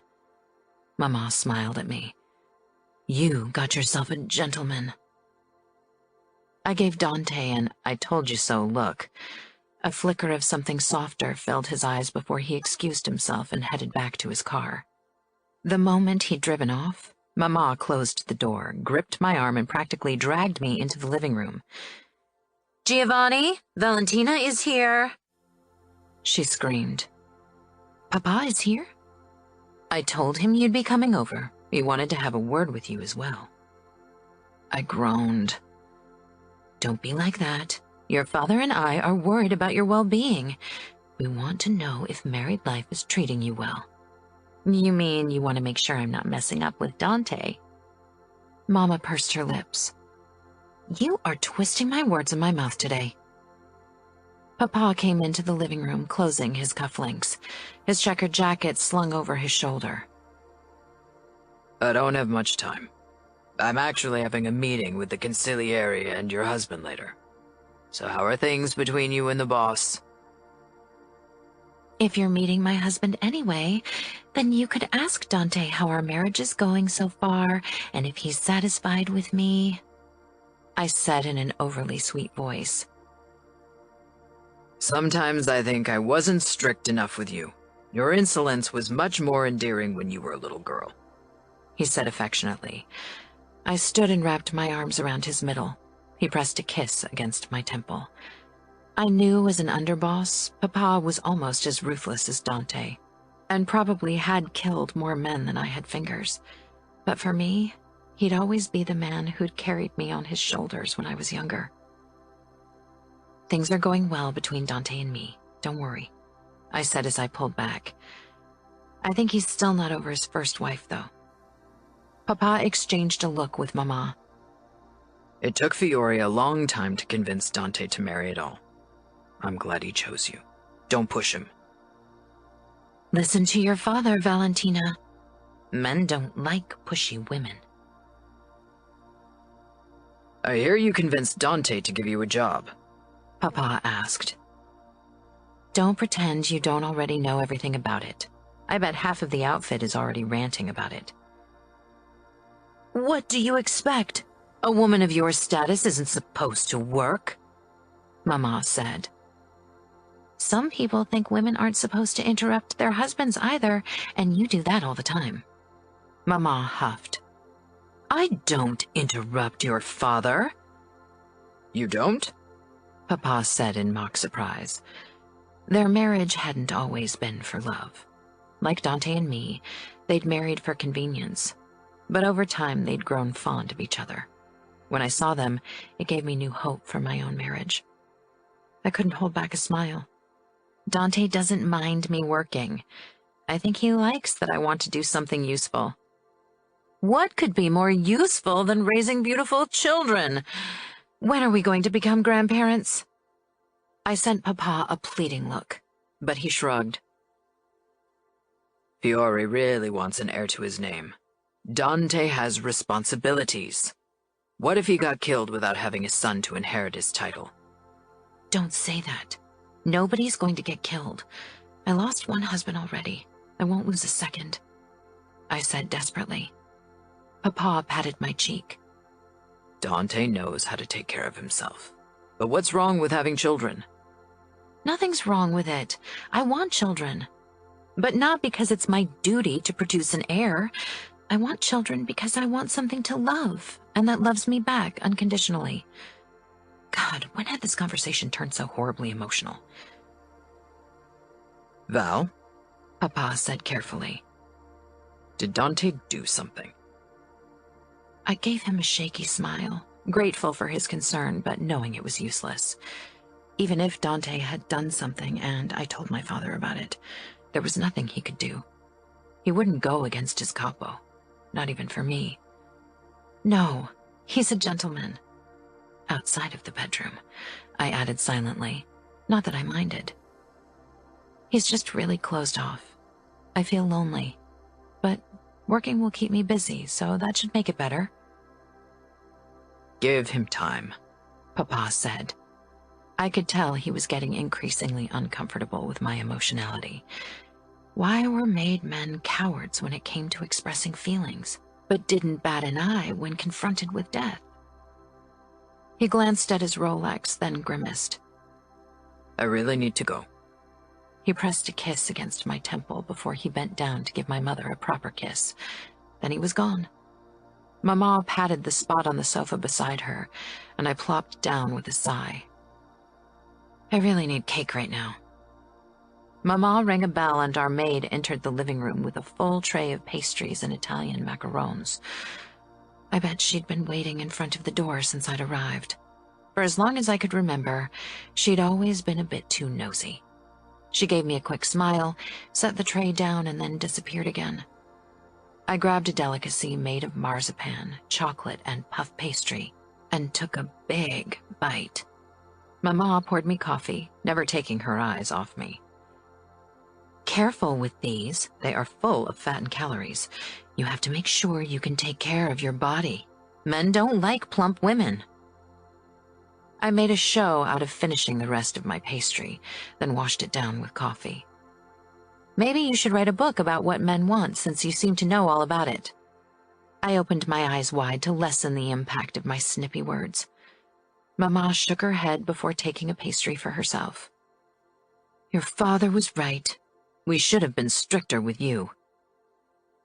You were strict with Orazio, and it didn't help. He's a boy. They are all boisterous, and he's really shaping up nicely. He said he's even thinking about settling down. I doubted that. He'd probably only said it to get my mother off his back. And given that he didn't live in Chicago, but helped keep our business in line in Detroit and Cleveland, our parents didn't often get the chance to bother him. And he was a man, of course. Nobody cared if he slept with a new girl every night as long as he didn't tell them who he really was. I've never gone against your wishes, so I don't know why you complain. After all, I married Dante because you wanted it. Mama looked offended. He's the best catch we could hope for. Who wouldn't marry a man like him? I drank my coffee, not bothering to reply. It was a rhetorical question anyway. Does Dante seek you out at night? I almost spit out what was in my mouth. I'm not going to talk to you about that, Mama. My cheeks burned from embarrassment, and Mama gave me a knowing smile. I loved her, but she was the most infuriating woman on this planet. Enzo picked me up in the SUV. Except for a bit of small talk, we didn't speak during the short ride. When we drove past Bibiana's street, I said, "Wait, turn the corner. I want to pay Bibiana Bonello a visit." I'd promised her I'd tell her how things between Dante and me had progressed. She'd hopefully be happy to see me. Enzo didn't argue. He steered the car toward Bibi's house and parked at the curb. Do you want me to wait? I hesitated. "If you don't mind." Enzo shook his head. That's my job. He reached behind his seat and pulled out a magazine about old-timers. "It won't take long," I said, even though Bibiana and I could spend hours chatting. I climbed out of the car and strode toward the front door. I rang the bell, then waited. Nothing happened for a while, and I was about to return to the car when the door opened. Tommaso stood in front of me. My eyes widened in surprise, then worry. "Hello, Tommaso," I said, forcing my voice to be pleasant. "I hope I didn't come at a bad time. I wanted to talk to Bibiana. Is she there?" "Is she okay?" was the question that I really wanted to ask. Tommaso was sweaty, his skin red, and his fly was still open. A feeling of dread coursed through me. Tommaso bared his teeth in a wide smile. He took my hand in both of his. She'll be down in a moment. We have always time for Dante's wife. I fought the urge to pull away. His skin was clammy with perspiration, and the thought that the reason for his rumpled appearance had something to do with what he'd been doing with Bibiana made me want to scrub my palms raw until no trace of him was left on me. Bibiana, hurry up.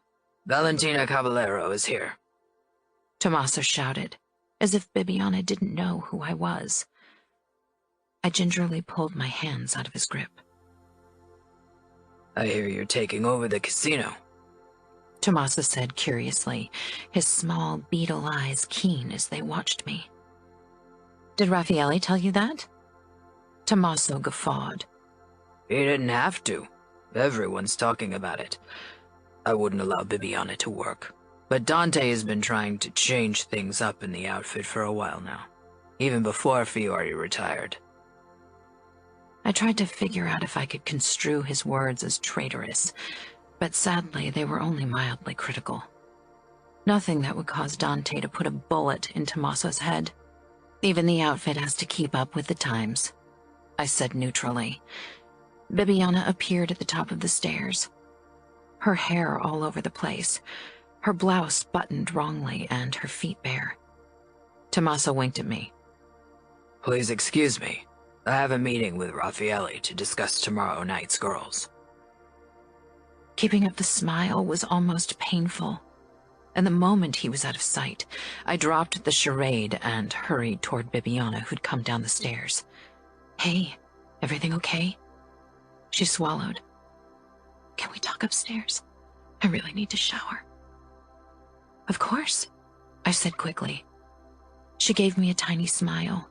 I followed her silently upstairs, trying to suppress my fury toward Tommaso. I was already looking for ways to make Dante kill him, and that wasn't something I should ever consider. I'd never been responsible for someone's death. Even if Tommaso was the lowest scum on earth, I shouldn't want him dead. Bibiana led me into their bedroom. I pretended I didn't notice the ruffled sheets as I followed her into the adjoining bathroom. Bibiana and I had seen each other naked before, especially when we were younger, so I wasn't surprised when she got undressed in my presence.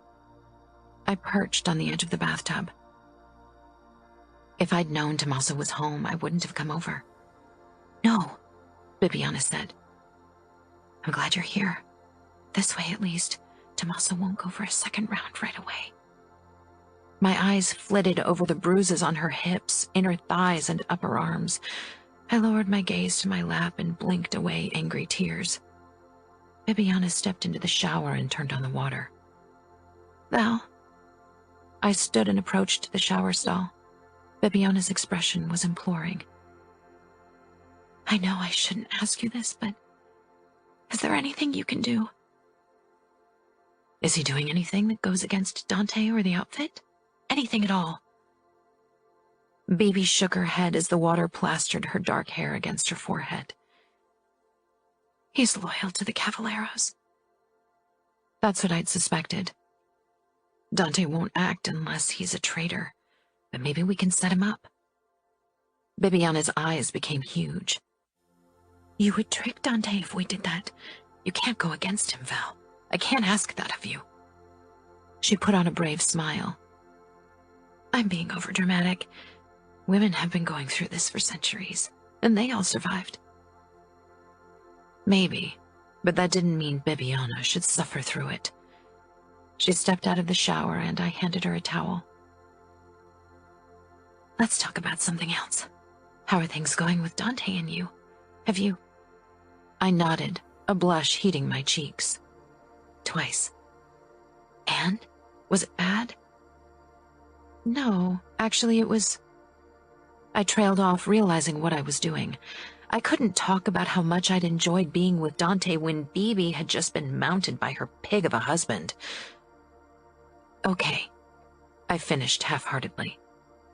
Bibi gave me a look. I know you, Val. I can tell that you're lying. You don't have to hold back because of me. I know that there are women who enjoy sex. It was good, I said. Bibi took my hand and squeezed. That's good. You deserve some fun after the years with Antonio. I wanted to throw my arms around her and hold her, wanted to have Tommaso killed for her, but instead I merely squeezed back. One day Tommaso will be gone, and then it's your turn. She nodded, but the hopelessness in her eyes gutted me. He's 52. With my luck, he'll live another 30 years. I'll be old and bitter then. 20 minutes later, I was back in the car with Enzo, heading home. As we pulled up in front of the gate to the premises, my eyes were drawn to a man standing on the other side of the street, and I jerked in surprise. It was Frank. Chapter 14. Frank? I'd recognize his red hair and lanky stature anywhere. Enzo shot me a look, but I quickly tore my eyes away from Antonio's former lover before Enzo followed my gaze. What was Frank doing here?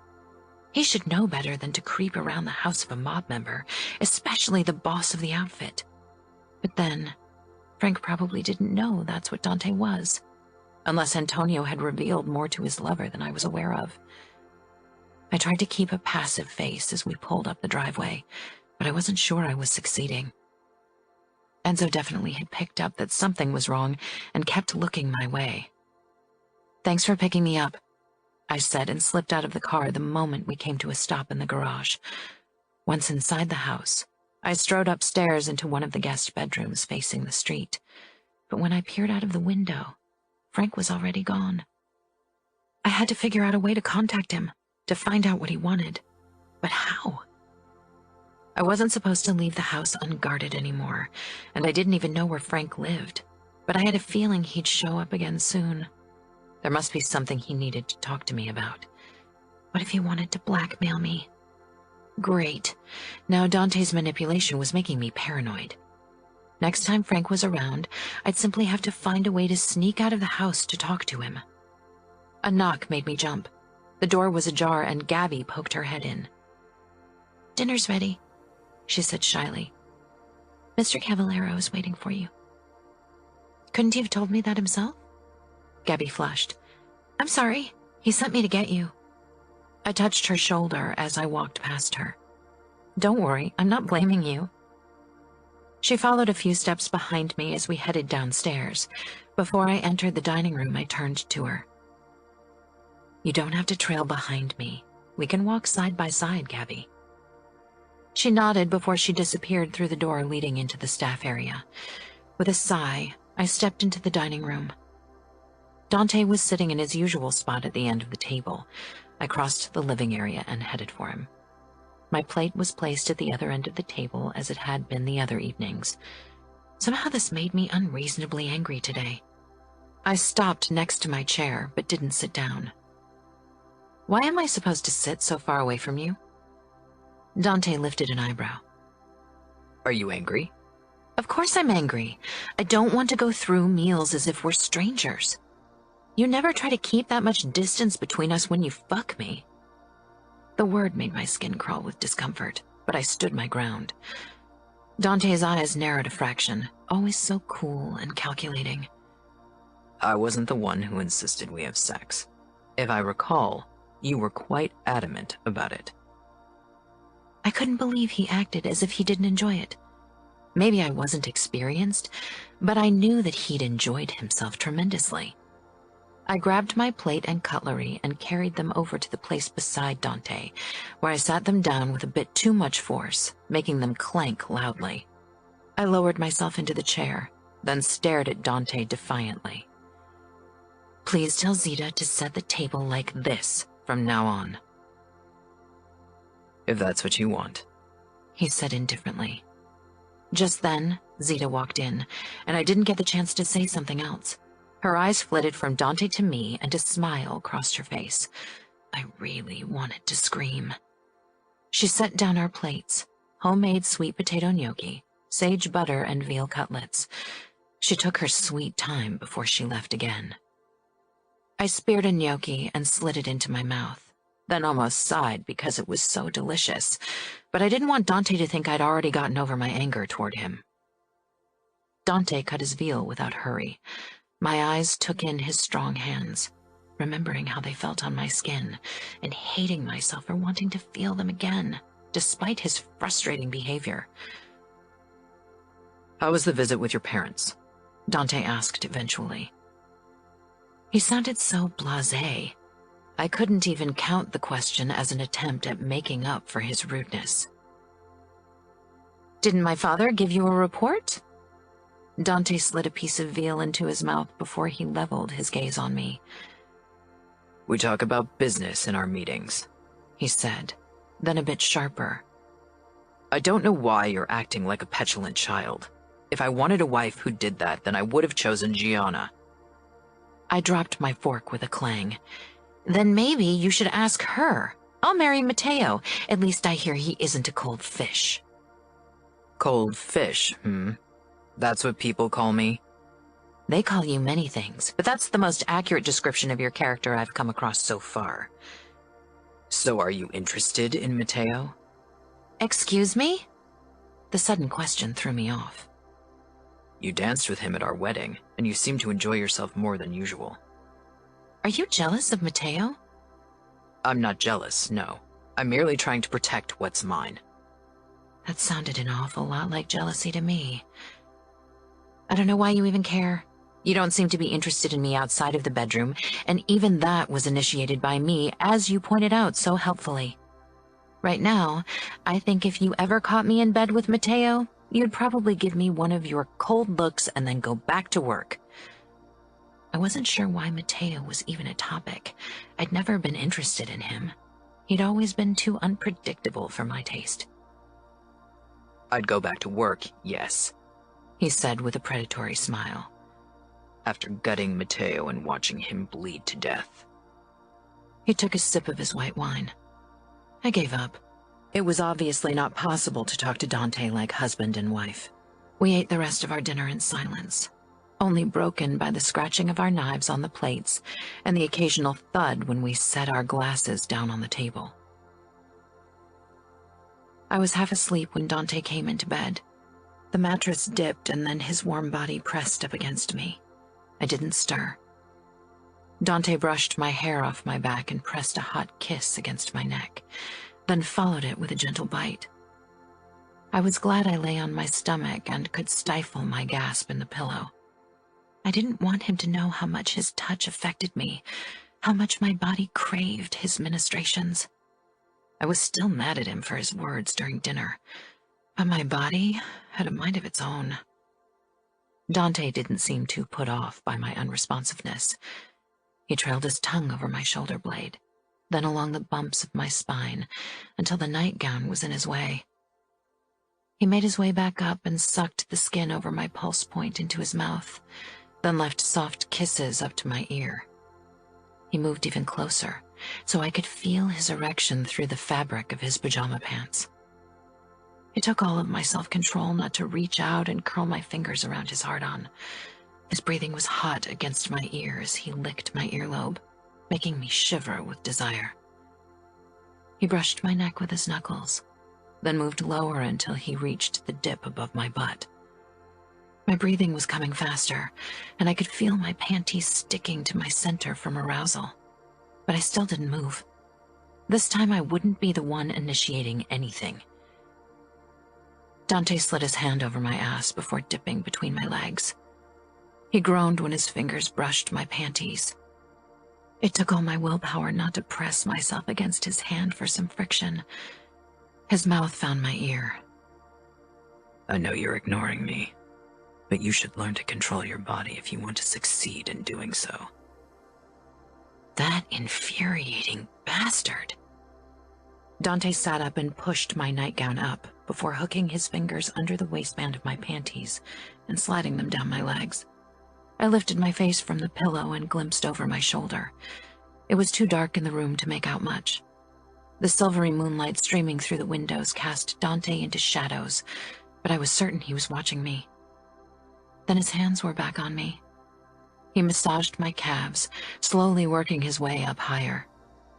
His breathing was deep and calm in the dark. He slipped his hand between my legs and pushed them apart. I buried my face back in the pillow when his fingers found my folds and started stroking my clit. He shifted, and then his lips were on my butt. He bit my cheek lightly, then soothed the spot with his tongue and lips. I almost came right then. Instead, I sank my teeth into my lower lip to hold on longer. This was too good to be over so soon. Dante repeated the motions until he'd worked his way back up to my throat, and I was a boneless heap of desire. I parted my legs even further for him, not caring that only hours ago I'd sworn to ignore him until he stopped treating me with cold detachment outside of the bedroom. As he rubbed my clit, need overtook my reasoning. He spread my wetness, then slid 2 fingers into me. I arched my backside up to give him better access to my opening. He started moving his fingers in and out slowly, while his lips kept up their ministrations on my throat and shoulder, always alternating between nibbling, licking, and kissing. He was panting too. This was affecting him. I moved my hand to the bulge in his pants and started rubbing it through the fabric. He released a harsh breath into my ear. Every moment of the day I think of the things I want to do with you. Catch myself remembering your taste, your smell. Sometimes I think I'll go insane if I don't bury myself in you. I whimpered. Why couldn't he show me that during the day? Why did he have to act like I was nothing but a needy wife? He thrust his fingers faster into me, and I moved my hips against them, wanting him deeper. He hit a sweet spot deep inside me. Fire licked my belly and core, making me cry out as pleasure rippled through me. Dante kept pumping into me as I bucked my hips desperately, riding the waves of my orgasm. Finally, I slumped against the mattress. Not enough energy in me to keep my butt raised. Dante's fingers were still buried in me, but they were moving slowly, almost tenderly, in and out of me now. I sucked in a few deep breaths, trying to calm my racing heart, but Dante had other plans. He shifted, and there was the rustling of clothes. Then he was back beside me. He bent down and rasped into my ear. I want to feel your hot mouth again. Shivering, I twisted and braced myself on my elbows. In the shadows, I could see Dante's outline as he knelt on the bed next to me. His cock was inches from my face, long and hard and waiting for me. Dante tangled his hands in my hair and gently pushed me closer to his erection. He smelled clean, of soap, spicy and fresh. His erection brushed my lips and I parted them and took him into my mouth, tasting the saltiness of pre-cum on his tip. It spiked my own arousal. The Iceman was eager for me. I swirled my tongue around his cock, then dipped the tip into the small slit in his head. Dante's fingers in my hair tightened as he made a sound deep in his throat. His grip, rather than being painful, was oddly erotic. Dante pushed slowly into me, and I took him deeper and deeper into my mouth until I almost gagged, then let him slide all the way out. Soon Dante seemed to want to take control of the situation and started thrusting in and out of my mouth, slowly at first, then faster. His hand in my hair kept me in place as he took my mouth. I hummed in approval. This was far hotter than I could have imagined. Having Dante fuck my mouth, having him above me, guiding my head the way he wanted. It was a huge turn-on, and I began moving my pussy against the sheets, hoping for some friction. Dante's hand came down on my ass, keeping it in place. "Don't," he said roughly, squeezing my cheek. I made a sound of protest, though it was difficult with his cock in my mouth. Dante pulled out abruptly, hissing when my teeth grazed his cock. He gripped a pillow and shoved it under my pelvis. Then he was behind me. He gripped my ass cheeks and his tip nudged my opening. "Fuck. You're so wet, Valentina." Without a warning, he slipped all the way into me, filling me completely. I gasped, arching up as pleasure and a trickle of pain shot through me. Dante stilled for a moment as he rubbed my butt and lower back. He leaned down until his chest was pressed against my back, pinning me beneath his weight. Then he braced himself on his elbow to either side of me. I could feel every inch of him.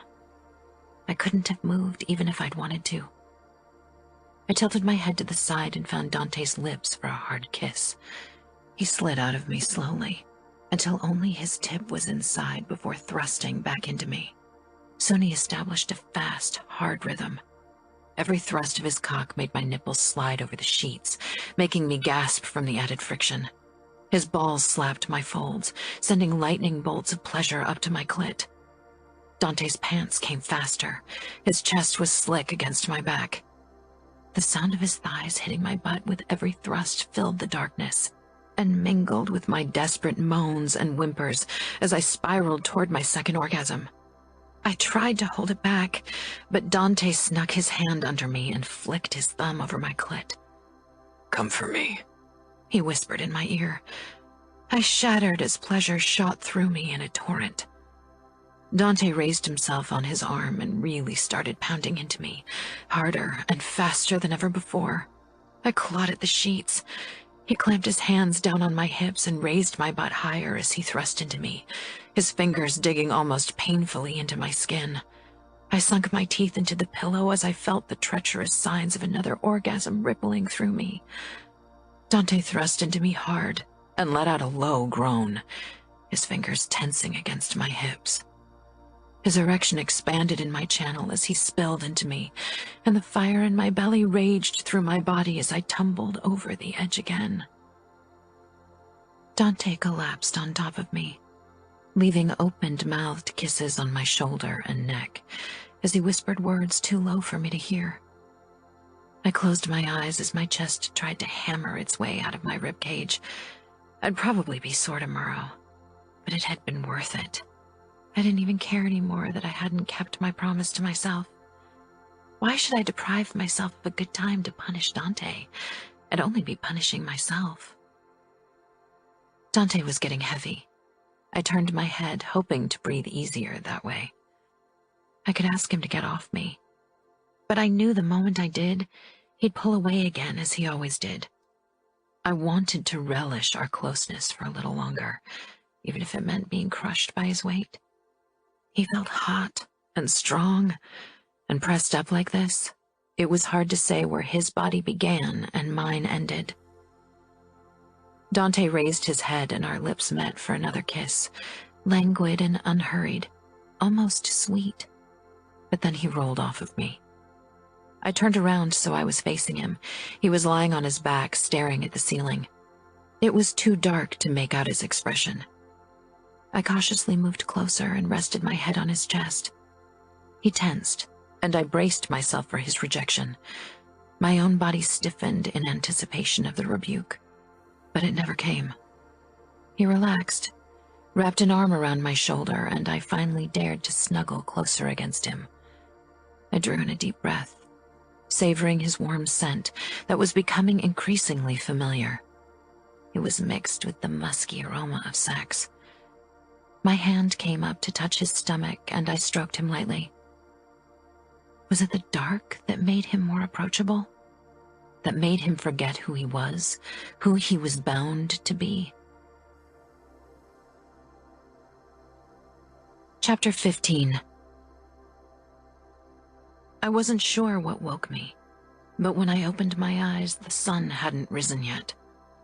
The sky was already lighting in the distance and provided enough light to make out my surroundings, but that was it.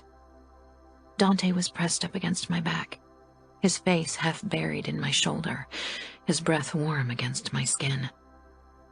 It was uncomfortably warm, but I didn't move away. This was the first time I woke with Dante still in bed, and he was actually holding me in his arms. Maybe his subconscious had accepted what he couldn't, that he wanted to be close to me. I kept my breathing even, tried to appear to sleep so I wouldn't wake him. I must have dozed off again because I startled awake when Dante shifted away from me.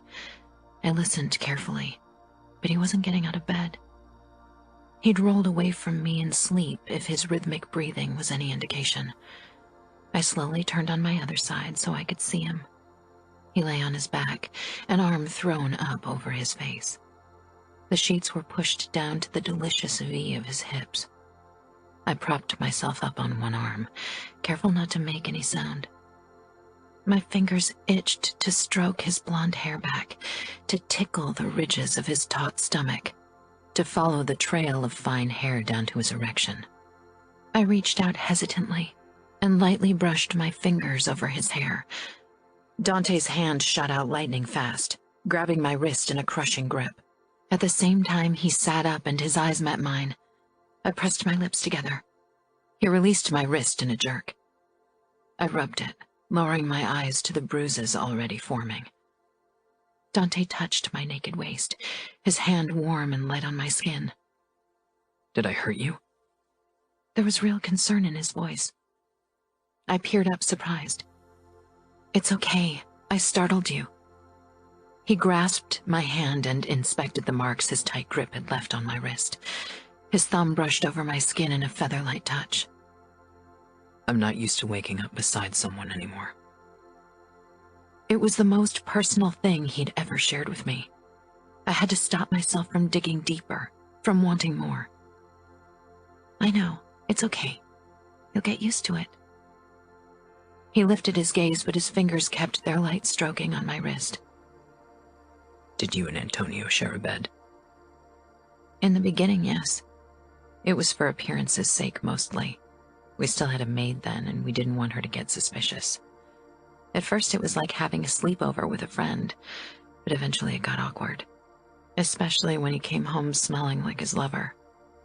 So he fired the maid and we started sleeping in separate rooms. His eyes lingered on my exposed breasts. I can't imagine a man looking at you and not wanting to have you for himself. I flushed with happiness, but I decided to keep the mood light, worried a more emotional response would make Dante retreat again. I think Antonio would have said the same about you. I think you might have been his type. Dante laughed and his entire face transformed. That's not something I want to think about. I smiled. I imagine you don't. I paused, curious. What would you do if one of your men came to you and admitted that he was gay? I would tell him to keep his disposition a secret and to fight it. It's not like people choose to be gay. They are gay or they aren't. You'd force your men to live a lie? They can live a lie, or they will have to live with the consequences. You would kill someone for who they love? Society may have come a long way, but the mafia is built on traditions, Valentina. If I declared I'd accept made men to be gay, all hell would break loose in the outfit. That would be one change I wouldn't be able to push through. I wouldn't kill someone for confiding in me, as long as they kept it a secret. I don't doubt that there are soldiers in the outfit who are attracted to men, but who've learned to restrain themselves. They are probably married and live a lie, but as long as they do, they are safe. We were still sitting close together, actually talking in bright daylight. I reached for Dante's chest, lightly brushing my fingertips over a long scar there. Dante gripped my wrist, gently this time, and pulled my hand away. He slid his legs out of bed and stood. I watched as he headed for the bathroom, completely naked, and yet encased by hundreds of invisible layers I could never penetrate. I dropped my hand in my lap. With a sigh, I got out of bed as well.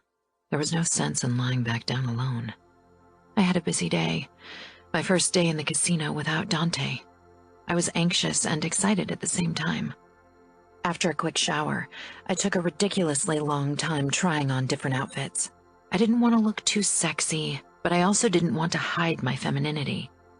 I knew those men, especially Raffaele, didn't like that a woman was now working with them, and worse, was their boss, and I had no intention of making this easier for them. They had to learn to deal with strong women, and if they couldn't, that was their problem. I chose a knee-length dark blue pencil skirt, matching slingback heels, and a white blouse with a round neck and long puff sleeves. After I'd tugged the hem of the blouse into my waistband, I put my hair up in a bun, letting a few wayward strands hang down. When I entered the dining room, it was deserted. I stopped in the doorway, letting my eyes rest on Dante's usual place. His newspaper was folded beside his empty plate. With a sigh, I headed for my own chair. The door opened and Gabby walked in, carrying a carafe with fresh orange juice and a coffee pot. She smiled brightly at me. "Good morning, Miss Valentina." She gave me an apologetic look, but I only smiled, happy to see a friendly face in the morning. "I hope you slept well?" My cheeks warmed. "Yes, thank you." She poured me coffee and orange juice. "Would you like some eggs or pancakes?" "No, I'll only have a croissant and some fruit." I gestured at the array of pastries and fruit in front of me. Gabby turned to leave. "Wait," I blurted, then flushed at how desperate I'd sounded. Gabby faced me with wide eyes, as if she worried she'd done something to offend me and would be punished. "Why don't you keep me company?" Gabby froze. "Only if you want to. I'd like to get to know you better." A shy grin spread on her face, but she didn't sit down. "You don't have to stand. Sit." I pulled out the chair beside mine. Gabby put down the carafe and the coffee pot before she lowered herself gingerly in the chair. "Have you had breakfast yet?" Gabby hesitated, then shook her head. "Then have a Danish. There's more than enough food for the two of us." I grabbed the basket and pushed it over to her. She took a chocolate croissant with a mumbled thanks, her cheeks turning red. I grabbed one for myself, took a bite, then followed it with a hot gulp of coffee. I wanted to give Gabby some time to get past her nervousness. "Where do you live? I've been wondering about this since you told me your story." "Oh, I live with Zita and her husband. They took me in shortly after I started working for Mr. Cavallaro." "Are they treating you well?" Whenever I saw Zita, she was glowering or frowning. She didn't seem like someone who should take care of a girl like Gabby, who'd gone through hell as a teen. Gabby nodded her head vehemently. "Yes, Zita is strict, but she treats me like family." She put the last crumb of croissant into her mouth and swallowed before saying, half embarrassed, "She's starting to warm to you. Zita always needs some time to get used to new people." "Really? She doesn't look like she's liking me any better." Gabby gave a small shrug. "I'm sure she'll change her mind soon." I couldn't help but like Gabby. She was kind. I peered at the watch around my wrist. I need to leave now. I want to be early on my first day at work. "Good luck," Gabby said, rising from her chair. "I think it's great that you want to work. You're the only woman of your status who doesn't only stay at home. I mean, there's nothing wrong with being just a wife. I briefly touched her shoulder to show her I wasn't offended, then followed her back into the staff area where Enzo was drinking coffee. He got up at once when he saw me. "You can finish your coffee, there's no rush," I told him. Despite my words, he picked up his cup and downed it in one swallow. Zita was throwing disapproving glances my way. I definitely couldn't see her warming up to me. She hadn't said anything yet except for a curt, "Good morning," but I could tell that she wanted to. "In my time, the wife of a capo would never have lowered herself to work," she muttered as she wiped the counters, which were already spotless. "Times change," I said simply. "The deceased mistress, may God rest her soul, was happy with the role of mistress of the house. She spent her days trying to make her husband happy and make sure he had a beautiful home." "Zita," Enzo said sharply, "that's enough." Zita pointed a finger at him. "Don't talk to me like that." "Maybe we should head out now," I said to Enzo. I didn't want them to fight because of me. He nodded, grabbed his gun holster from the chair, and we walked in silence toward the garage. "Thank you for speaking up for me," I said as we sat in the car.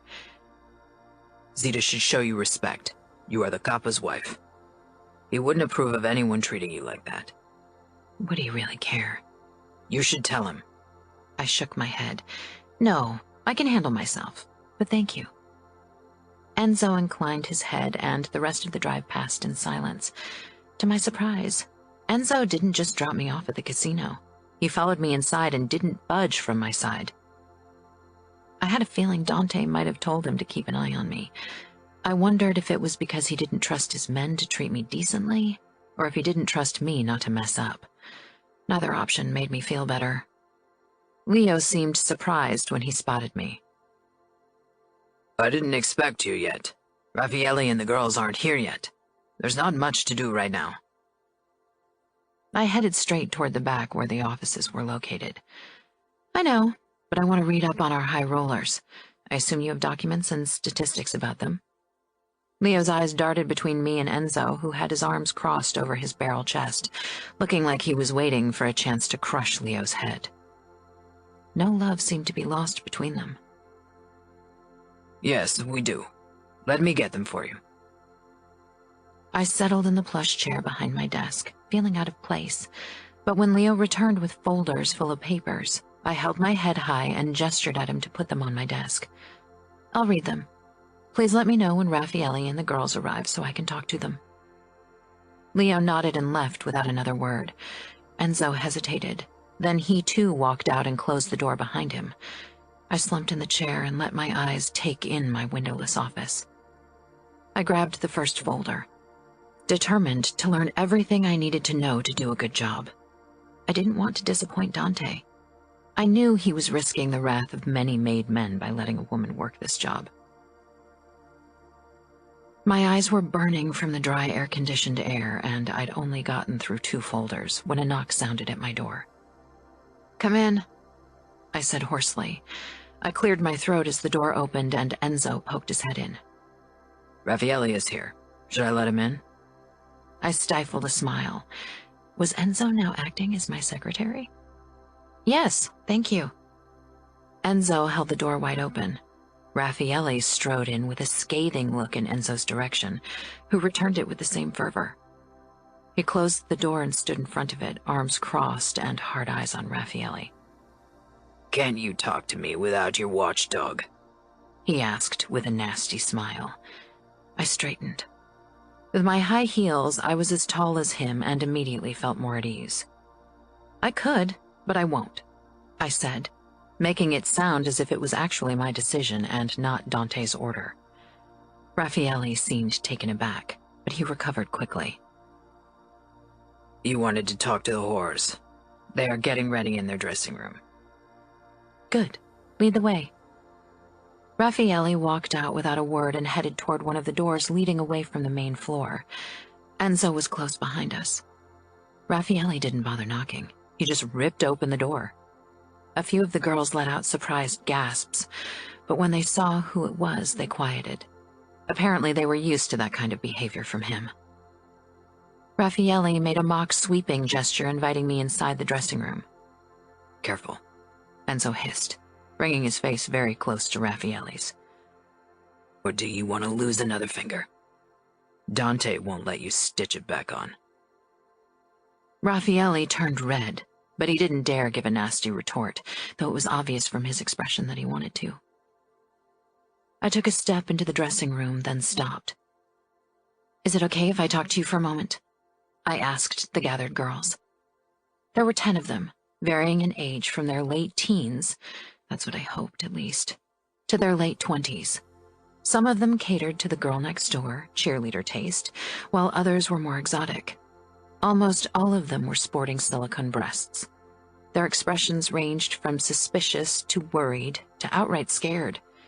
As if choreographed, their gazes sought Raffaele, silently looking for his permission. I could tell by the self-satisfied grin and the way he seemed to get bigger how much he enjoyed it. I want to have a word alone with the girls, I told him firmly. But... No but, I said at the same time as Enzo gripped Raffaele by the collar and shoved him outside, then followed after him and closed the door so I was alone with the girls. I turned my full attention to the women, who'd all stopped what they were doing and were watching me.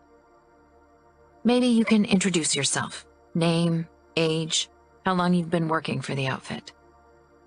I pointed at a petite Asian girl in the corner when it came clear that none of them wanted to start.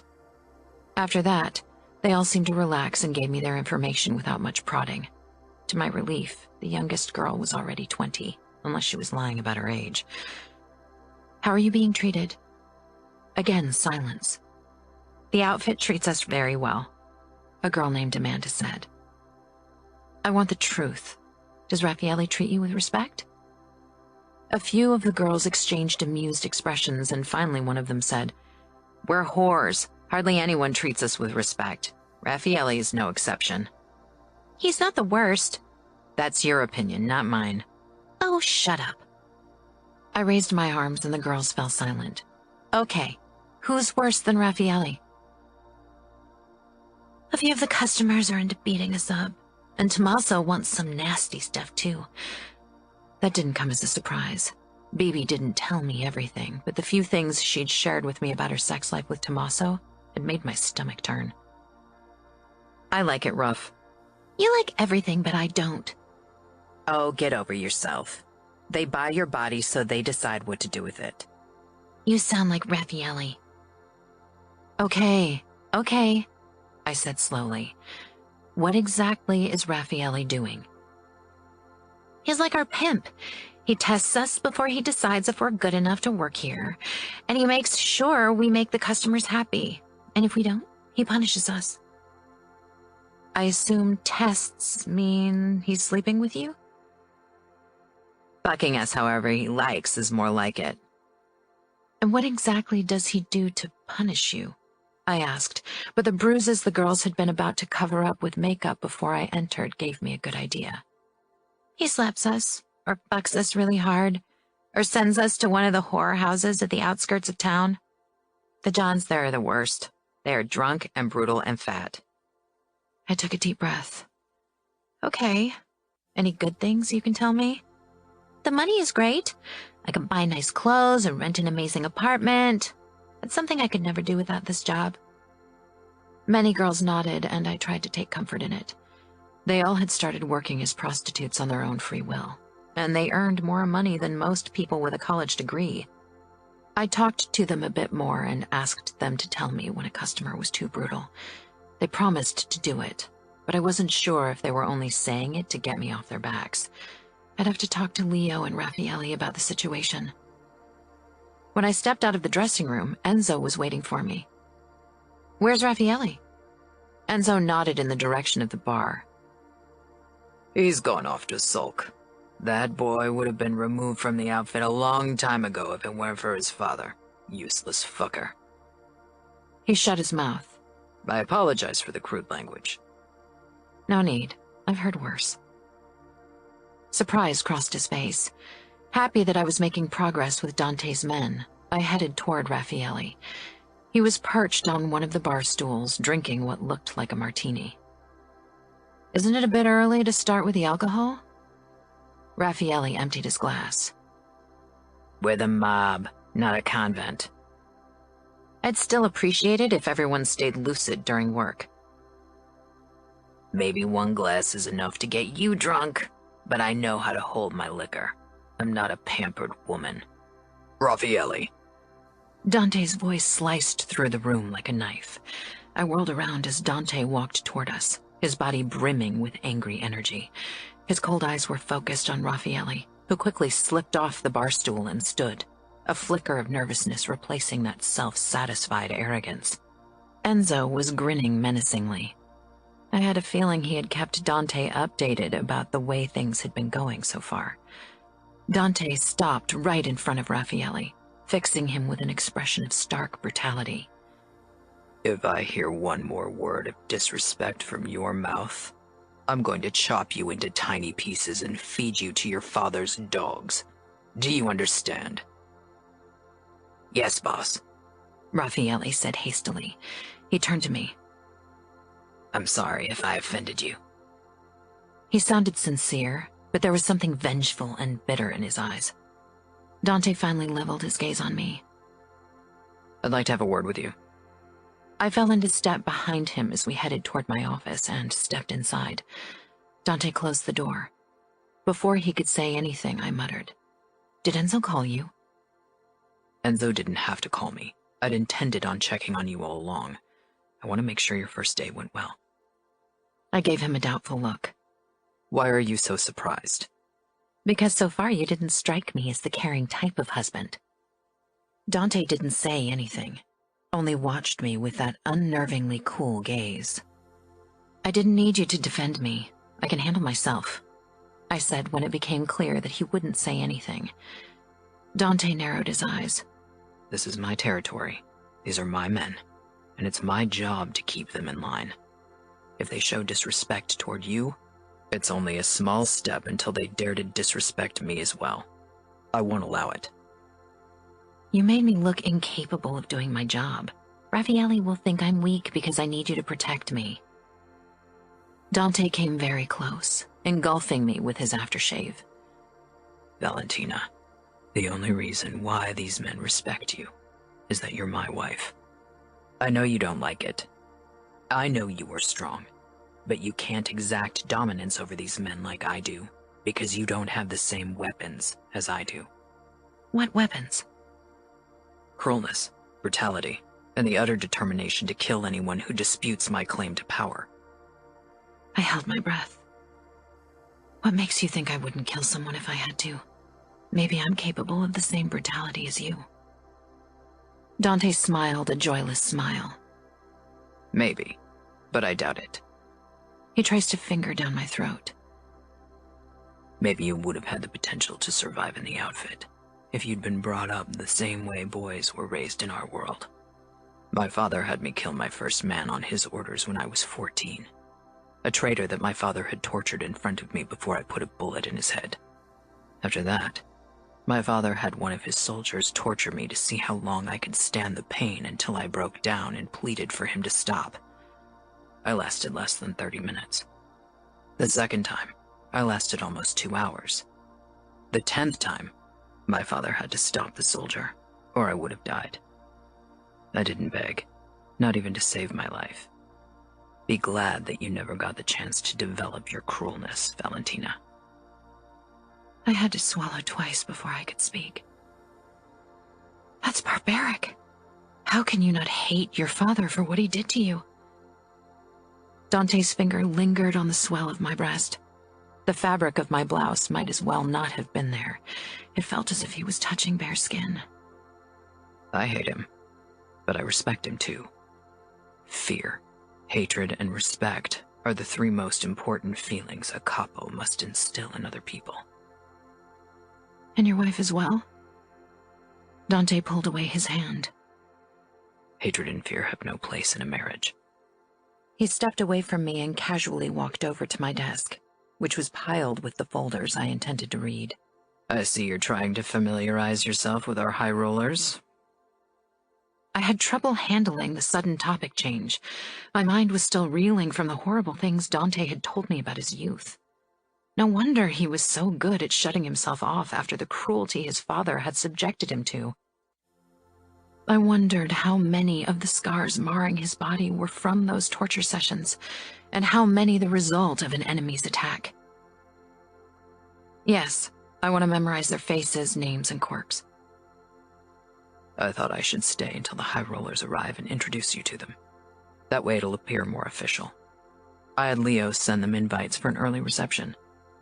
You'll have the chance to talk to them without the usual chaos of the casino, and they get the chance to gamble in private for a while. I was grateful to Dante for making sure things went smoothly for me. Of course, I realized at least part of it was because he liked things to be under his control. Thank you. He inclined his head, then looked at me for a moment longer before he checked his watch. Why don't you prepare yourself some more? The first High Rollers should arrive in 1 hour. I'll talk to Leo and make sure everything is set up for the reception. When he tried to walk past me, I put my hand on his arm to stop him. Then I stood on my tiptoes and kissed his cheek before I strode toward my desk and picked up a folder. After a moment, I heard the door open and close. 15 minutes before the reception was supposed to start, I headed toward the main floor where a few tables with glasses and ice buckets filled with champagne bottles had been set up. There was also a small buffet of canapes. Dante made his way toward me the moment he saw me, and his presence set me at ease. Soon, the first High Rollers arrived. Most of them were at least in their 50s. Old, rich men with expensive designer suits, tans from too many hours spent on the golf course, and smiles that spoke of overconfidence. These men thought the world was theirs for the taking, and yet I didn't miss the look of respect that crossed their eyes when they faced Dante. The way they shook his hand, you could tell they were trying to pay him deference. Dante always quickly turned their attention to me, introducing me as the new manager and his wife. The last part led to a wave of respectful compliments of my beauty. While I certainly didn't mind being praised for my appearance, it wasn't something that would help me keep the casino staff in check. I steered the conversation away from my looks and involved the men in small talk. Luckily, they let me, only too eager to share their stories about tricking the IRS, their achievements on the golf course, or the selection in their wine cellars, and it was obvious they were used to women hanging on their every word. I led them toward the roulette table, all smiles, and soon they began to throw away money with hardly a care, too busy bragging and impressing me. From the corner of my eye, I noticed Dante talking to Enzo before leaving the casino. I knew he was busy, but I wished he'd stayed a little longer. I didn't have much time for that thought, however. I had to be the perfect hostess for another group of high rollers eager to schmooze the wife of the capo. It was past midnight when things had progressed enough for me to take my leave.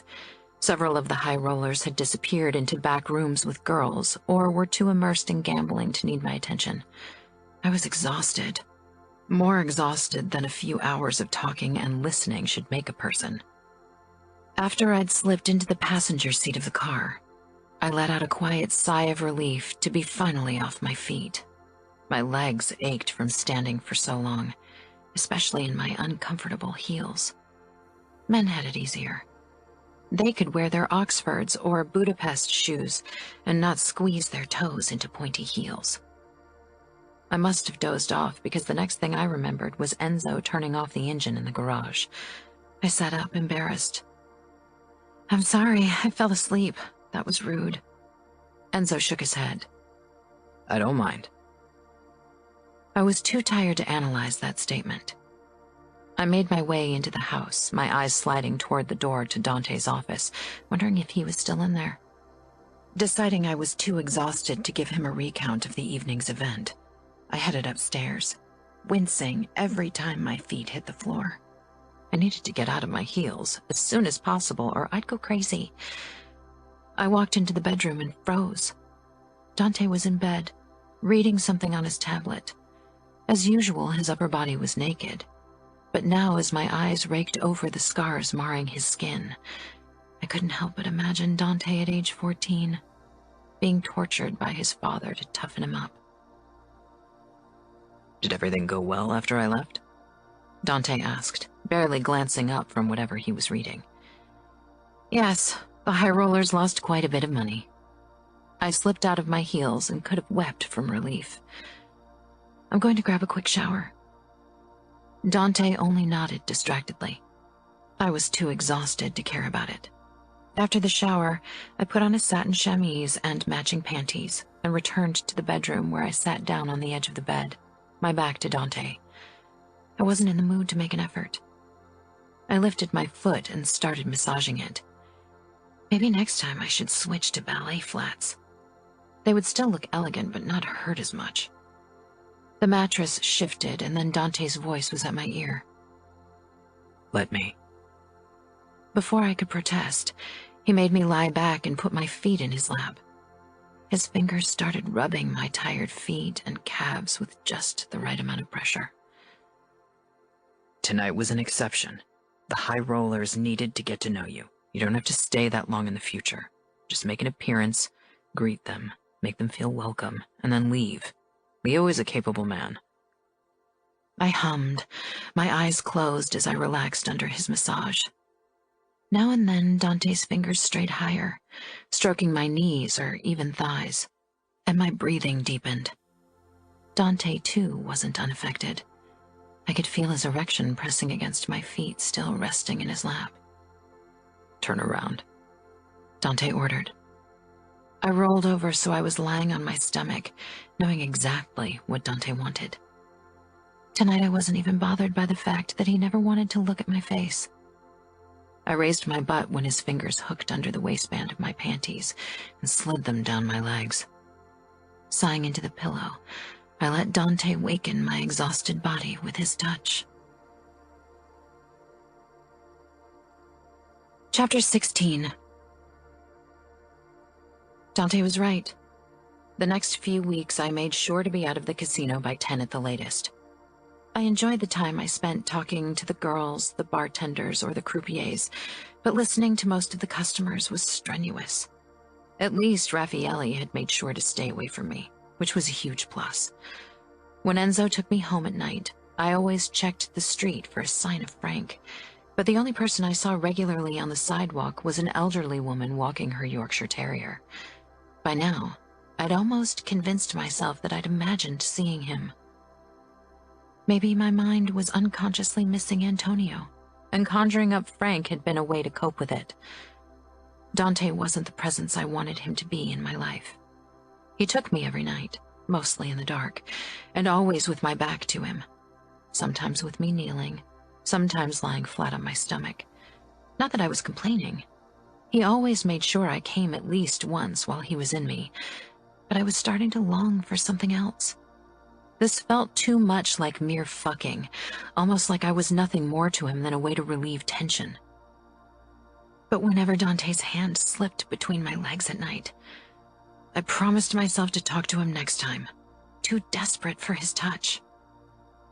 As usual, my eyes wandered over the sidewalk when Enzo steered the car through the gates to the house. But tonight I saw him again. Frank was strolling along the sidewalk across the street, trying to look as if he was only catching some fresh air. He wasn't succeeding. He looked suspicious to me, so I didn't dare to think how he would appear to Dante's guards. I would have to find a way to send him away. It was too risky for him to be here. I headed straight up to the guest bedroom that allowed me to view the street. But like last time, Frank seemed to have disappeared. My phone rang, and for a moment I was sure it was Frank. But he knew better than to call me. There was no saying who was tracking my calls, after all, and I'd changed my number a few months ago. The screen flashed with Bibiana's name. I picked up. "Hey, Bibi." "Val," Bibi said in a whisper. Her voice was shaking. She sounded terrified. "Can you come over?" I tensed, turning my back to the window. "What's wrong?" "Tommaso, She sniffed. "He was in a foul mood today." "What did he do? Is he still there?" "No, he left because of a meeting with Raffaele, but he'll be back soon. Can you come over? I'm scared of what he'll do when he comes back. My eyes darted to the clock that said it was almost 9. I'll be there in 10 minutes, BB. I rushed out of the guest bedroom and down the stairs. I wasn't sure where Enzo was. It probably would have been easy to find him, but I wasn't in the mood to explain myself. Instead, I grabbed the keys from the hook in the garage and took the SUV. Before the doors had glided up all the way, I pressed the gas and shot out of the garage, the car roof missing the bottom of the door by inches. I slowed only as I waited for the gate to part for me. Dante would be furious. As I turned around the corner at the end of the street, I spotted a familiar back and hit the brakes. Frank jumped and threw a panicked look over his shoulder. He had his phone pressed against his ear, but ended the call when he saw me. I checked our surroundings before I rolled down the window and gestured for him to come closer. "What are you doing here?" He crept closer, eyes darting around nervously. I understood his anxiety all too well. He was risking too much by being here. "I need to talk to you in private." I frowned. About what? About Antonio, about the outfit, about everything. I checked the rearview mirror again. I can't talk right now. Meet me tomorrow around 5:30. I explained the way to the street where the storehouse was that hid the casino, but didn't tell him what was inside. That's where one of the underground casinos is, right? I stared. Antonio had told him? Damn it! Why couldn't Frank have stayed away? We'll talk tomorrow. I let the window slide back up and pulled away. Nobody seemed to have followed me, or at least I didn't see anyone. I hoped I could sneak out of the casino tomorrow undetected. I needed to clear things up with Frank, but what if he really wanted to blackmail me somehow? I knew he'd leave me no choice but to tell Dante about it if he did. Why did today have to turn into such a mess? It took me less than 10 minutes to arrive at BB's house. As always, a guard was sitting in a car in front of it. He gave me a curt nod when he saw me getting out of the car. I almost ran toward the door, but BB opened it before I even got the chance to ring the bell. I had to stifle a gasp when I saw her face. Her lower lip was busted open, and dried blood stuck to her lower chin and her shirt. A bruise was already forming on her left cheek, and the eye above it was starting to swell shut. She ushered me in, then quickly shut the door. Before I had time to say something, she threw herself into my arms. I embraced her, but she winced when I touched her ribs, and I loosened my hold on her. I pulled back to look at her face. "Why did he beat you up?" BB shrugged, then winced. I didn't even want to know what her body looked like under her clothes. Finger marks bloomed bluish red on her throat and her collarbone. "He's been in a foul mood all day, and when I told him I still wasn't pregnant, he lost it." Something ticked at the back of my mind, but I pushed it aside for now. Maybe it's his fault. Maybe the old fool is infertile, I muttered. I didn't like the word hate, or the sentiment behind it. Hate always led to more hate, but I definitely hated Tommaso. Dante wasn't sure I was capable of taking another person's life, but I was. He can't be. He got a few of the whores in Club Palermo pregnant. My eyes widened.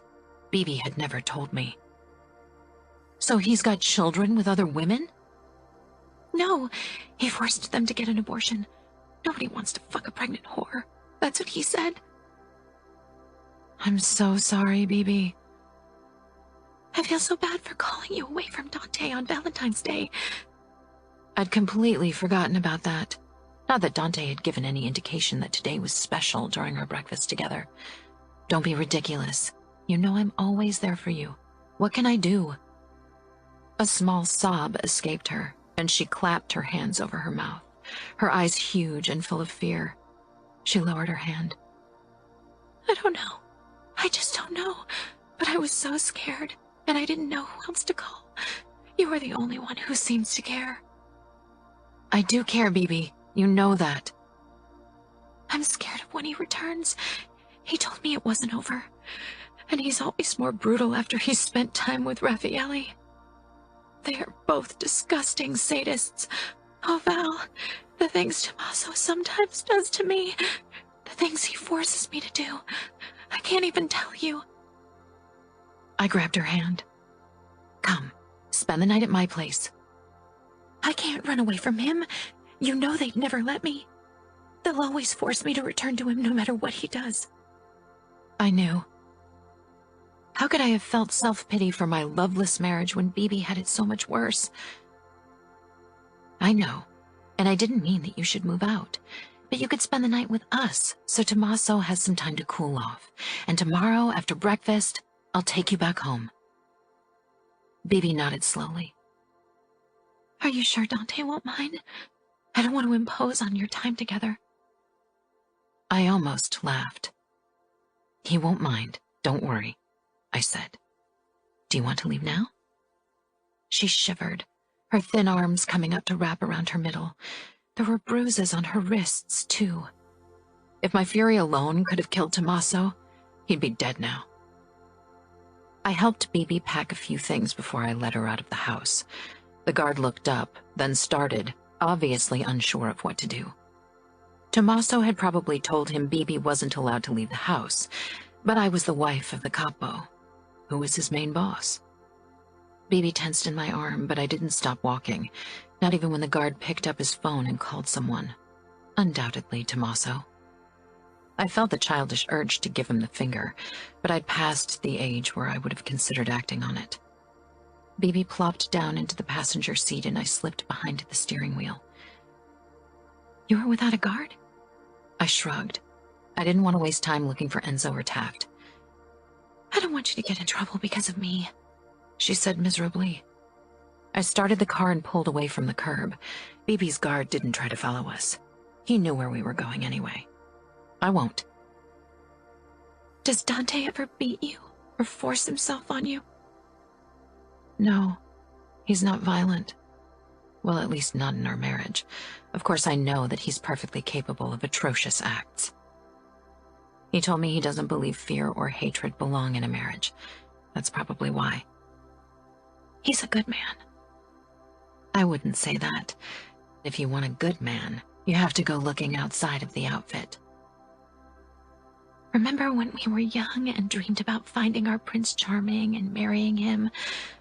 I was obsessed with Disney princes. They were all so gallant and good. I smiled at the memory. We were young and stupid. I'd give everything to be that clueless again, if only for a few hours. Yeah. It was almost 10 when we finally stepped into my home. Do you want to grab something to eat, or would you like to try to get some sleep? I'm not really hungry, Bibi said hesitantly. But I don't think I can fall asleep right now. We could sit in the library and talk a bit, or I could run you a bath so you can relax. I think I'd rather talk. I don't want to be alone.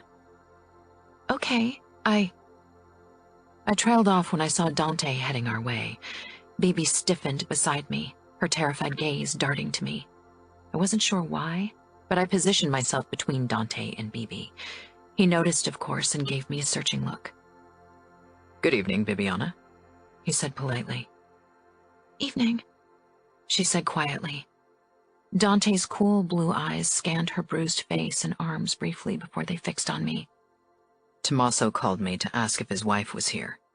He said you'd picked her up at their house without his permission. His permission? I hissed. She's not a dog. I don't need to ask him permission for anything. That's what I told him, Dante said calmly, startling me. You did? Bibi watched us with wide eyes. Of course, you are my wife. If you want to have a word with one of the wives of my soldiers, you have every right to do so. We both knew that wasn't the reason why Bibi was here. Dante wasn't blind. I hoped he could see how grateful I was for his support. So he's okay with her staying the night? I didn't know that's what you'd planned, as you didn't inform me, he said simply. I could hear the hint of a reprimand in his tone. He knew I'd left without a guard. Again. I didn't have the time, I said, but I think Bibi should stay here so Tommaso can calm down. If he comes here and asks for her, it would be against our traditions to deny him. She is his wife. Bibi nodded. He's right. I shouldn't have come. The defeat in her eyes and voice almost brought me to my knees. I shot Dante a pleading look. Dante pulled his phone from his pocket and pressed it against his ear. After 2 rings, I could hear a deep voice on the other end, but couldn't hear the words. Yes, Tommaso. I want you to accompany Raffaele when he checks out the new goods. I trust your judgment, and Club Palermo could use fresh blood. I want your report tomorrow. Dante listening to something Tommaso said. My wife and Bibiana have plans. Don't worry, she's safe here. I'll have my driver take her home tomorrow. Dante lowered the phone and put it back in his pocket. Thank you, Bibi said in a shaky voice. I stayed silent, overwhelmed by Dante's kindness. You realize I sent your husband out to sleep with our new prostitutes, but I suppose you don't mind. No, I don't. I'm waiting for the day when he finally finds a mistress he prefers to me. Bibi clapped her hand over her mouth, obviously shocked by her own words. Dante inclined his head. I understand, but you should be more careful what you say in public. Bibi gave a submissive nod, then his eyes found mine. I tried to send him all the gratitude I was capable of with that one gaze. I was quite sure he could see it. I'll return to my work. I'm sure you and Bibiana have a lot to talk about. He turned around and strode back to his office, disappearing from her view. I linked arms with Bibi, who was gaping at me. I can't believe he did that for you. He must really care about you. He tried to help you. He saw your bruises. Bibi laughed. He did it for you. It was written all over his face. She paused, then quickly added, Not that I mind. I'm just glad that he got rid of Tommaso for now. Come on. Let's go into the living room. I'll put in a movie and we'll have a glass of wine. You deserve it. Do you need some Tylenol with it? Bibi grimaced. Yes, please. I feel sore. I think Tommaso bruised my ribs. That was the last mention of what had happened with Tommaso today. We spent the rest of the night remembering our childhood and teenage years, laughing and getting drunk. I regretted last night's wine the next morning when a splitting headache woke me from sleep. I sat up, groaning. Pressing a palm against my forehead, I took a few deep breaths, hoping it would help with the nausea. Something caught my eye. A small parcel lay on Dante's side of the bed. I snatched the card, propped up against the parcel. I would have given this to you last night, but I didn't want to wake you. Was written in neat script on the card. Delighted, I grabbed the present and unwrapped it. Inside the small velvet box rested a delicate white gold necklace with an emerald pendant. I stumbled out of bed and hurried toward my vanity, holding it up against my eyes. The emerald had almost exactly the same color. That couldn't have been a coincidence. I sank down on the chair and fastened the necklace around my neck with shaking hands. I probably wouldn't have gone to work at all that day. Leo could take care of everything without me, if I hadn't told Frank to meet me there. After we dropped Bibiana off at her house, and I'd made her promise to call me the moment Tommaso was home, Enzo drove us to the casino and we went inside as we always did. Luckily for me, Raffaele was screaming at one of the girls, which wasn't a one-time thing either, but today it was the distraction I needed. I turned to Enzo. Could you please have a private word with Raffaele and make it clear that I don't appreciate him manhandling our girls? Enzo looked only too eager to comply. He headed straight for Raffaele and shoved him into one of the private rooms. Leo was making a beeline for me, but I shook my head and told him that I was busy. He seemed confused, but didn't try to stop me when I stepped into the elevator. Guilt almost stopped me in my tracks a couple of times. My secret meeting with Frank could be construed as a betrayal of Dante's trust. After this morning's considerate gift, the idea of going against him like that made me feel even worse. He seemed willing to try, and I was risking it all because of Frank. 3 minutes later, I hastened away from the storehouse. I glanced around my surroundings nervously, not only because I worried about being followed, but also because this was a deserted and creepy area. It was already getting dark, which didn't help my anxiety at all. At least I was wearing ballet flats so I could run if someone attacked me. In the distance, leaning against the wall of another empty warehouse, I could make out a tall figure. I hurried toward him, then slowed because it was hard to make out much. "Frank?" I whispered. "Is that you?" He took a step away from the wall, looking as nervous as I felt. "Hey, Valentina." I bridged the remaining distance between us. "What's going on? Why do you keep showing up in front of my home? Do you want the outfit to find out about you?" Frank rubbed his hair, his eyes darting around. "Of course not." His obvious nervousness was making me anxious in turn. "I need to talk to you." "Then talk. I don't have much time. Don't you realize what kind of risk we're taking by talking right now?" "I think it's dangerous that you agreed to marry Dante Cavallaro." I was taken aback. That wasn't what I'd expected when he told me he wanted to talk. "Why do you care? Your connection to the outfit died with Antonio."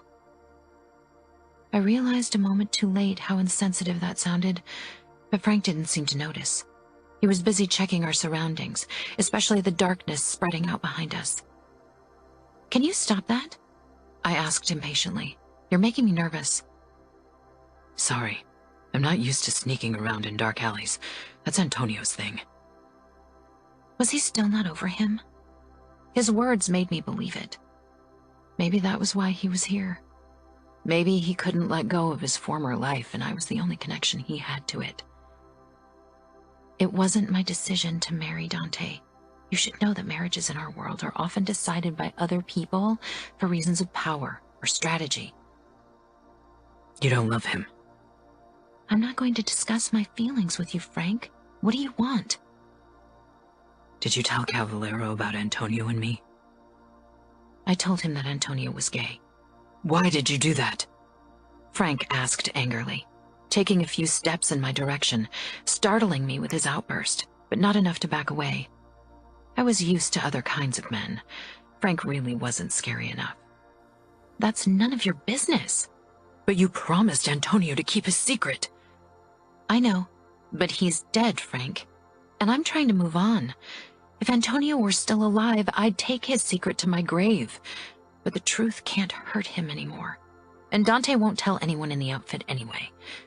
"He won't?" Frank asked hopefully. "What about me? You didn't tell him my name."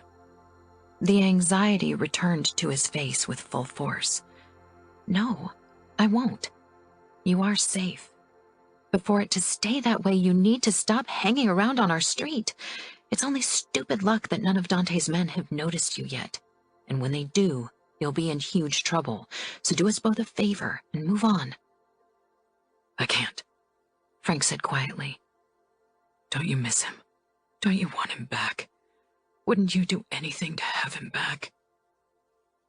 "You should really leave. This doesn't get us anywhere. I promise you are safe."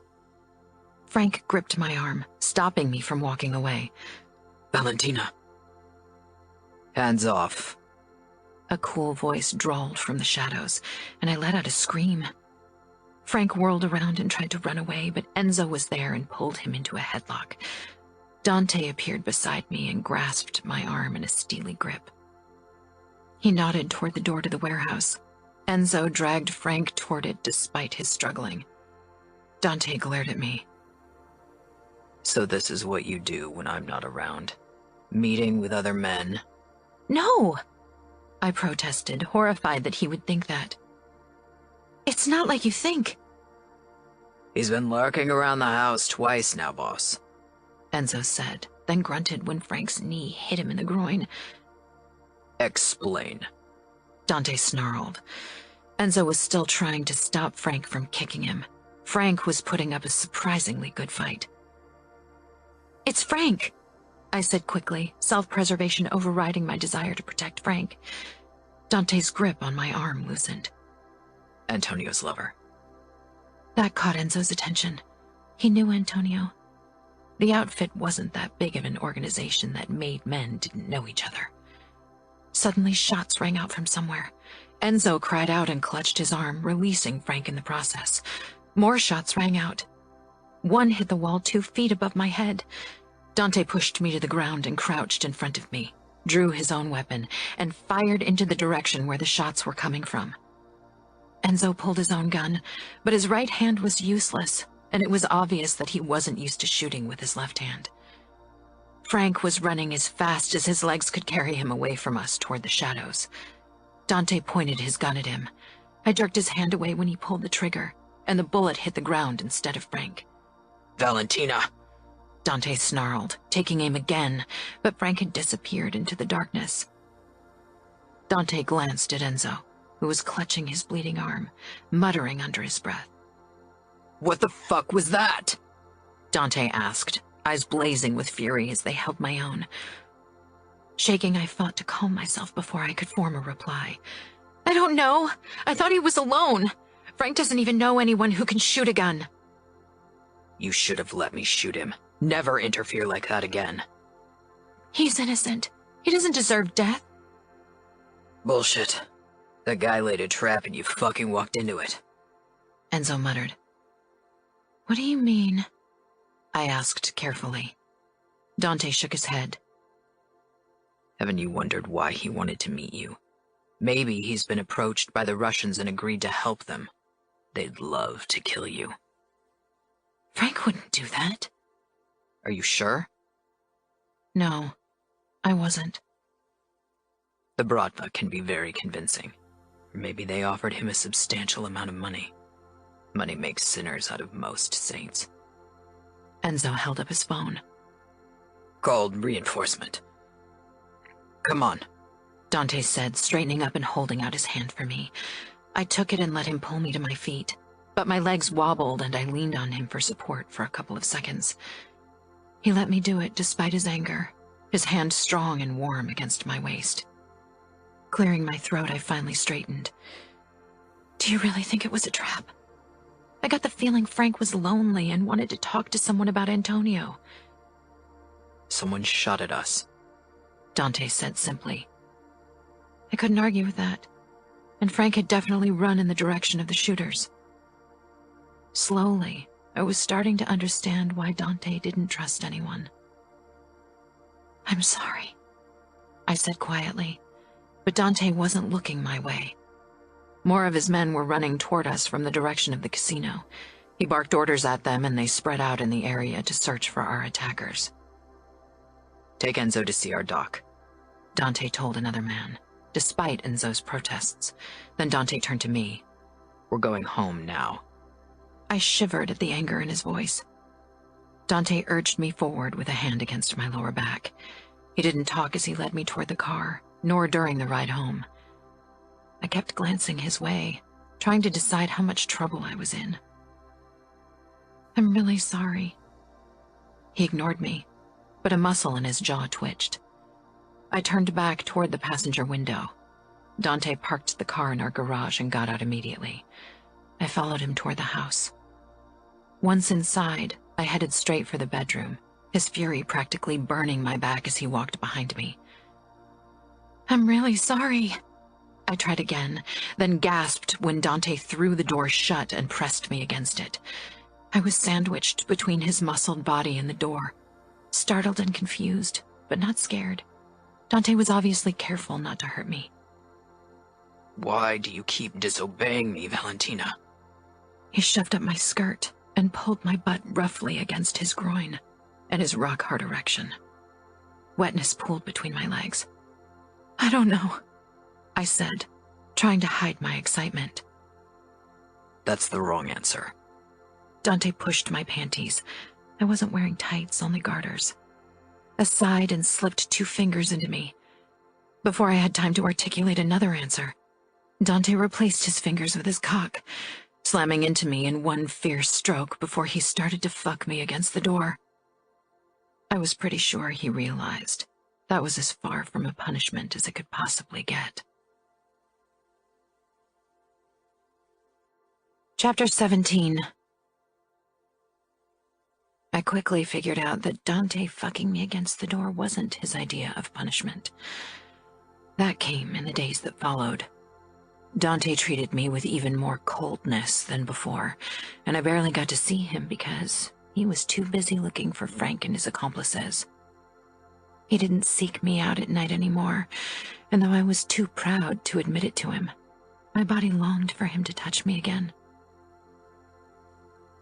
One afternoon, about 1 week after my messed-up meeting with Frank, I encountered Rocco Scuderi in the lobby of our house.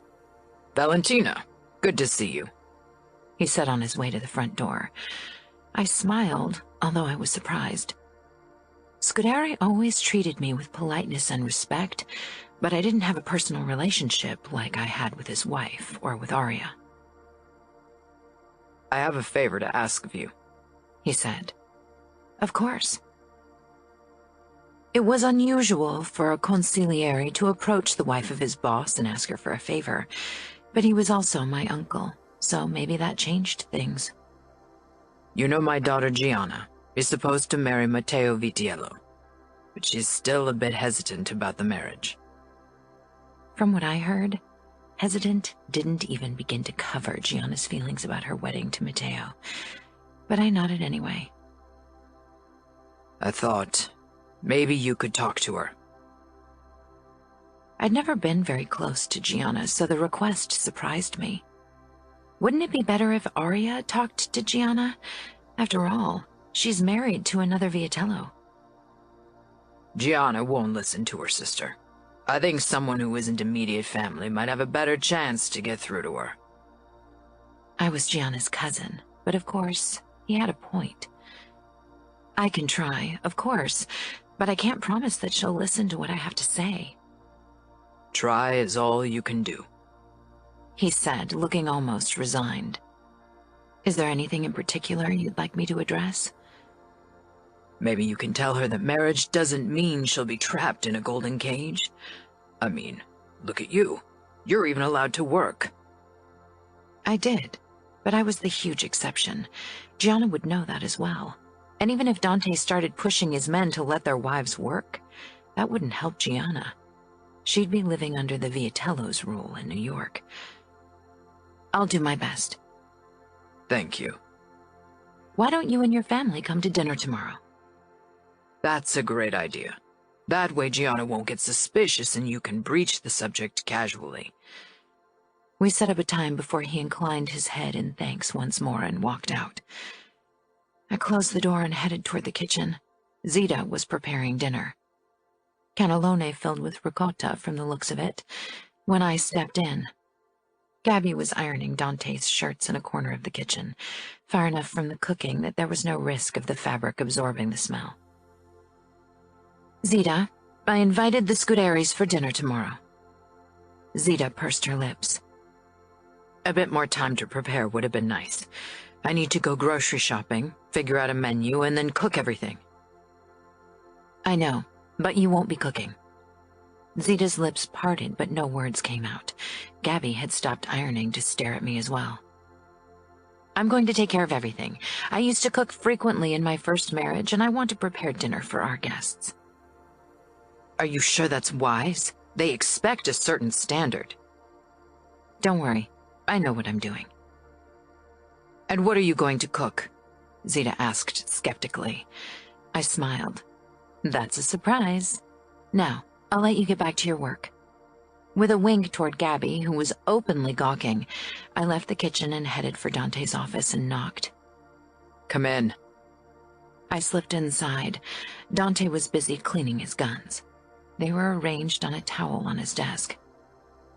"I invited Rocco Scuderi and his family for dinner tomorrow night. I hope that's all right with you." He barely spared me a look. He was obviously still angry with me. "I assume this is so you can talk with his daughter Gianna?" He asked you first, didn't he? "I'm your husband. Rocco wanted to make sure it was okay to approach you." Sometimes their unwritten rules and traditions drove me up the wall. "Of course." "Don't forget to tell Zita and Gabby so they can prepare everything for our guests. He rubbed a spot of grease at the barrel of his gun. I already did, but I will cook dinner myself. That made him raise his eyes, surprise flickering across his face. You can cook? Yes, I used to cook often in my first marriage, I said, and that was obviously the wrong thing to say because Dante's expression darkened again.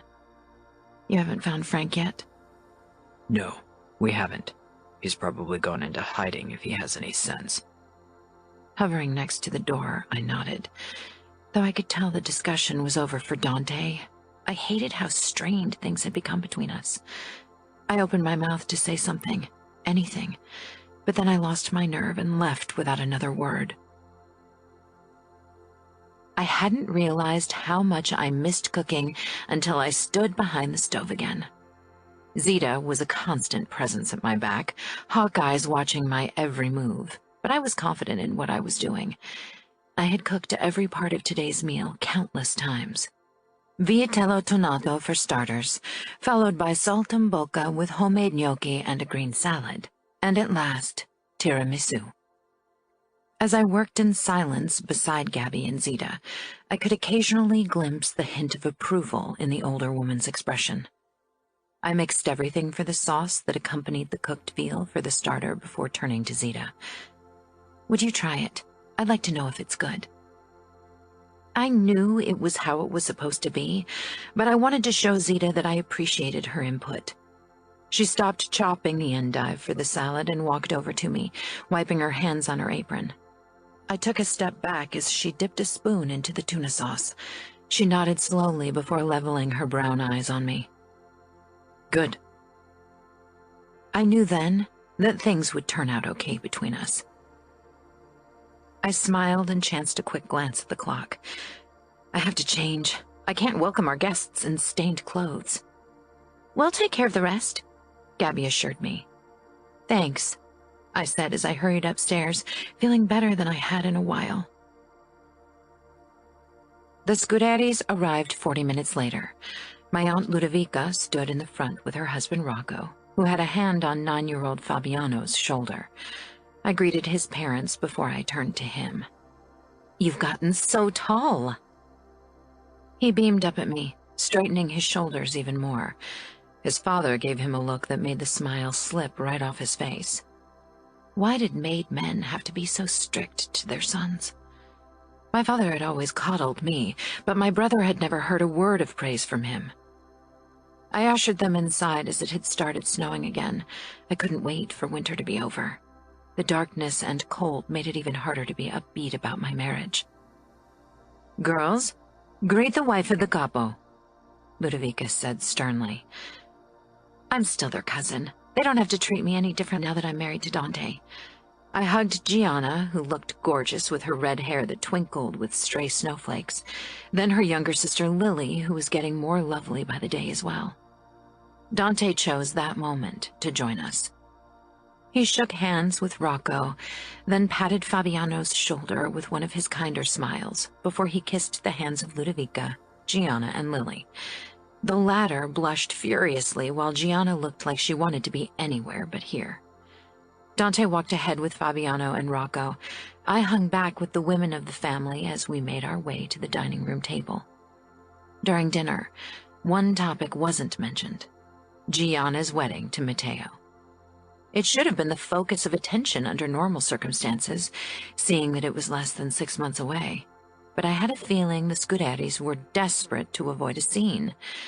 After I'd received my fair share of praise for the first 2 courses, I rose and turned to Gianna, who was staring down at the table with a frown. Will you help me with dessert, Gianna? Her head shot up, suspicion written plainly across her face, but she knew that manners dictated she must agree.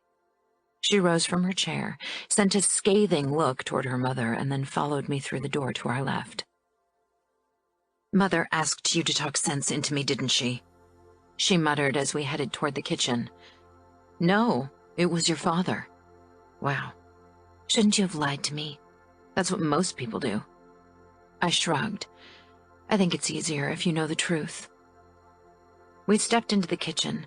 Zita was cutting the tiramisu into squares and setting them on plates, while Gabby decorated them with fruit. "We'll take over from here," I told them. They seemed to understand. With a small bow toward Gianna, they slipped away toward their staff room. I grabbed the spatula and heaved another piece of tiramisu on a plate, then motioned at Gianna to spread raspberries, strawberries, slices of mango, and starfruit around it. "So talk," Gianna said. "I know you don't want to marry Matteo." Gianna snorted. "I'd rather chop my fingers off and eat them." I gave her a look. All women in our world face the same problem as you do. Very few are lucky enough to choose their husband. An arranged marriage doesn't necessarily have to be a bad thing. "Why? Because love can grow over time?" Gianna said, in what I assumed was an imitation of her mother's voice. "Yes, that's an option." Gianna glared. "Come on. I'm not blind. Don't tell me there's love between you and Dante. You act like fucking strangers." She snapped her mouth shut. That was rude. It was, but I couldn't blame her for speaking her mind and the truth. We haven't been married for very long. Shouldn't 2 months be enough to know if you can stand someone or not? I knew after my first encounter with Matteo that I didn't like that arrogant asshole. I put down the spatula and leaned against the counter. What about Arya and Luca? She seems happy with her arranged marriage. Arya is a pushover. If it had been me who had to marry Luca, either he or I would be dead by now, and Matteo is just as bad. Arya made the best out of a situation she couldn't escape. That's all we can do. No, it's not. She could have escaped if she'd been braver. I paused. Was she saying what I think she was saying? Nobody escapes the mob.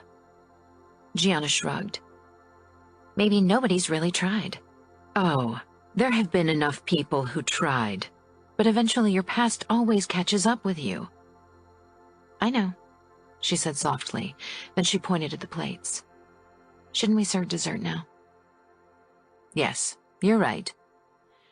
We loaded our arms with plates and returned to the dining room. Gianna's parents cast hopeful glances my way. Dante eyed Gianna, then met my gaze. He seemed to know what the Scuderies didn't. Nobody could get through to Gianna. Her words about Dante and me kept bothering me the rest of the evening. It made me realize just how far my marriage with Dante was from the relationship I longed for. That evening, I decided to help Gabby and Zita wash the dishes, desperate to keep busy. We were almost done when Dante walked in, eyes taking in the scene before him without emotion. I was up to my elbows in dishwater. You can go home, he told Zita and Gabby, who didn't need to be told twice. They quickly took their leave. I withdrew my arms from the wash water and took the dish towel Dante held out to me. Thank you. You are a great cook. I chanced to glance at him, wondering if he'd come here to tell me that. I'm glad you enjoyed dinner. He nodded. I blew a strand of hair out of my face, then stretched my tired muscles. Dante's eyes scanned my body. I became acutely aware of how close we were and how long it had been since we'd had sex. Had he changed his mind? I take it your conversation with Gianna didn't go well. I sighed. Of course it didn't. How can I possibly convince Gianna that an arranged marriage won't make her miserable? I'm the last person she would listen to. Dante smiled tersely. You are right. He took a step. I'll get back to work then. I didn't try to stop him. Maybe a few weeks ago I would have made an attempt at seduction, but today I lacked the energy. I slumped against the counter as I watched Dante stride out of the kitchen. Chapter 18. I peered at the clock again. It was past midnight, but I couldn't sleep. I longed for Dante's closeness, for his touch. It had been more than a week since the dinner with the Scuderies, and 2 weeks since Frank had run off and Dante had fucked me. God, I missed him. I slipped out of bed and left the room, not bothering to put on a bathrobe. It was dark in the corridor. I felt my way toward the staircase, then slowly descended it. At the end of the hall, light spilled out from under Dante's office door. I knocked, then entered without waiting for a reply. Tonight, I would take what I wanted. The silent treatment was over. Dante sat in his leather chair behind the desk. His hair was disheveled, as if he'd run his hand through it repeatedly. He'd thrown his jacket and vest over the sofa, unbuttoned the top 2 buttons of his white shirt, and rolled up his sleeves, revealing his strong arms. He hadn't bothered to remove his gun holster. He was staring at something on his laptop, but glanced up when I stepped in. He looked tired. Is something wrong? His voice was gravelly from disuse, almost growly, and made me even more determined to distract him from his work and lure him upstairs. His blue eyes took in my skimpy silk nightgown as I walked toward him. "I was just wondering when you'd come to bed," I said casually as I walked around his desk and stopped beside him. He leaned back in his chair, eyes flitting between my naked legs and my face. A couple of months ago, I wouldn't have recognized the look in his eyes, but now I knew it was desire. Maybe he shut himself off emotionally, but my body definitely got his attention. I must have caught him at a good time, too tired to keep up his disinterested act. Las Vegas contacted me. They want a meeting. I nodded, but I had something very different in mind than a conversation about mob business. I reached out for his laptop and shut it. Dante raised his eyebrows. Valentina, I really need to. He trailed off when I leaned over him and slowly knelt down, running my hands over his thighs. I began massaging them as I looked up at Dante with big eyes. "Can't the work wait?" Dante's eyes darkened with lust. A bulge was slowly forming in his black pants as he regarded me, and I had to stifle a smile. What do you have in mind? He asked matter-of-factly, trying to appear unaffected. Of course, the hard-on straining against his pants betrayed him. I cupped his erection through the fabric. "I don't know." Dante smiled darkly. I doubt that. He reached for his zipper and dragged it down. Then he pulled out his hard cock. He stroked it a few times, running the thumb over the tip already leaking pre-cum, before he traced my mouth with his thumb.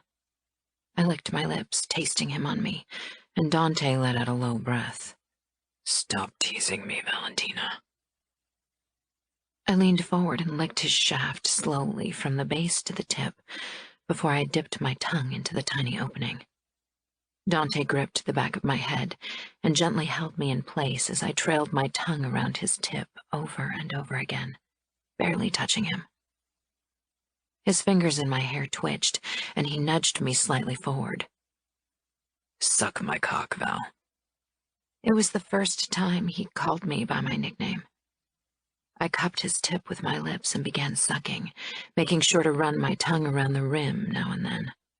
Dante watched me through hooded eyes as he massaged my scalp. I took him deeper, and then started bobbing my head up and down how he liked it. Dante's eyes never left me. He bucked his hips and tightened his grip on my head as I sucked him harder. I'm coming, he said in warning. I felt him tense as his climax overwhelmed him. His cock jerked and he erupted in my mouth. I tried to swallow while keeping up my sucking. Dante groaned, still rocking his hips and his hooded eyes fixed on me. These were the moments he allowed me the occasional glimpse behind his guarded mask. I could feel him softening in my mouth, and I released him from my lips. A defiant part in me wanted to ask him if that meant he'd forgiven me for the mess with Frank, but the reasonable side of me won. Dante dropped his hand from my head and went limp, squeezing his eyes shut. I quickly wiped my mouth while he wasn't watching and checked my décolleté for stains. My own arousal was throbbing between my legs. Dante shifted, drawing my attention back to him. He stared at me with an unreadable expression until I started to feel self-conscious. I stood, but Dante did the same, towering over me in his posh white dress shirt, gun holster, and half-open dress pants. I searched his eyes, but as usual, I couldn't read him. He cupped my neck and crashed his mouth against mine. I gasped in surprise, and his tongue slid in. He used his body to back me up until my legs bumped into the edge of his desk. He gripped my hips, hoisted me on top of the cool surface, and stepped between my legs, still possessing me with his mouth and tongue, making my legs go numb and my heart slam against my ribcage. God, Dante could kiss. I wished he'd do it more often. He grasped my shoulders, stopped kissing me, and eased me down until I lay flat on his desk. I stared up at him, forcing myself to lie still and let him admire me, when all I wanted to do was rip the buttons off his shirt and have him inside me. Dante seemed to know what I wanted.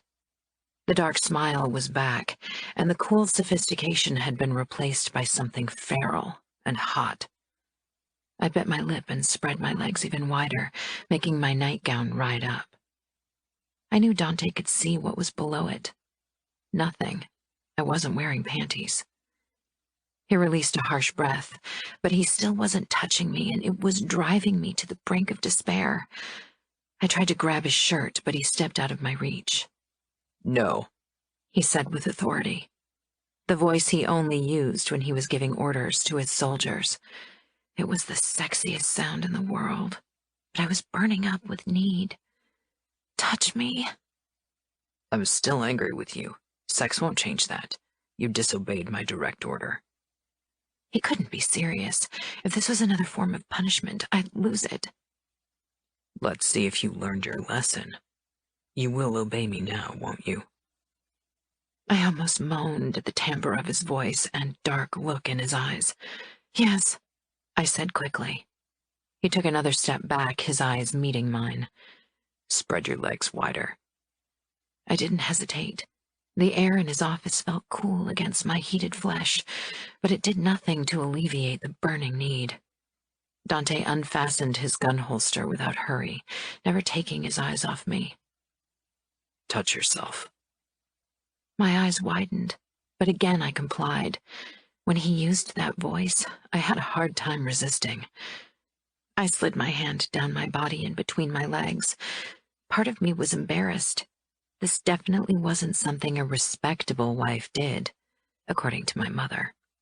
But the bigger part enjoyed the way Dante's eyes darkened as he watched my fingers slip between my folds, and the way his lips parted. He let the gun holster drop to the floor with a clunk. He was growing hard again as he watched my fingers draw small circles over my clit. Put a finger into your pussy. I shook with arousal as I followed his order. I dipped my index finger into my hot core. A muscle in Dante's cheek flexed, and his cock was standing to attention. I could see how much he wanted to touch me, to fuck me. But Dante was nothing if not in control of himself and others. He stepped between my legs, gripped my wrists, and I slid my finger out of my tight channel, hoping he'd do it for me now. No, he growled. Keep fucking yourself with your finger. How could he sound so dangerous and sexy at the same time? How could that cold man say such naughty things with the utmost authority? I pushed my finger back into myself, even though my clit practically screamed for attention. Dante stared down at me, his jaw tense. He pushed the top of my nightgown down, revealing my breasts. My nipples hardened from the cold and Dante's piercing gaze. He took my nipples between his forefingers and thumb and started rolling them back and forth. I arched my back, but didn't stop fingering myself. I reached for Dante's shirt, but he pinched my nipples in warning. No, he rasped. I bucked my hips at the sensations rocking through my body.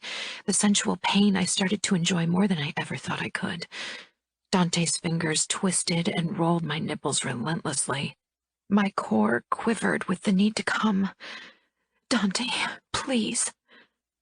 He fixed me with a stare. Then he released one of my breasts and gripped my arm, stopping me from touching myself further.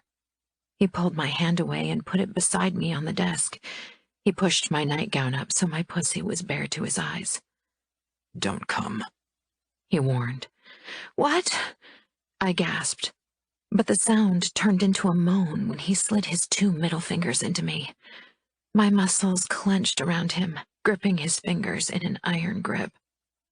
He started fucking me slowly, his warning gaze on me. "Don't, Valentina." I dug my nails into my palms, trying to fight off the climax. Dante pushed his fingers deep into me and kept them in place, while his thumb brushed my clit. I gritted my teeth, my body starting to spasm. "Do not come," Dante said huskily. "Dante!" I shook my head back and forth, sure I was going to burst any moment. Dante curled his fingers in me and pressed down hard on my clit. "Now," he ordered harshly, and my release crashed down on me with blinding force. My butt arched off the desk as I cried out. My hands slid over the smooth surface of the desk, searching for something to hold on to. "That's right," Dante said, his eyes on me. I stilled, feeling drained and sated. Dante slowly pulled his fingers out of me, sending another spike of pleasure through me. He unbuckled his belt, the only thing keeping his open pants in place, and let them drop to the floor. His cock was hard and red and glistening. "Turn around." I slid off the desk and stood on unsteady legs for a moment before facing the other way and bending forward. I braced myself on my elbows and jutted my butt out. Risking a peek over my shoulder, I found Dante taking in the sight of me. He kneaded my ass cheeks before gripping his cock and guiding it to my entrance. In one swift movement, he buried himself deep inside me. I exhaled and curled my fingers around the edge of the desk, trying to steady myself as Dante started pounding into me. I gasped as he drove himself deeper and deeper inside me, making my nipples rub against the cold, smooth desk. "Am I forgiven?" I gasped out. Dante growled. He leaned over me, his fingers finding my nub. "I shouldn't forgive you," he said between grunts, accentuating every word with a hard thrust. "But for some reason, I can't stay mad at you." A grin tugged at my lips but dropped off my face when Dante hit my G-spot and made me shatter under the force of my climax. Dante tensed behind me as his own release overcame him. My legs were seconds away from collapsing, and my chest was probably chafed from rubbing over the desk. Dante wrapped his arm around my chest, pulling our bodies flush together and still pumping into me as he left a trail of kisses up my shoulder. He shuddered again and licked my ear. We stayed like that for a couple of moments before Dante stepped back. I pushed myself to my feet. "Will you come upstairs with me?" I asked as I gathered my clothes. Dante hesitated, but then he nodded. I walked ahead to hide my elated expression from him. This felt like a major victory. After we'd showered, we slipped into bed. I snuggled up to Dante's back and slung my arm over his stomach. When I'd almost fallen asleep, his hand gently covered mine. Several weeks passed as we fell into the same routine we'd established before the Frank fiasco. Dante fucked me at night, engaged me in talk about the casino during meals, and otherwise mostly ignored me. Every morning I woke alone, no matter how long Dante had kept me up the night before. This was also the case the morning I was woken from cramps. When I sat up, a violent wave of nausea hit me. I stormed into the bathroom and threw up what little I had in my stomach, gasping for breath and feeling dizzy. Gradually, a suspicion wormed its way into my mind. My period was overdue at least a week. But then, my menstrual cycles had always been rather volatile, so I hadn't paid it much heed. Was I pregnant? Slowly I straightened and walked toward the wash basin to rinse my face and mouth. It would be the logical explanation. Dante and I had been sleeping with each other for months without protection. When I was certain that my dizziness had passed, I took a shower before I dressed in casual chinos and a pullover, pulled my hair into a ponytail and made my way downstairs. I had to find out if I was pregnant. I called for Taft and told him I needed to go to a pharmacy. Enzo still had his arm in a cast, so he couldn't work as my driver at the moment. Taft didn't ask why, for which I was glad. I didn't want anyone to suspect anything yet. I needed to know for sure before I told anyone. Taft waited in the car as I headed into the pharmacy and bought 2 pregnancy tests. Once back in the car, my purchase safely hidden in my bag, I turned to Taft. Please drive me to Bibiana. Since I'd started working in the casino, I'd had less time for her, but this was something I wanted to share with her. I texted her so she'd know I was coming and I wouldn't surprise her and her husband at a bad time again. Luckily, Tommaso wasn't home when I arrived at Bibiana's. There were no visible bruises on her body, and I hoped it was because Tommaso was treating her better, and not because he targeted less visible places since Bibi had spent the night at my house. "Are you okay?" I asked by way of greeting. Bibi nodded. "Tommaso has been in a good mood recently." She led me into the living room. "I was so glad to see you again. Don't you have to work?" "I don't think I'll go today. I'll give Leo a call later to let him know." "Has something happened?" I pulled the pregnancy tests out of my bag. Bibi's eyes grew wide. "You're pregnant?" "I don't know. That's why I bought these. I wanted you to be there when I found out." "Wow. Does Dante suspect?" I shook my head.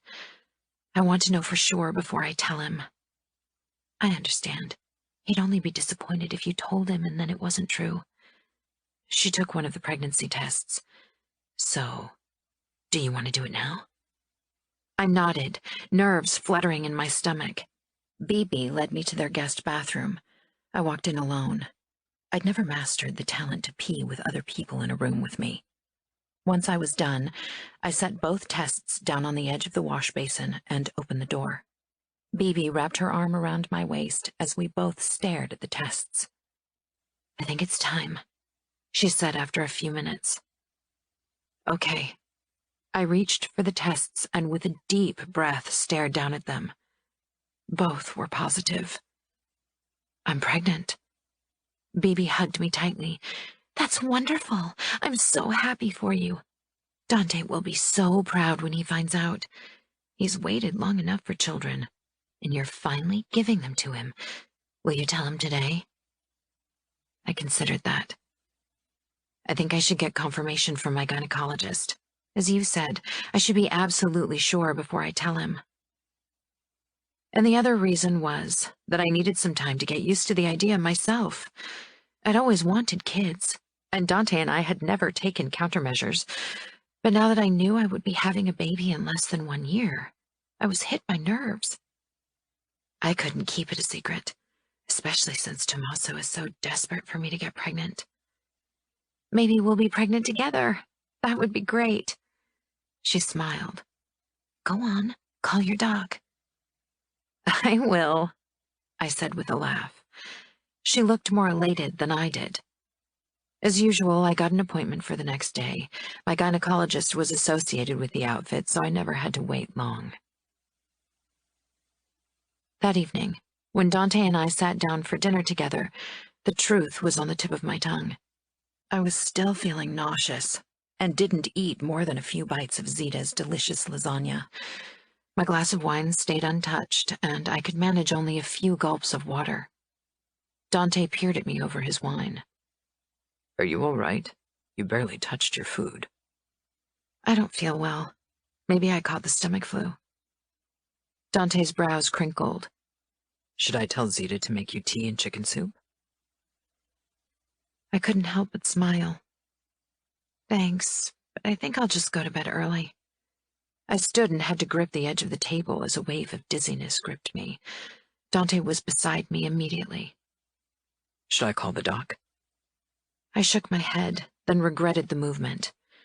"No, I'll feel better once I lie down." Dante didn't budge from my side as he led me upstairs, his hand resting on my hip.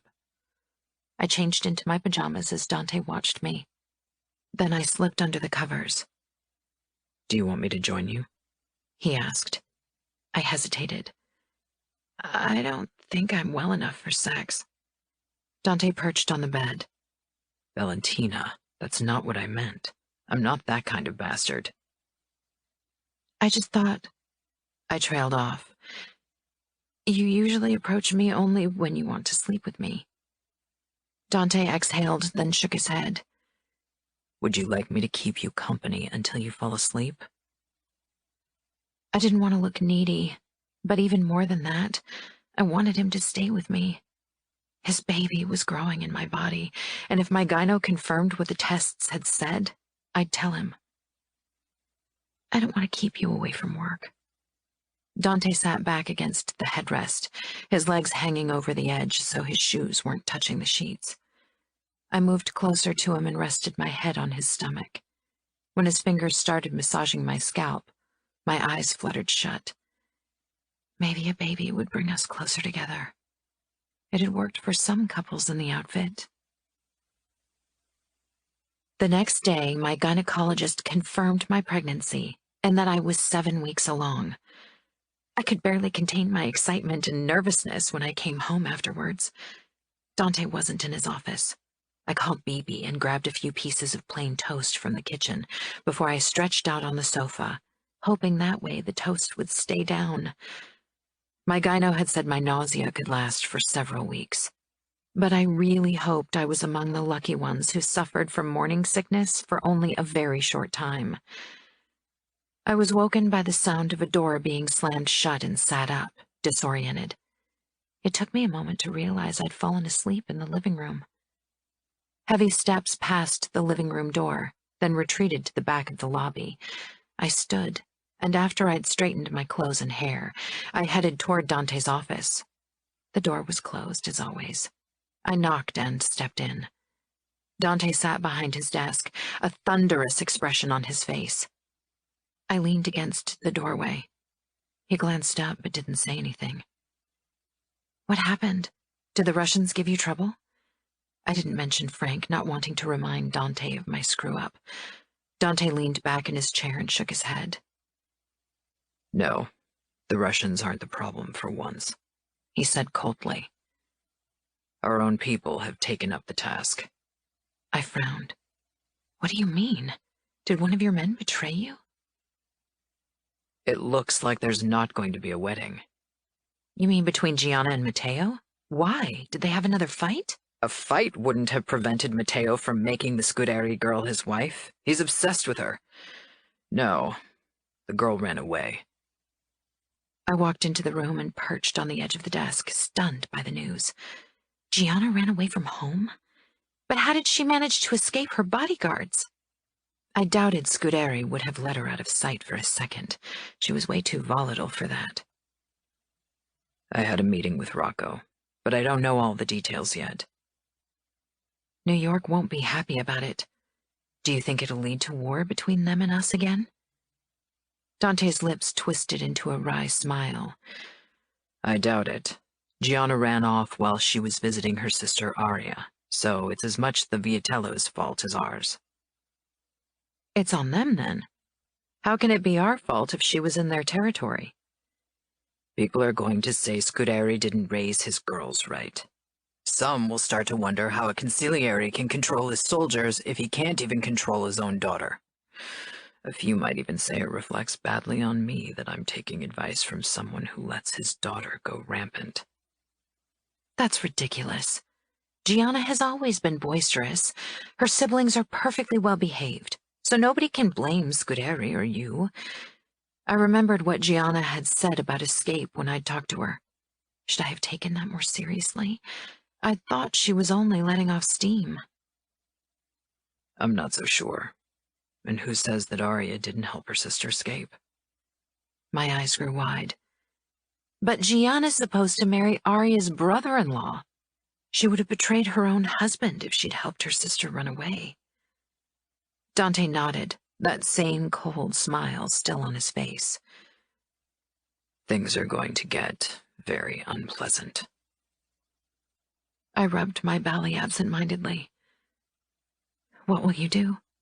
Has Matteo canceled the wedding yet? Oh no, Matteo has no intention to cancel the wedding. He's determined to find Gianna. He already started searching for her. He sighed. Scuderi is sending 2 of his soldiers with Matteo. The 3 of them should be able to track down the girl. They are professionals, and she's a sheltered girl who doesn't know anything about the real world.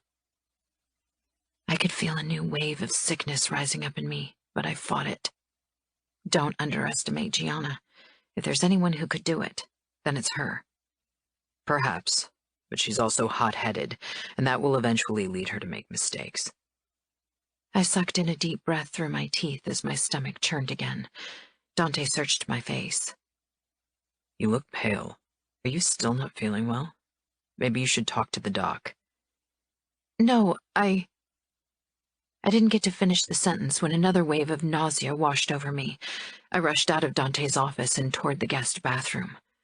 I wouldn't make it to the master bathroom on the 2nd floor. The moment I was bent over the toilet, I emptied what little I had eaten that morning. Bile burned in my throat. I closed my eyes for a moment as I clung to the bowl. It didn't help with the dizziness. If possible, it made things even worse. My eyes popped open when I heard steps behind me, and Dante's black Budapest shoes appeared in my peripheral vision. I quickly flushed the toilet and staggered to my feet. Dante gripped my arm to steady me as I swayed. Valentina? His voice conveyed confusion. I rinsed my mouth over the wash basin and washed my face. I could feel Dante's eyes on me the entire time. I faced him, smiling shakily. I'm fine. Dante didn't look convinced. He followed me into the lobby and then upstairs into our bedroom. I wanted to change my shirt. I couldn't help but think it smelled of vomit. I knew Dante was suspicious, but I didn't want to tell him about our baby when he was in such a bad mood because of Gianna. I'd rather keep it a secret a bit longer. Dante touched my waist. You know I hate it when you're keeping secrets. Don't make it a habit. I met his gaze and pressed my palm against my stomach. Dante followed the movement, his body turning tense. I'm pregnant, I said quietly, hopefully. I wasn't sure what I'd expected. I knew Dante wasn't the overly emotional type, but I'd hoped for at least some flicker of joy. But there was only suspicion on his face. He took a step back, eyes hard and calculating. Pregnant? Yes. We never used protection, so I don't know why you're acting so shocked. Wasn't an heir one of the reasons why you married me? That was the reason why my father wanted me to marry again. So you don't want kids? Dante's mouth was set in a tight line. Is it mine? Now it was my turn to stumble away from him, shock and hurt slamming into me. I couldn't even speak. Had he really just asked what I think he had? I was on the verge of an emotional breakdown. Answer my question. Dante said in a low voice. Of course it's your child. You're the only man I've ever slept with. How can you even ask such a question? How dare you? I'm not keeping track of everything you do, and there are many men who frequent the casino that wouldn't say no to a night with you. You've made a habit out of keeping things from me. Do I have to remind you of Frank?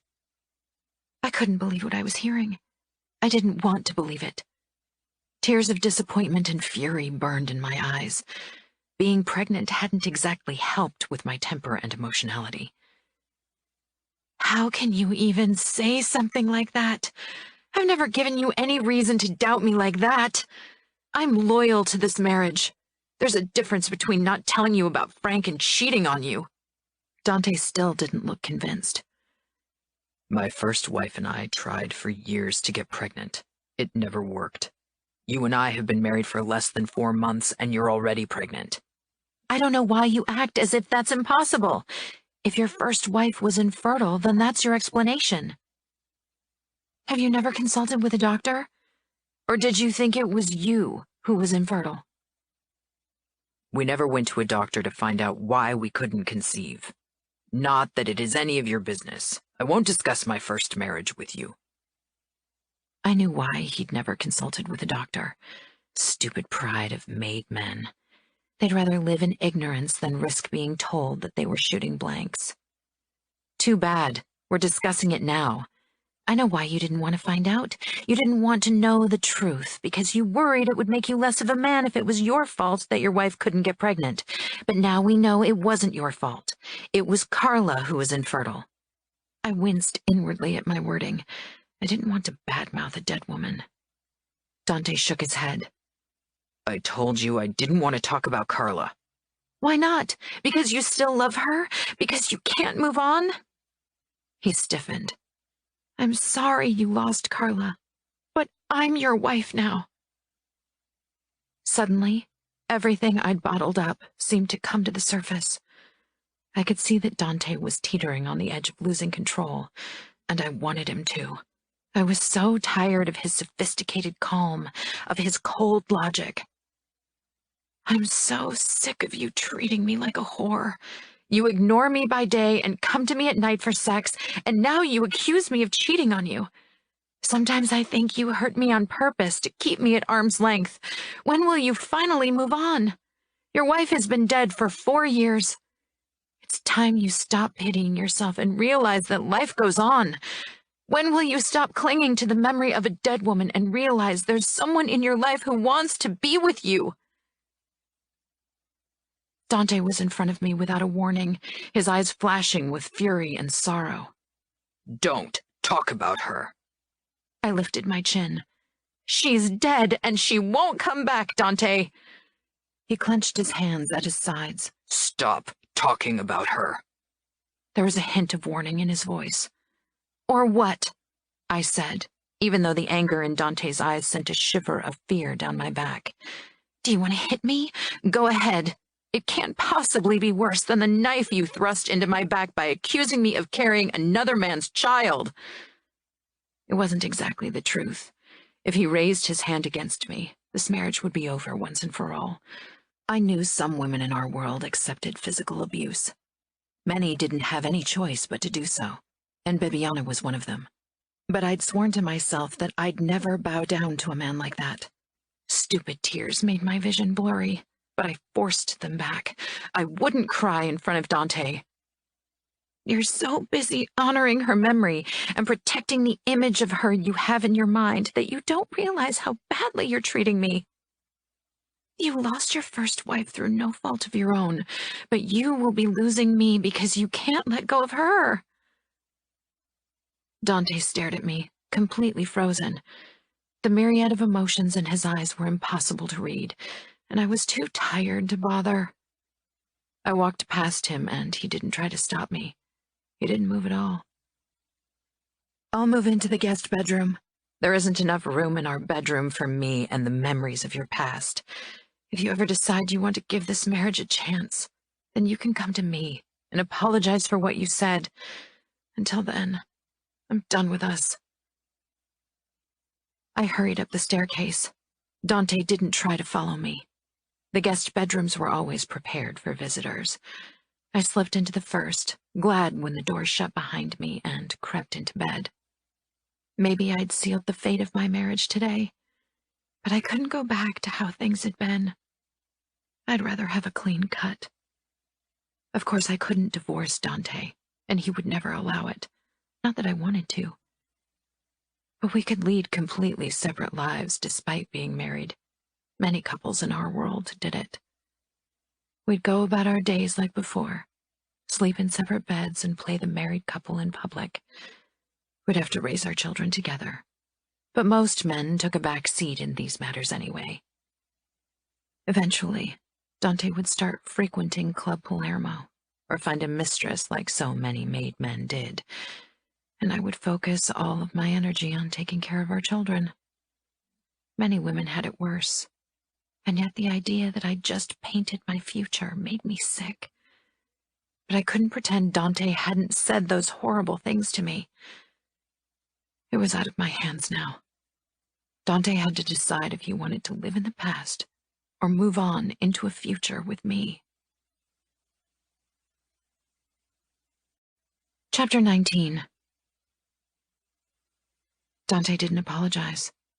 Not the day after our fight, and not in the weeks after it. Maybe it shouldn't have come as a surprise. I went to my 10-week checkup at the gynecologist with BB. I didn't even tell Dante about it. If he wanted to ignore the fact that I was pregnant, that was his problem. 1 week after the appointment, Dante's sister Inez and her husband Pietro came to visit us.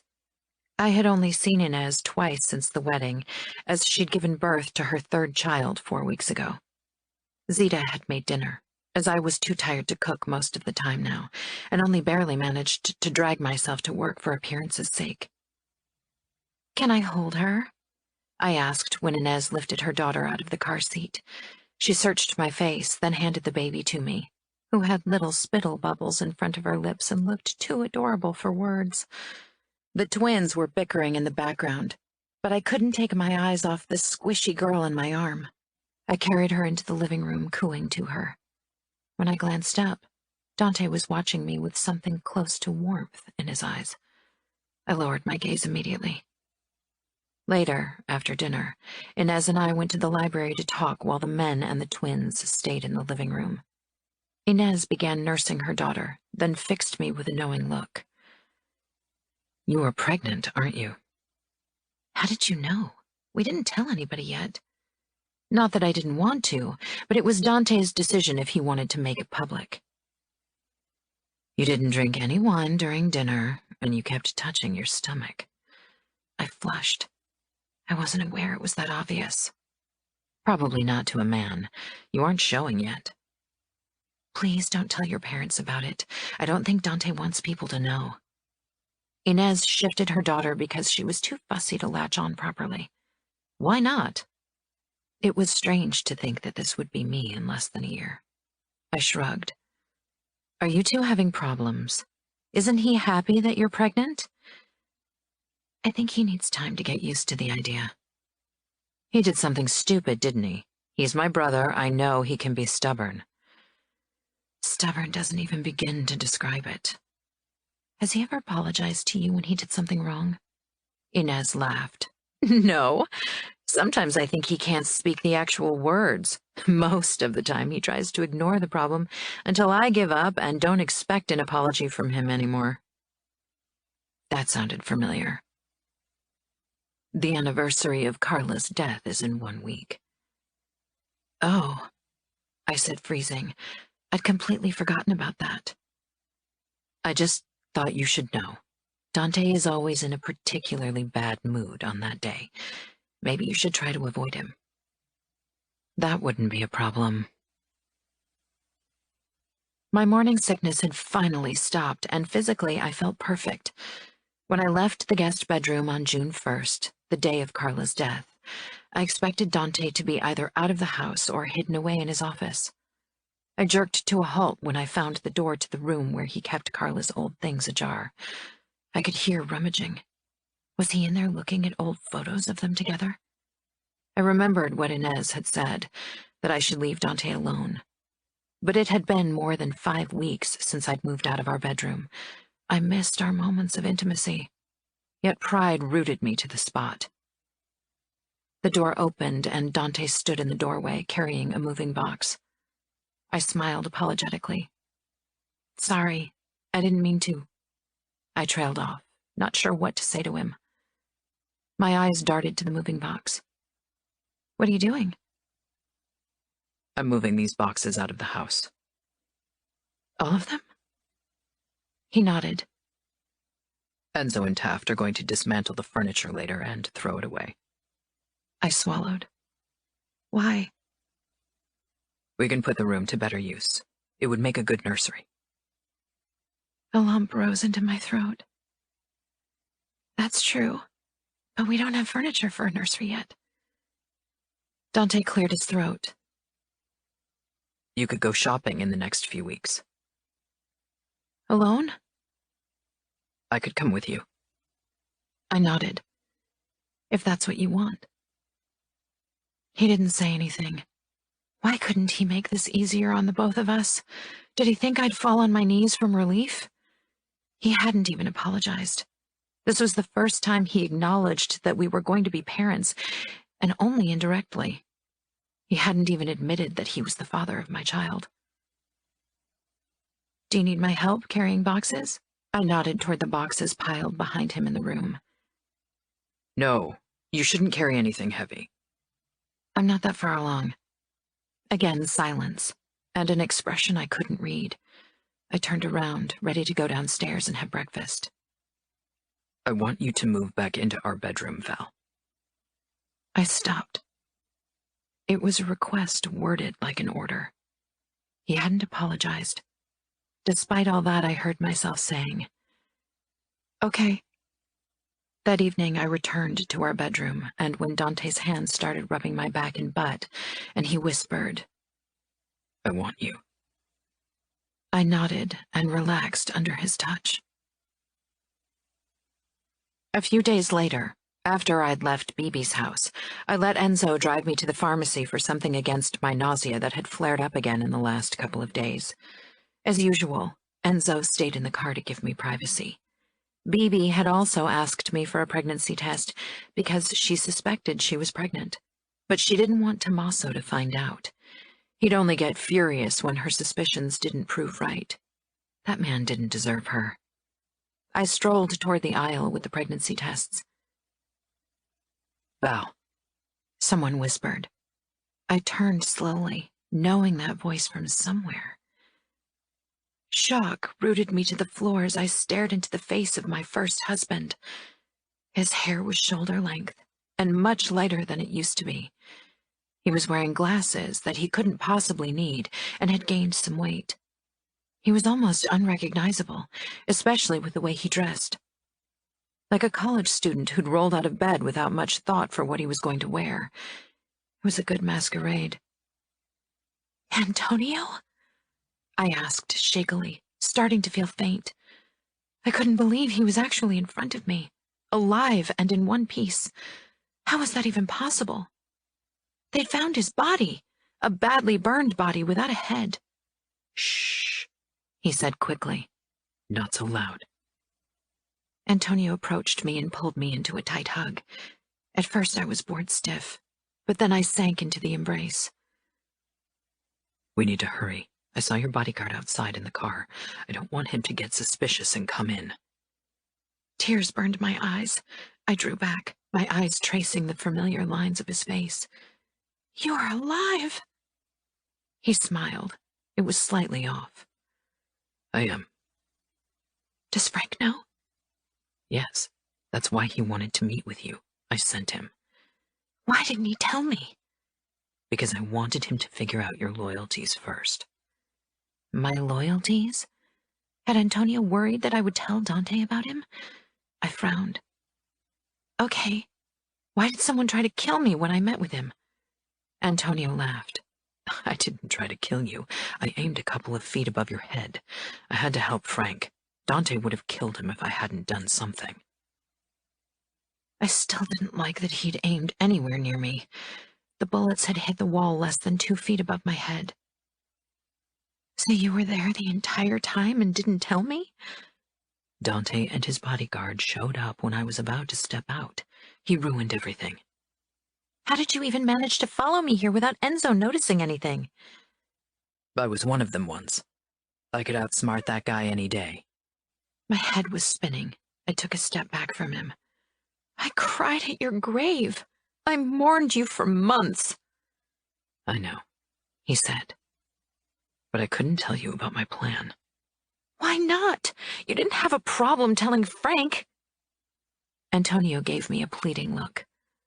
"I didn't want to involve you in this. It would have been too dangerous." "Who was the body they found? He had your favorite knife with him." "He was just a homeless stranger," he said dismissively.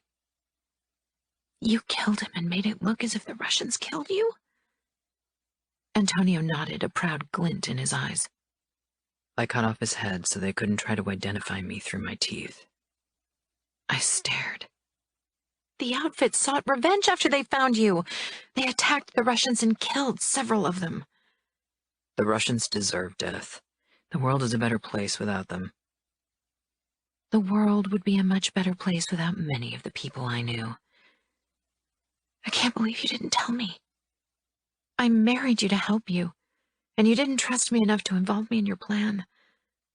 Have you ever considered that maybe I wanted out of this life as well? I did trust you.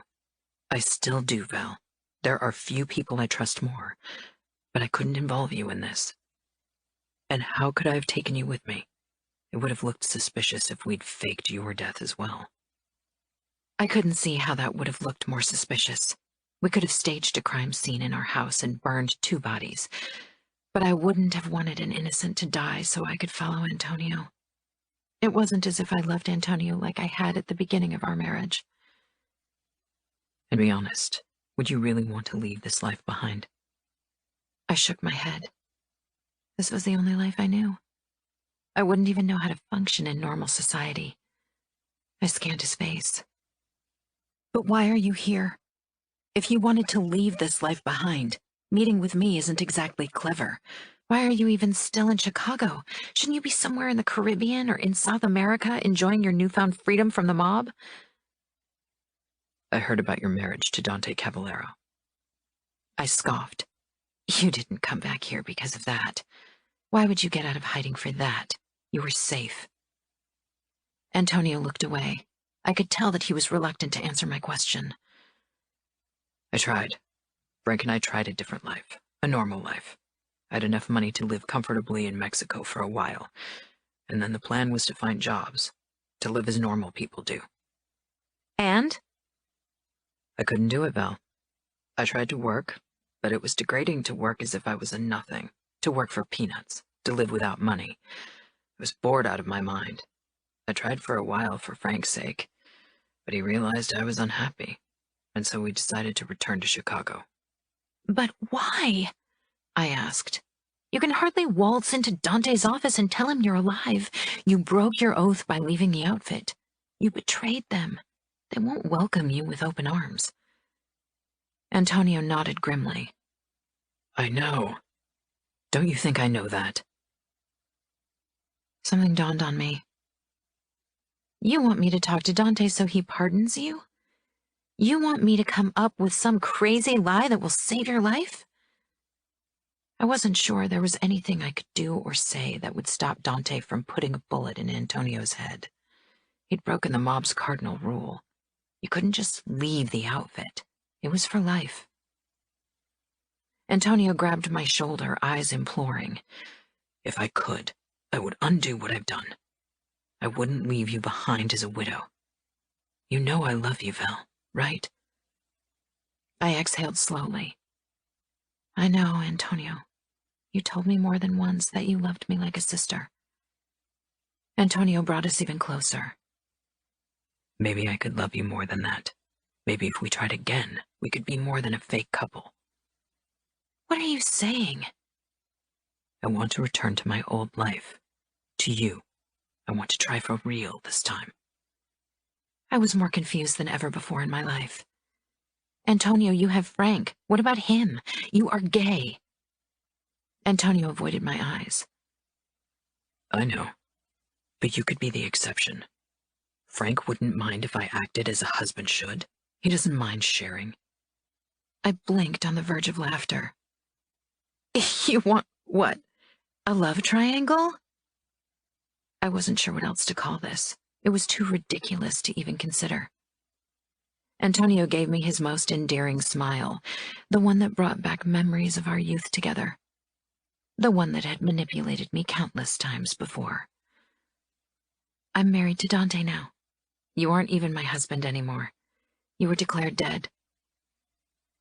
But you can't be married to Dante if I'm not dead, because our marriage is still valid. You realize that Dante might be reluctant to agree to your insane suggestion, right? I said. This was surreal. Maybe this conversation wasn't happening. Maybe I was asleep and dreaming. Yes, he wouldn't allow it, and he would kill me if he found out I'm alive. That's why I need your help. Dread settled in my bones like a leaden weight. What kind of help? I know you didn't want to marry Dante. He's always been a cold bastard. You can't be happy with him. Antonio, I said imploringly, spit it out. When I decided to return to Chicago, I contacted a couple of my former friends who aren't too fond of the way the Cavalleros run the outfit, especially Dante with his new rules. I told them I had faked my death because I was sick of serving under the Cavalleros' rule. They welcomed me with open arms. They want change as much as I do. Dante hasn't been capo for very long. This is the perfect moment to force a change. I swallowed, worrying where this was going. Who are those friends? Antonio shook his head. I can't tell you, but they want what's best for the outfit. Once they are in power, I can safely return and be part of the outfit again. Did you tell them you were gay? Not yet, but I will eventually. They won't accept you. That's for me to worry about when the time comes. What matters is that I will get the chance to live in Chicago again, to return to you. What is it you want me to do? I asked quietly. It's too risky for us to attack Dante in the open. We don't want an open war. Once Dante is out of the way, things will fall into place. Old Fiore Cavallaro will be easier to dispose of once his son is dead. But we need you for our plan to work. Antonio pulled a small vial out of his pocket and checked the aisle, but we were the only customers, except for an elderly lady at the counter chatting up the pharmacist. He held out the vial in front of him. You are the only one I trust enough to ask, and who has direct access to Dante. What's that? I whispered, even though I knew. It's poison, Val. All you have to do is sneak it into Dante's drink, and you'll be rid of him. I backed away, out of Antonio's hold. My stomach was churning. You want me to kill my husband? I'm your husband, Val. Antonio grabbed my hand and pulled me toward him, eyes imploring. Does he love you like I do? Does he even care about you? We've known each other all our lives. I couldn't breathe. I searched Antonio's eyes for a sign that he was joking, but found none. He held out the vial. Take it. I grabbed the vial, stared at the colorless liquid inside of it. You won't notice. It's tasteless and odorless. Don't worry. I still didn't pocket the vial. I seemed unable to move a muscle. It works quickly. It's a muscle relaxant and causes the lungs and heart to stop working. A quicker death than he deserves. You really want me to kill someone? My voice was almost toneless. If something goes wrong and I'm found out, they'll kill me. Or more accurately, Dante would probably kill me himself after such a betrayal. You were too clever to be caught, Val. And once he's dead, we'll be taking over power in no time. You'll be under my protection. Everything will be fine. Antonio leaned down and brushed my lips lightly with his. I was too stunned to pull back. Slowly, I eased the vial into my bag. You should do it tonight. The sooner we move, the better.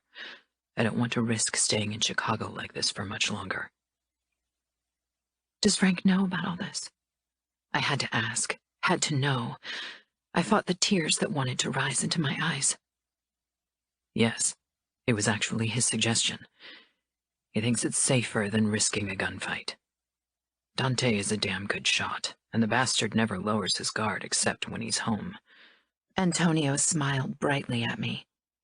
I was a means to an end for him, again. Once before he'd used my feelings for him to lure me into a fake marriage, and now he wanted to manipulate me into killing my husband.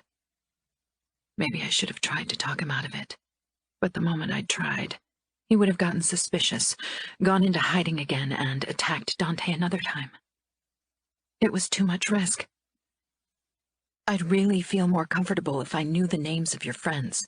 I trust you, but what about them? I trust them. I gave him a pleading look. Antonio brushed a strand of hair from my face. The gesture was so tender and loving that it made me choke up with emotion. Antonio must have seen it because he nodded. I can give you one name, but the others will stay secret until things have settled down. Okay. Raffaele. You know him from the casino, right? Oh, I knew Raffaele. And he was the last person in the outfit who'd ever accept Antonio's homosexuality. Yes, I do. I was close to bursting into tears. To hide it from Antonio, I pretended to look at my watch. When I was sure I was in control of my emotions, I raised my face. So will you do it tonight? Antonio asked almost eagerly. For me. For us. I patted my bag where the vial was hidden, then reached up and cupped Antonio's cheek. I've loved you since I was 14. I was so happy when we were married. Antonio smiled, eyes brimming with satisfaction. I know, Val. I should have been a better husband to you. Yes, you should have been. But soon, things will change, and this time everything will be better. I nodded. No, it won't. I drew back. I need to return to the car before Enzo gets suspicious. Here's my number. Call me once it's done, okay? He slipped a piece of paper into my pocket. I nodded again. Say goodbye to Dante from me, Antonio said with a wink. He was still so very confident in the power he'd once held over me, but I wasn't the doting, naive girl I used to be. I turned around and slowly walked out of the pharmacy and back to the car. Goodbye. Chapter 20. I twisted the vial in my hands over and over again. The tears had dried by now, and my face felt hot and sticky from crying. But my decision was made.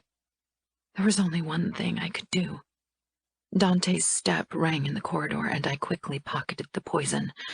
The door opened, and Dante stepped in, then stopped with a surprised look on his face when he saw me standing in front of the window. Valentina, what are you doing here? His gaze swept over my teary face. Did something happen? Are you all right? We need to talk. Dante closed the door slowly, every motion deliberate and calculated. He knew something was up. I didn't have to see my face to know I gave everything away, not only because of my swollen eyes. I had never been so shaken in my life as I was today. He approached me carefully, then stopped out of reach. I searched his face for something, some kind of gentleness, but he was only alert. This was the man who'd accused me of having cheated on him, who'd rejected our unborn child because he thought it wasn't his. A man who never let me get close. Would he ever love me? Would I ever find in this marriage what I so desperately wanted? Dante's cold scrutiny was such a stark change from Antonio's tenderness and easygoing smiles. Antonio had promised to give me what I wanted, to be a husband I deserved. 3 years ago, I'd have done everything to hear those words from him, even slipped poison into the glass of someone who wanted Antonio dead. But somehow, in the last months of my marriage to Dante, something had changed. My heart had moved on from one unattainable man to the next. Despite everything Dante had said and done, he was my husband, and I had come to love him, no matter how stupid that made me. He was the father of my child, even if he didn't want to believe it. Valentina? A hint of impatience crept into Dante's voice. I saw Antonio today. Dante frowned. You went to his grave? No, I said with a hysteric note. I saw him in person. He isn't dead. Dante became still. I could tell that he wasn't sure if he should believe me. He probably thought I was losing it. What do you mean? Tears spilled out. What I said. He isn't dead. Dante's face hardened, but he remained silent. That's why Frank contacted me. Antonio was there that night at the warehouse. He shot at us to save Frank. It wasn't the Russians. Why did you meet him without telling me after he tried to kill you once already? I didn't! He followed me into the pharmacy today." Suspicion was edged into Dante's face. Why didn't you call Enzo? Where was he? He didn't sound like a husband. He sounded like he was my boss and I was one of his soldiers. "I don't know. I was shocked. I thought Antonio was dead, and then suddenly I'm staring at his face. I wanted to hear him out. He told me he faked his death to escape the outfit and live with Frank." And now he's back. Does he want my forgiveness? I don't have any to give.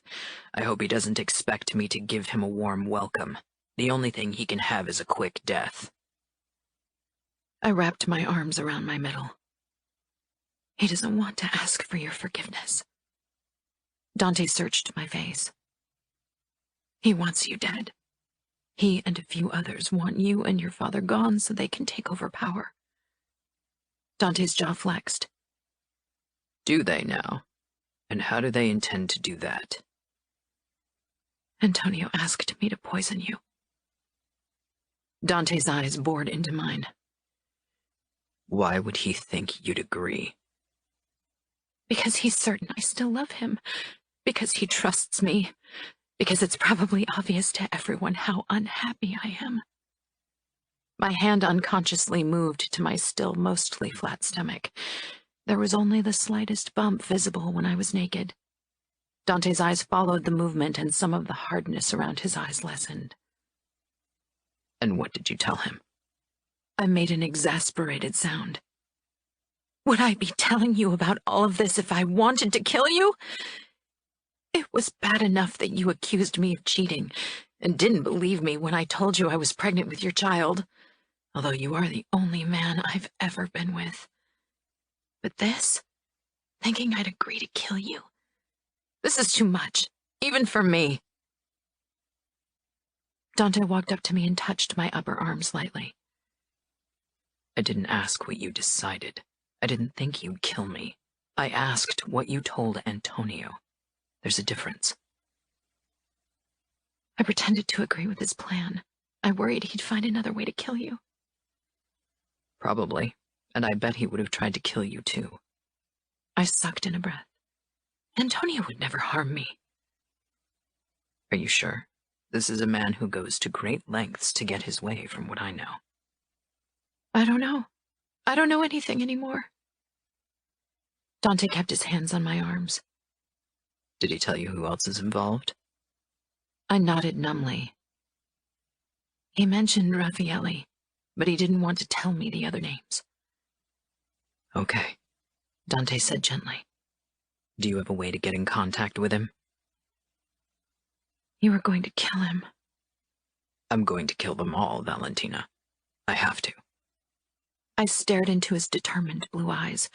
No hesitation, no pity, no mercy. "I have his number."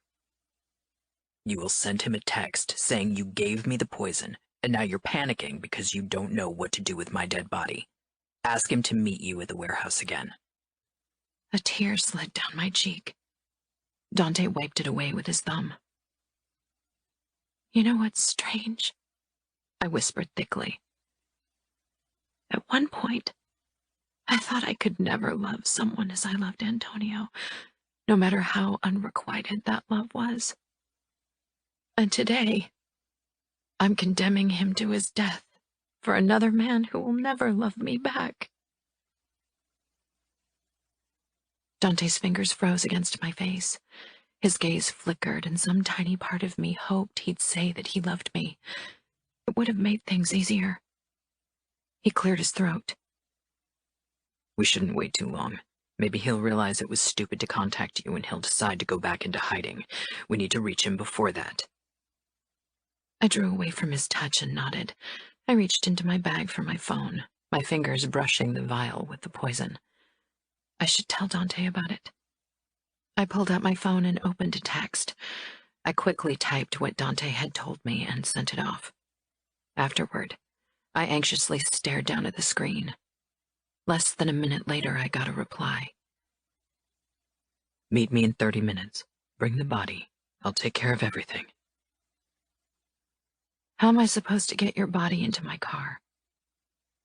I suppose dragging would work, Dante said dryly. I laughed, then choked up. What now? You will need reinforcements. Dante shook his head. I don't know who to trust right now. Not until I've talked to Antonio. I knew he wouldn't just talk to him, and the thought sent a stab through my heart. But what if Antonio isn't alone? Isn't it too risky for you to go by yourself? Maybe you should ask one of the guards. They have access to this house. If they wanted you dead, they'd have probably figured out a way to kill you by now. I'd rather get a picture of the situation before I involve anyone else. It's crucial that I don't look vulnerable in front of my men. I need to be in control at all times. I will handle this alone. Once I know more, I'll call my soldiers. They'll need to see what I do with traitors anyway. I swallowed. Can you kill Antonio quickly? You can get the information you want from Raffaele.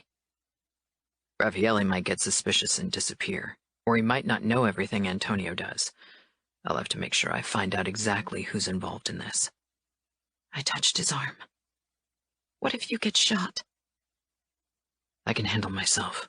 I've fought many battles in my life. I wouldn't be capo if I hadn't. I should come with you. No, Dante said immediately. What if Antonio doesn't come out until he sees me in my car? If they have binoculars, they'll see it's you behind the steering wheel. They'll run off and we'll never find out who's behind this coup.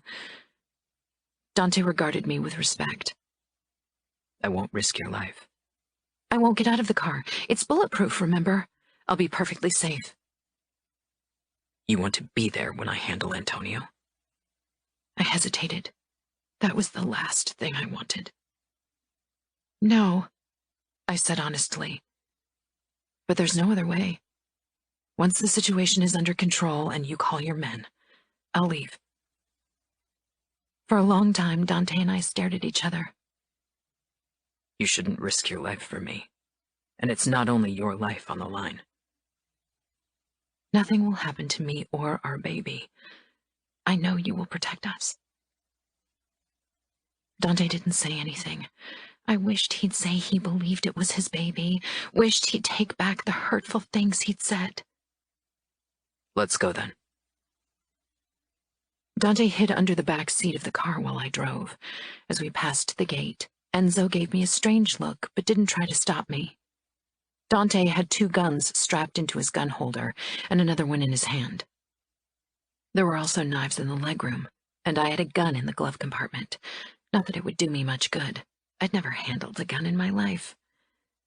My pulse picked up when I steered the car toward the deserted parking lot in front of the abandoned storage facility. We're almost there, I said. When you're in sight of Antonio, try not to speak to me unless it's absolutely necessary. He can't know you're not alone. The meeting point came into sight. Antonio stood beside his car. From what I could make out, Frank wasn't with him, but he wasn't alone. My heart picked up its pace and my hands became clammy as I clutched the steering wheel tighter. There was a second car. Raffaele and 2 men I didn't know were inside. Antonio isn't alone, I whispered, barely moving my lips. How many? 3 others. Raffaele and 2 men I don't recognize. Dante pulled out his phone and brought it to his ear. Enzo, prepare the crew. I need to dispose of some rats. Take only the inner circle with you. He quickly gave Enzo the address. Then he hung up. I slowed the car and forced a shaky smile onto my face when I came to a stop a few feet from where Antonio stood. He looked anxious and kept glancing toward Raffaele, who was getting out of the car, followed by the man from the back seat. Why had Antonio brought Raffaele to a meeting with me? Raffaele hated me. He'd rather see me dead than see me at Antonio's side. What if Dante was right, and Antonio wanted to get rid of me, too? I didn't want to believe it. I turned off the engine. After another look toward Raffaele, Antonio headed toward my car. I tensed, but forced my face to give nothing away. When he'd almost reached me, his eyes settled on the back seat, and he jerked to a stop. His gaze darted to me for the briefest moment before his lips opened, probably to shout a warning. It was too late. Dante pushed open the door and pointed his gun at Antonio. My stomach shriveled with sadness and guilt when the first bullet hit Antonio in the stomach. The second went straight through his right hand, which had been about to pull his gun.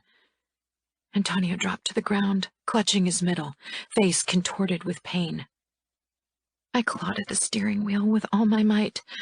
Part of my brain screamed at me to grab the gun from the glove compartment to have some kind of protection, but the other, the louder part, was just screaming in anguish and horror and guilt. Dante was shielded by the bulletproof car doors. He fired his next shot. The bullet tore through the throat of the man who'd gotten out of the car after Raffaele. Raffaele was trying to reach the safety of his own car, firing bullet after bullet in our direction, but none of them could burst through our protective windows. When Raffaele dove for the passenger door of his car, Dante stepped out from behind the door that had been shielding him. My heart pounded wildly in my chest as he squared his shoulders and aimed calmly. In quick succession, Dante pulled the trigger, hitting Raffaele first in his left, then in his right kneecap. Raffaele dropped to the ground, face twisted in agony. The man behind the steering wheel of the car hit the gas, not even bothering to close his passenger door, as he tried to escape and save his own life. 3 other cars, Dante's reinforcement, were already heading our way at dizzying speed. But Dante didn't let the enemy car get away. He aimed his gun at the tires and hit them one after the other, causing the man to lose control of the car, which started spinning and finally collided with the abandoned warehouse. Airbags shot open, filling the car and hiding the driver momentarily from view. Now that silence fell over the area, I released a harsh breath and kept my eyes straight ahead. If I looked back, toward where Antonio was slowly bleeding to death, I'd lose it. He shouldn't have come to me, shouldn't have asked me to kill Dante. He should have known better. Now there was nothing I could do for him, except hope that Dante wouldn't prolong his agony for too long.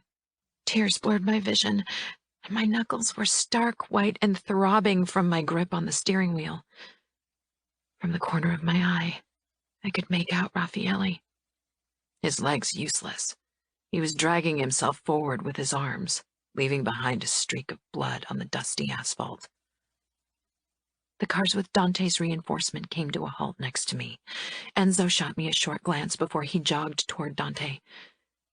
I didn't know what they were saying, but Enzo walked toward Raffaele, grabbed him by the scruff of his neck, and yanked him upright.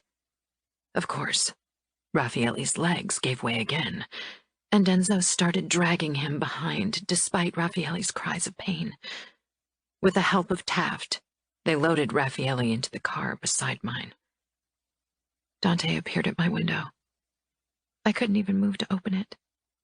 My fingers, my body, my entire being seemed paralyzed. After a moment, Dante opened the door. He squatted beside me. It was an unusual enough gesture for him that my eyes settled on his face. Valentina? Dante said carefully. Are you capable of driving yourself home, or do you want one of my men to do it? I want you. I need you, now more than ever. No, I'm okay. I can drive. Dante scrutinized me. His hair was still perfectly combed back, his suit as impeccable as ever. Nothing that indicated he'd just killed 1 man and wounded 3 others. I'll send Taft with you, he said firmly. It'll be a while before I'll be home. He didn't need to say more. I didn't want to hear more. I simply nodded. Dante stood and waved Taft over, who slipped into the passenger seat without a word. He slanted me a quick look. I probably looked as if I was close to losing it, and that was exactly how I was feeling. Dante hesitated before he shut my door and took a few steps back from the car. As if in a trance, I pressed my foot down on the gas. I didn't look back. Couldn't. I'd said my goodbye to Antonio this afternoon. No, actually, I'd said goodbye to him a long time ago. Taft kept looking my way, I was driving too slow, but he didn't comment. My throat was tight and I was feeling sick, but not the sickness I'd experienced as part of my pregnancy. This was something that seemed to take hold of my entire body, but I fought it. I needed to keep up appearances. Dante was a proud and strong man, and I was his wife. I wouldn't throw up in front of one of his men. I wasn't sure how long it took to reach the manor, but it felt like eternity. When I finally parked the car in the garage, I was on the verge of a nervous breakdown. I opened my door and stepped out. As I headed for the door leading into the house, my legs buckled. Strong hands grabbed me under the arms and stopped me from hitting the floor hard. Driven by pure determination, I forced my legs to stop shaking. "Are you all right?" Taft asked. "Should I call the boss?" "No," I said quickly. "He's got to take care of business." Of Antonio. A new wave of sickness crashed down on me. I stepped forward, out of Taft's hold, my head high and back stiff. Barely breathing, I made my way into the house and, clutching the banister in a death grip, I dragged myself upstairs. I stumbled into the master bedroom and straight into the bathroom where I emptied my stomach into the toilet. My abdomen constricted painfully, and for a moment I froze in fear. But then the sensation was gone. I stood and slowly, shakily began undressing, letting my clothes lie strewn about on the floor. I turned the shower on and stepped under the stream of hot water, closing my eyes and finally letting sobs rack my body. I leaned against the shower stall and slowly glided down until I sat on the cold marble floor. I pulled my legs tightly against my chest and cried. Cried for Antonio, for the boy I'd grown up with, for the man I'd once loved, for someone I'd betrayed the outfit for once before. But today, I'd made a decision, and it had been against Antonio. I'd known what it would mean for him, had known I'd signed his death warrant the moment I told Dante about the plan, and yet I hadn't even hesitated. I'd chosen Dante, and I'd choose him again. He was my husband. He was the father of my unborn child. He was the man I loved, even if he'd never given me reason to. I buried my face against my legs, hurting so much I couldn't stand it. There was blood on my hands now. I cried even harder. That's how Dante found me. I wasn't sure how much time had passed, how long he'd been gone. I was shivering, skin shriveled and red from the hot water. Dante stood in the doorway for a couple of moments, watching me before he strode toward the shower. He wasn't wearing the same clothes he'd worn when I'd last seen him. He'd changed. Had to change. My throat closed up. I stared up at him, shaking and crying silently. He reached into the shower, still fully dressed, and shut the water off. His cool blue eyes settled on me as I cowered on the ground. There was concern and sympathy, riddled with something raw and dark in his face. I didn't move. Couldn't. He bent down, slid his arms under me, and slowly straightened with me pressed against his chest, soaking his expensive shirt. My fingers clawed at his shoulders almost desperately. He sat me carefully down, but didn't let go of me. I wasn't sure I could have stood on my own. He grabbed a towel and started drying me unhurriedly, his eyes following his hands as they rubbed the fluffy fabric over my skin. I pressed my face into the crook of his neck, soaking in his familiar scent, now mixed with gunpowder and blood. Blood, sweet and metallic. Blood, so much blood. "Oh, God!" I gasped and gasped and gasped, but couldn't breathe. Dante lifted me into his arms again and carried me into the bedroom, where he lowered me on our bed. He took off his shoes and laid down beside me. cradling my face until my frantic gaze settled on his intense eyes. Shh, Val. It's okay. But it wasn't. Couldn't be. I killed him. I squeezed my eyes shut against the images my mind created, but they were even more colorful against the black canvas of my closed eyelids. I killed him. I repeated over and over again until I wasn't sure if the words still left my lips or if it was an echo in my ears. Val. Dante said firmly, his fingers on my face tightening. Look at me. I peeled my eyes open, staring at the beautiful face of my husband. Beautifully cold, not a flicker of regret. You did what was right. Did I? Sometimes it was hard to see the line between right and wrong from all the death and blood plastering the mob's paths. You did what you had to do to protect me. His fingers stroked my chin. I won't ever forget it. Never. I told you that you could trust me, I whispered. I know, and I do. I wanted to believe him, but he still hadn't said anything about our child. Still hadn't admitted that it was his, that he'd been wrong to accuse me of cheating. Too proud, too stubborn. He must have known he was wrong all along, because if he'd ever really thought I had cheated on him, he would have moved heaven and earth to find the man who touched me. I didn't want to think about it, but as my mind shied away from one hurtful topic, it latched on to the next. Did you get the names of the other traitors? Dante nodded grimly. Yes, I'm fairly sure. Enzo and a few others are taking care of the less important rats right now. What did you do to Antonio? I knew I shouldn't ask. It wouldn't make things better. It would only add fuel to the fire that was my guilt. Dante shook his head. He's dead, Val. I know, but what did you do to him? If it's any consolation for you, I focused my main attention on Raffaele. Antonio got a quicker death than any other traitor. Tears pooled in my eyes. Thank you.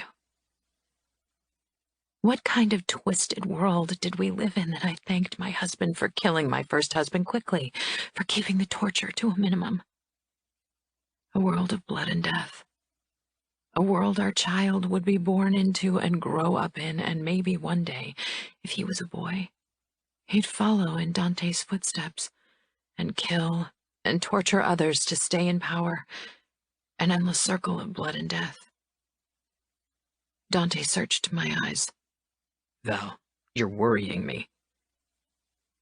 I raised my head and pressed my tear-slick lips against Dante's. He didn't pull back, only watched me with furrowed brows. I drew back a couple of inches, my fingers curling in his hair, my eyes pleading. Please, I said quietly. Make love to me. Just today. I know you don't love me. Pretend, just for tonight.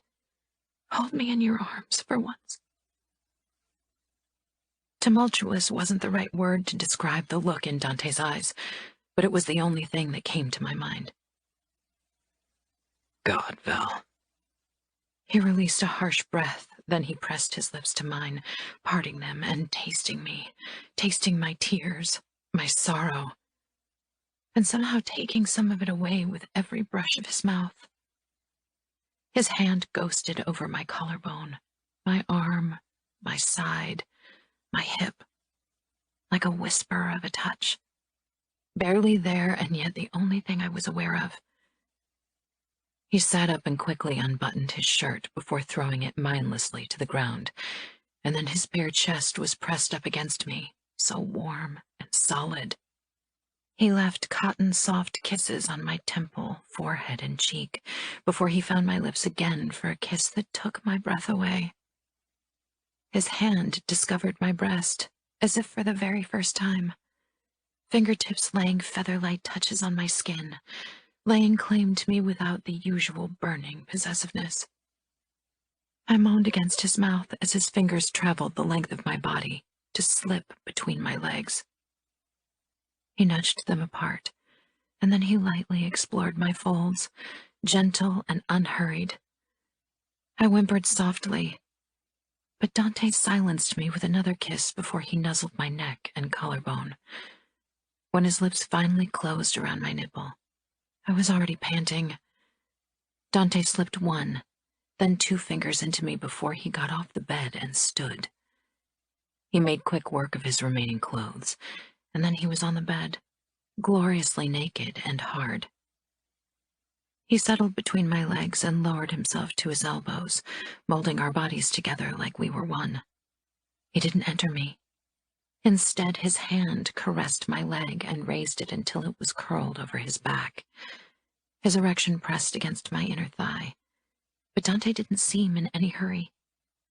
He kissed me, his eyes dark and probing as they watched me. He lightly petted my breast, making me ache for him to finally claim me. He must have seen the need on my face because he reached between us and lined his erection up with my entrance. His claim didn't come in one swift, hard move as so often in the past. It was a slow conquest, and my walls yielded to him as they always did. I gasped when he was buried completely inside me.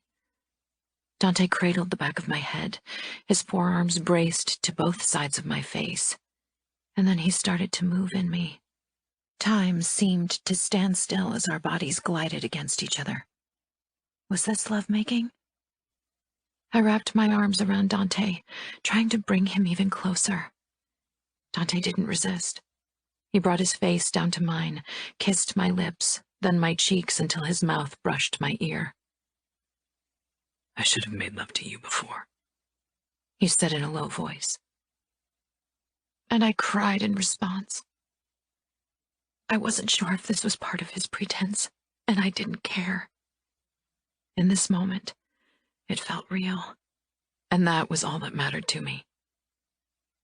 When Dante shuddered under his release, he took me with him, and even afterward, as he started to soften inside me, he didn't pull away. He lay on top of me, still buried in me, his breathing fanning over my cheek. I knew many women in our world preferred a beautiful lie to the harsh truth any day, and for the first time, I understood. After all that had happened today, I allowed myself that weakness. Tomorrow would be the time to face reality. Chapter 21. When I left the house before breakfast the next morning, Dante wasn't there. I hadn't expected him to be. He hadn't lain beside me when I'd woken either. Yesterday, I'd forced him to let me closer than he was comfortable with, and now he would be pulling away until we were barely civil again. I waved Taft over, and he approached me at once. I need you to drive me to Bibiana, I said as we walked into the garage. He grabbed the keys, slid into the car, and then we were off. Time was important. Hurry, I added when we pulled away from the house. Taft didn't ask why. The moment we parked in front of Bibiana's house, I got out of the car and hurried toward the entrance door. I rang the bell. I knew Tommaso was still home, because there wasn't a guard sitting in a car in the street. I'd hoped for that. I could hear Tommaso shouting angrily, and then there were quick steps and Bibiana opened the door, still in her bathrobe. Her eyes widened with confusion when she saw me. Val? Tommaso told me what happened yesterday. Are you okay? There was a hand-shaped bruise on her cheek, and it made my decision easier. I pulled her against me in a hug and pushed the vial with the poison into her palm. Nobody knows I have this. It's poison, BB. If you really want to be free, then slip it into his breakfast today. Tomorrow it'll be too late. Today we can still blame it on the traitors. Nobody will ask questions. I straightened with a smile, my face the mask I'd learned from Dante. BB smiled back. but there was surprise and incredulity and gratitude in her eyes. Bibiana, what's taking you so long? Tommaso bellowed as he trudged down the staircase. He paused when he spotted me. Bibiana quickly hid the poison vial in her bathrobe. "I'm sorry for disturbing you," I said. "I only wanted to make sure Bibiana knew I'm all right. I don't have much time, though. I need to get back home." Dante called for a meeting of the entire outfit. Just got the email. I suppose you can't give me details about what went down. I shook my head. I should really go. I gave Bibiana a smile, then I turned on my heel and walked back to the car. The last thing I heard was Bibi telling Tommaso she would make him a quick breakfast before he left. This was the second man I'd condemned to death. This time, however, I felt no guilt. Valentina, I'd like to talk to you, Dante said before disappearing back in his office. I hesitated. This was the first time that Dante had actually asked me into his office for a conversation. All the times before, I had to seek him out. Worry gnawed at my insides as I stepped into his office and closed the door behind me. Dante was facing the window, but turned to me. For a long time, his blue eyes searched my face. Tommaso didn't show up at the meeting I'd called. I forced my face to stay expressionless. So? The men I sent over to get him found him dead in his living room, poisoned. What about Bibiana? I asked, trying to sound worried and shocked. She hadn't sent me a text or tried to call me. It would have been too risky anyway. She's with her parents now, but I'll have to drive over there now to question her. I froze. Why? Because as capo, I need to investigate when one of my men gets killed. Dante slowly advanced on me. Of course, I'm fairly sure I know what happened. I raised my chin as he stopped in front of me. You do? I held his gaze. Anything else would have looked guilty, even if it was probably too late for that anyway. You were best friends with Bibiana, and you wanted to help her. I didn't say anything, but he didn't seem to expect me to. He continued in the same quiet, smooth voice. Antonio gave you poison when he asked you to kill me, didn't he? I considered lying to him, but I needed him on my side, and he wouldn't take being lied to kindly. Yes, I said softly. You didn't tell me about it because you knew it was your chance to help Bibiana, so you took it to her and told her to blame it on Raffaele. Did she say that? She mentioned Raffaele visited them yesterday when my men took her to her parents, but she was too hysterical to say much. Was Bibi regretting what she'd done, or had her breakdown been for show? So why don't you believe it was Raffaele? Dante's eyes narrowed. Because he would have mentioned it when I interrogated him. I nodded. So what now? Dante shook his head. God damn it, Valentina. You should have come to me. I did come to you.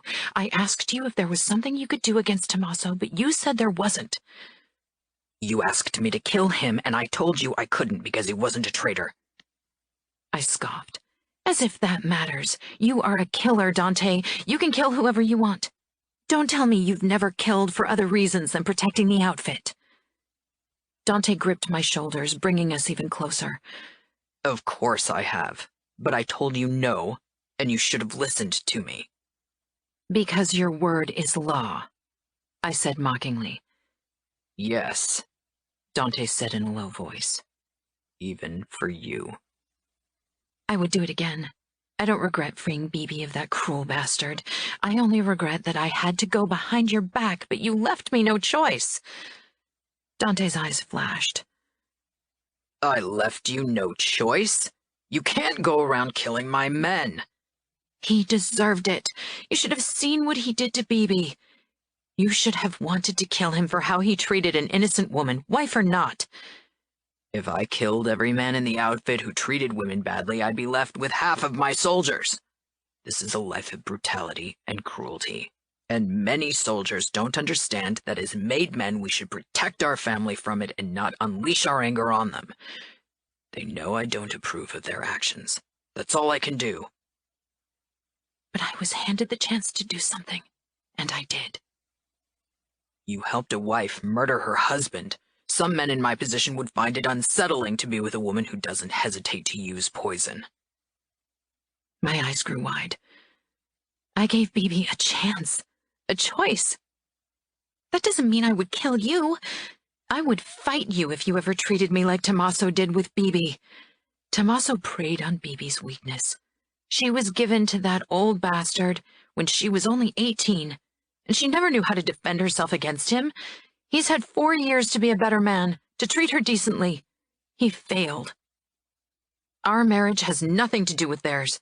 You don't need to beat and rape me to feel like a man, and I wouldn't let you. And anyway, I'm not vengeful, or I wouldn't have swallowed how you treated me the last few months, how you accused me of cheating. And Bibi never loved Tommaso, so... I trailed off, clamping my lips shut. The last part wasn't supposed to slip out. Dante's fingers on my shoulders loosened. I looked away from his penetrating gaze, unable to stand it. I'm not worried that you'd poison me. As I said before, I trust you. He said after a while, dropping his hands from my shoulders. But I'll have to investigate Tommaso's death. You won't punish Bibi, will you? I asked, terrified. Please, Dante, if you care about me at all, you'll rule that Tommaso's murder was related to the traitors and that Bibi is innocent. She's gone through too much already. There might be people out there who won't believe Bibiana wasn't involved in Tommaso's death, for exactly the reasons you stated before. She had reason to hate him. She had reason to kill him. Then blame it on me. I could have done it behind Bibi's back to help her. And then what? Dante asked quietly. Then you punish me, and not her. And what if punishment for such a crime would be death in turn? Eye for an eye, Valentina. I stared, tears brimming in my eyes. Don't hurt Bibi. Just don't. Without me, she would have never found a way to kill him. It was as much my fault as it was hers. I will share whatever punishment you inflict on her.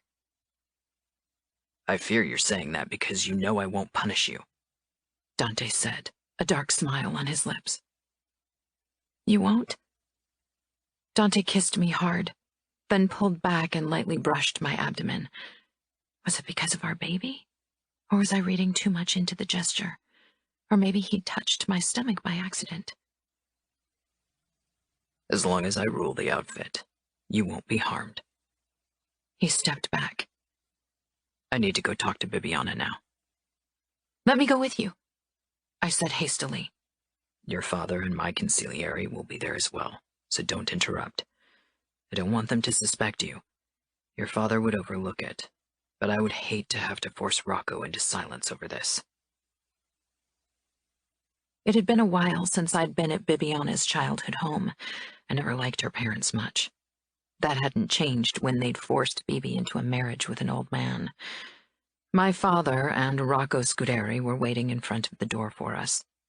When we walked up to them, Papa pulled me into a hug, kissed my temple, and pressed his palm against my abdomen. So, how are you?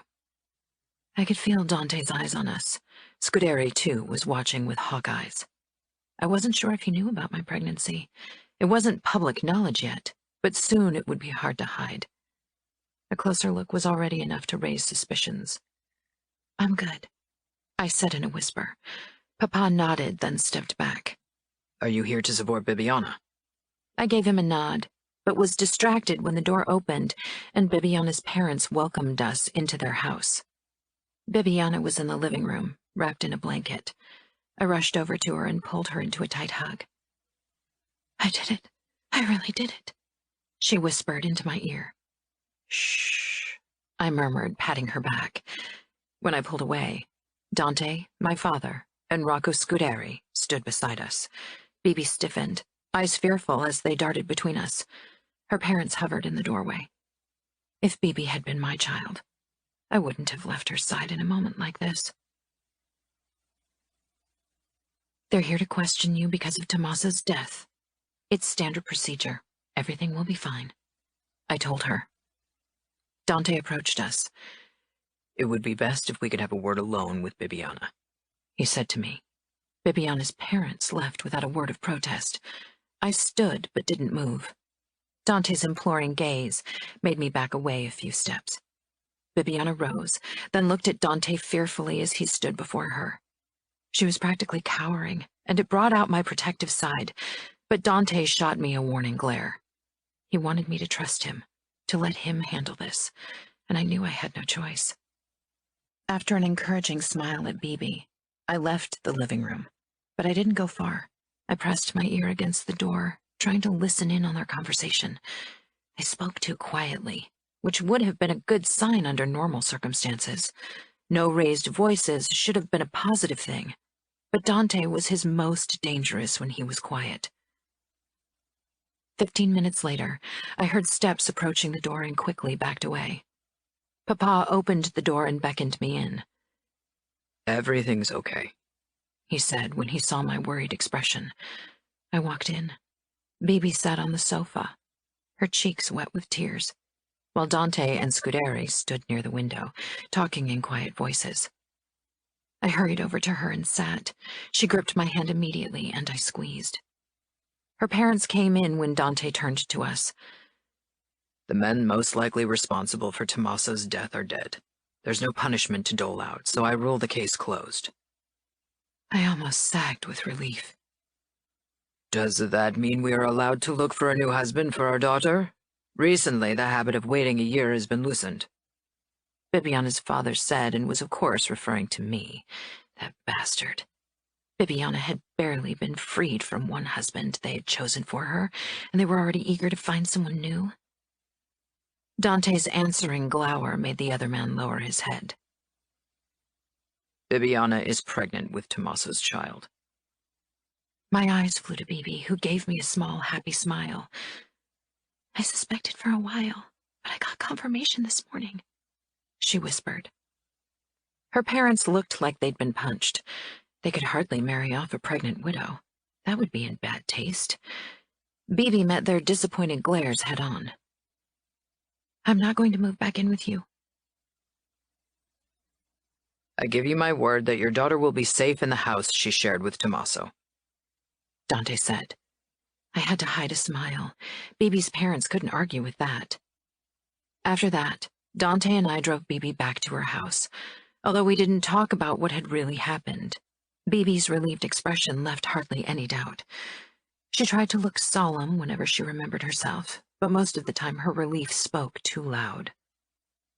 I was glad Dante knew the truth. He would have figured it out anyway. When Bibi had gotten out of the car and we were on our way home, I put my hand on his leg. Dante's eyes registered surprise. I usually honored his reluctance for public displays of affection. Thank you for helping, Bibi. I did it for you, he said simply. That was probably as close to a declaration of what? Love? Affection? I'd ever get from him. Thank you. I pulled my hand away again and rested it in my lap, but Dante took me by surprise when he reached for my hand, brought it up to his face, and pressed a kiss against my knuckles. My breath caught in my throat, and immediately tears gathered in my eyes. Such a small gesture shouldn't have meant so much, but it did, and pregnancy hormones didn't help. Dante didn't let go of my hand and sent me a questioning look. Valentina? Are you all right? It's the hormones. I'm sorry. Just ignore me. Dante rested our linked hands on his thigh and drove with one hand. He didn't comment as I wiped my eyes and pressed my free hand against the small bump of my stomach. Chapter 22. In the weeks following Tommaso's death, Bibiana blossomed to new life. She seemed to thrive in the solitude of her home. I wished I could handle loneliness as well. Dante was busier than ever. He wanted to make sure that the rest of his men were behind him 100%. That didn't leave much time for me, except for the nights he woke me with caresses and kisses. Since I'd asked him to make love to me after Antonio's death, he'd allowed more closeness during sex, had often held me in his arms. But I had a feeling he still preferred to be behind me, as it allowed him to keep his distance. I spent my days either working in the casino or with Bibiana or Inez, who'd become a stronger presence in my life as my pregnancy progressed. Today, Bibiana, Inez, and I had agreed to go shopping together. Of course, baby clothing was the #1 item on our agenda for the day. When we walked into our first baby store, Inez asked the question I knew she'd been dying to ask for hours. "So, how's Dante dealing with the pregnancy?" "He's not dealing at all," I said casually. I didn't want Inez to know how much it bothered me that he hadn't asked me about our baby directly once. He always inquired about how I was and was increasingly careful when we slept together, but the word baby never left his mouth. He hadn't even asked if it was a boy or girl yet. Most of the time he pretends there is no pregnancy. Inez eyed my protruding stomach. It still wasn't too obvious when I wore a loose-fitting blouse, as I was only 26 weeks along. But of course Dante saw it all the time. "He's being impossible. Do you want me to talk to him?" "God, no," I said quickly, then sent Inez an apologetic smile. "But thank you. Dante would be furious if you interfered." "You're probably right. I still don't like it. Sometimes I don't understand men. Why can't they admit when they messed up?" I shrugged. It was something I'd wondered so often, but it never got me far. Bibiana held up a cute onesie with, "Lock up your boys, my dad owns a gun," written across the front. "Not that anyone needs the reminder, but why not? You should get something like this." She grinned, then sobered. "Is something wrong?" I wasn't sure. There was a strange twinge in my lower abdomen. Maybe my little baby was lying in an awkward position and pressing down on my kidneys. "I'm fine," I said. I picked up the same onesie. "I don't even know if it's a girl." "I really hope it is. Then our girls can play together." Bibiana was only 18 weeks along, but she had already asked the doc about the gender. She'd been relieved when she found out it was a girl because she worried a boy might remind her too much of Tommaso. I want to be surprised. That wasn't true. I was curious. I'd been from the moment I'd found out I was pregnant, but I wanted Dante at my side when the doctor told me the sex of our baby. I wasn't sure that was ever going to happen, though. "I don't know how you do it. I'm way too curious," Bibiana said. Inez nodded. "That, and Pietro desperately wanted to know if he was getting an heir. I guess with twins we really had the perfect result for both of us." She laughed, then quieted when she saw my face. "Did my parents bother you?" "I know my father's eager for Dante to have a son who can become capo in the future. Don't let them pressure you." "I don't see them very often," I said. "But of course they asked me about the gender. Your father didn't seem very happy when I told him I didn't want to know." "Men." "I'm really surprised Dante isn't more interested in finding out if he'll have an heir soon. But he's always been laid back about these things. Many men would have found a way to produce an heir elsewhere if their wife was infertile, but Dante never blamed Carla. He stood by her even when our father urged him to find a mistress to impregnate." "That's horrible," I said. There was still an odd pressure in my lower abdomen, but it seemed to get better now that we weren't walking so much anymore. "It is. Father suggested Dante and Carla could bring up the child as their own, but Dante refused to do it. Maybe because he worried it was him who didn't deliver," Bibiana said quietly. I shrugged. I didn't want to talk about this in public. Dante wouldn't be happy if he found out. Of course. Now we knew that it must have been Carla who was infertile, even if Dante and I hadn't talked about it again since our major fight. "So, what do you say?" Bibi asked with a bright smile, still holding up that onesie with the cute quote. I nodded with a resigned smile. "Okay, I'll get it, even if I'm having a boy. Maybe next time it'll be a girl, so it's not like I'm wasting money. Inez touched my belly lightly. I can't wait. Nothing's better than the scent of a newborn in those tiny toes and fingers. True, I said as I peered into the stroller where Inez's little girl was sleeping deeply. Bibi and I both bought the onesies. Then we said goodbye to Inez, who headed back to her car with her own bodyguard, while Taft trailed after me and Bibi as we walked back to the Mercedes. He pretended he wasn't there, for which I was grateful. When I was married to Antonio, I often went out of the house on my own, but that was a thing of the past now. Taft drove us back to my house. Bibi and I wanted to spend the rest of the afternoon together, browsing books with baby names and eating the delicious Italian almond cake Zita had baked this morning.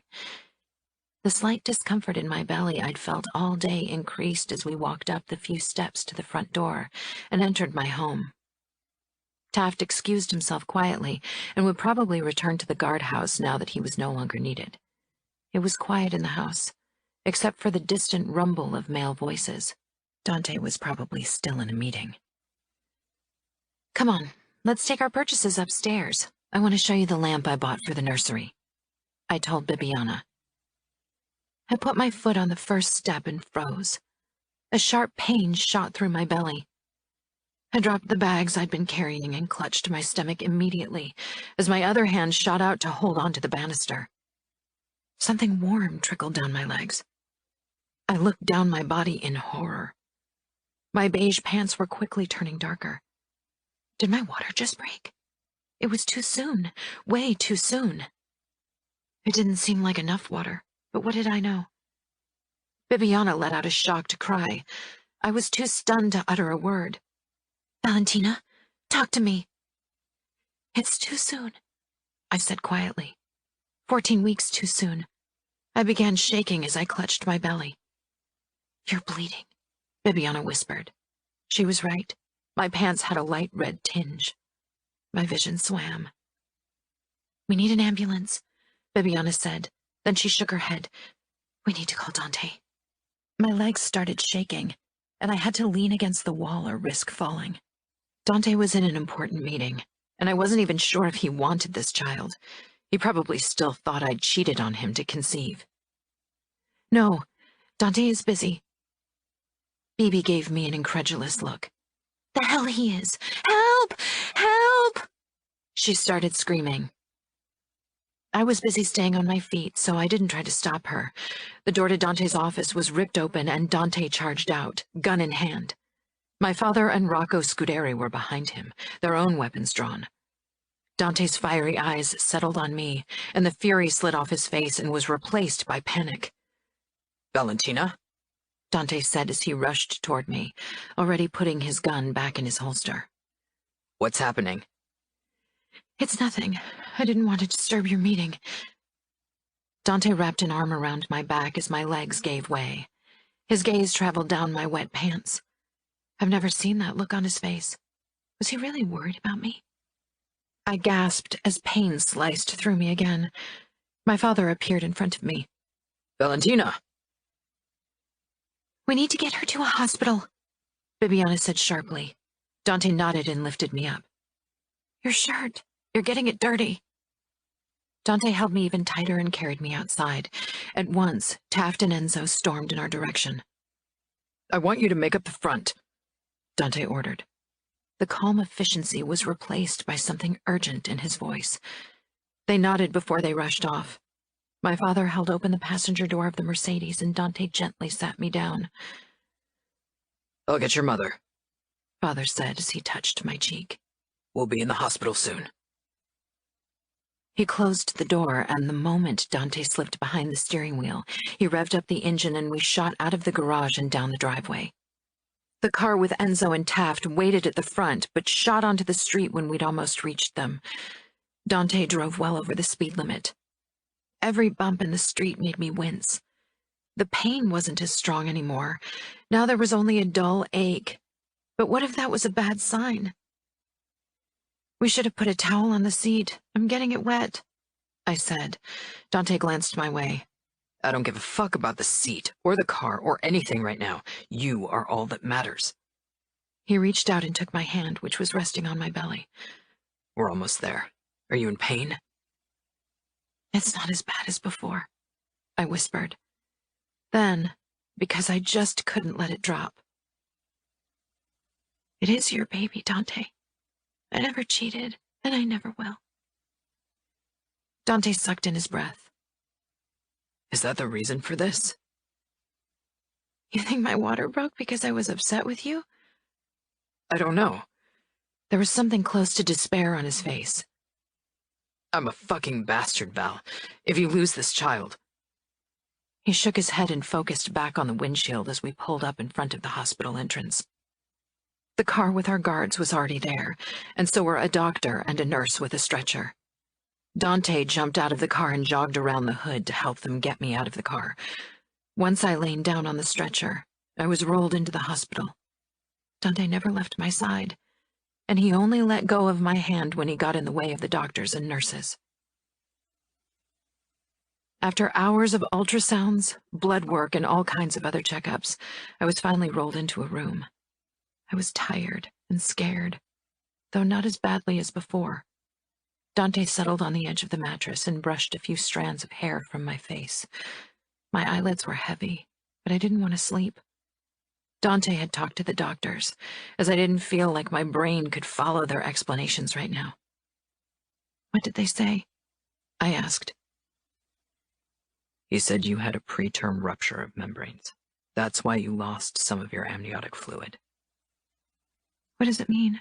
Do they have to deliver our baby early? Fear felt like a vice around my throat. It would be too soon. What if I lost our child? Dante settled himself against the pillow and pulled me against his chest. No, they don't. It didn't rupture completely, but of course there's a higher risk of infection now, which is why you'll need to take antibiotics for a while. You didn't go into labor, so that's a plus. They hope to delay the birth until week 30 at least. You'll have to stay in bed as much as possible and aren't allowed to exert yourself in any way. Okay, I whispered. I just want our baby to be safe. It will be. We won't let anything happen to her, Dante said in his calm, soothing voice. I startled. Her? Dante nodded. I asked the doctor. They could see it when they did the ultrasound. It's a girl. I wanted to be happy, and I was. I would love our child no matter if it was a girl or a boy, but I knew what was expected of me. I licked my dry lips, searching Dante's eyes. Are you angry because it isn't a boy? I know you need an heir. Your father. Dante cupped my cheek, stopping me from saying more. I'm happy.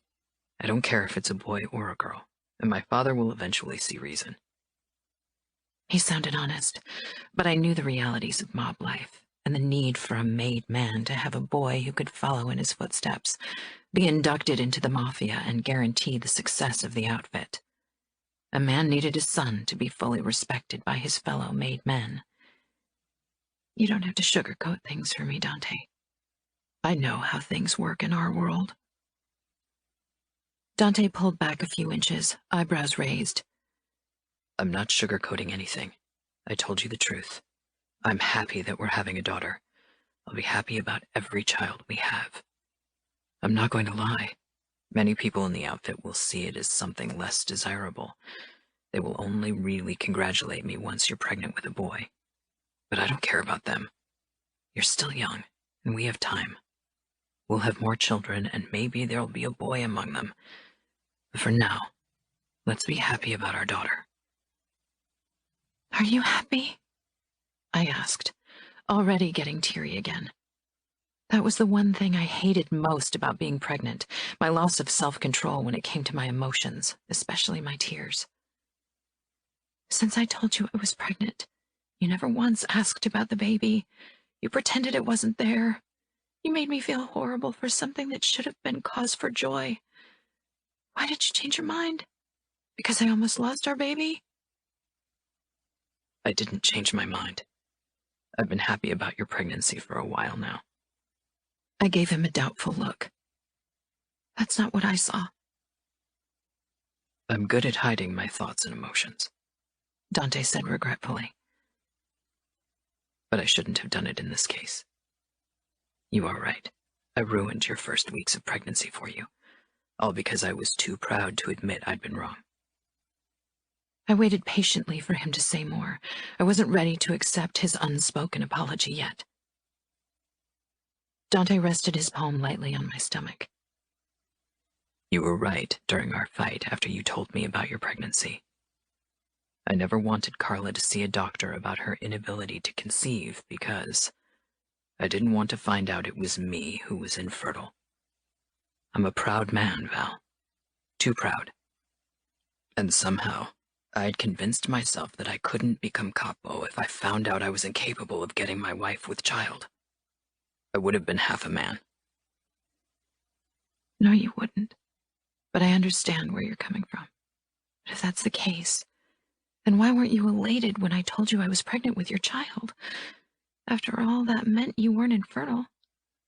Shouldn't you have been proud?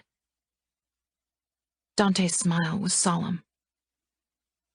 Yes, I suppose I should have been. He paused, and I gave him the time he needed to figure out his next words. I had a feeling he'd share something very personal with me. But when you told me about your pregnancy, it almost felt like an attack on Carla's memory. As if you were blaming Carla for her inability to give me children by getting pregnant so quickly. I never wanted to attack your wife, I said, horrified. I know you loved her more than anything. I knew it before we married. And you never let me forget it in all the time we've been together. The last part came out more accusatory than intended. I know, Dante said, his cool blue eyes tracing my face. I treated you badly. You did nothing to deserve it. When you gave yourself to me for the first time, I should have held you afterward. It would have been the decent, the honorable thing to do. Instead, I left. I didn't want to allow myself to be close to you.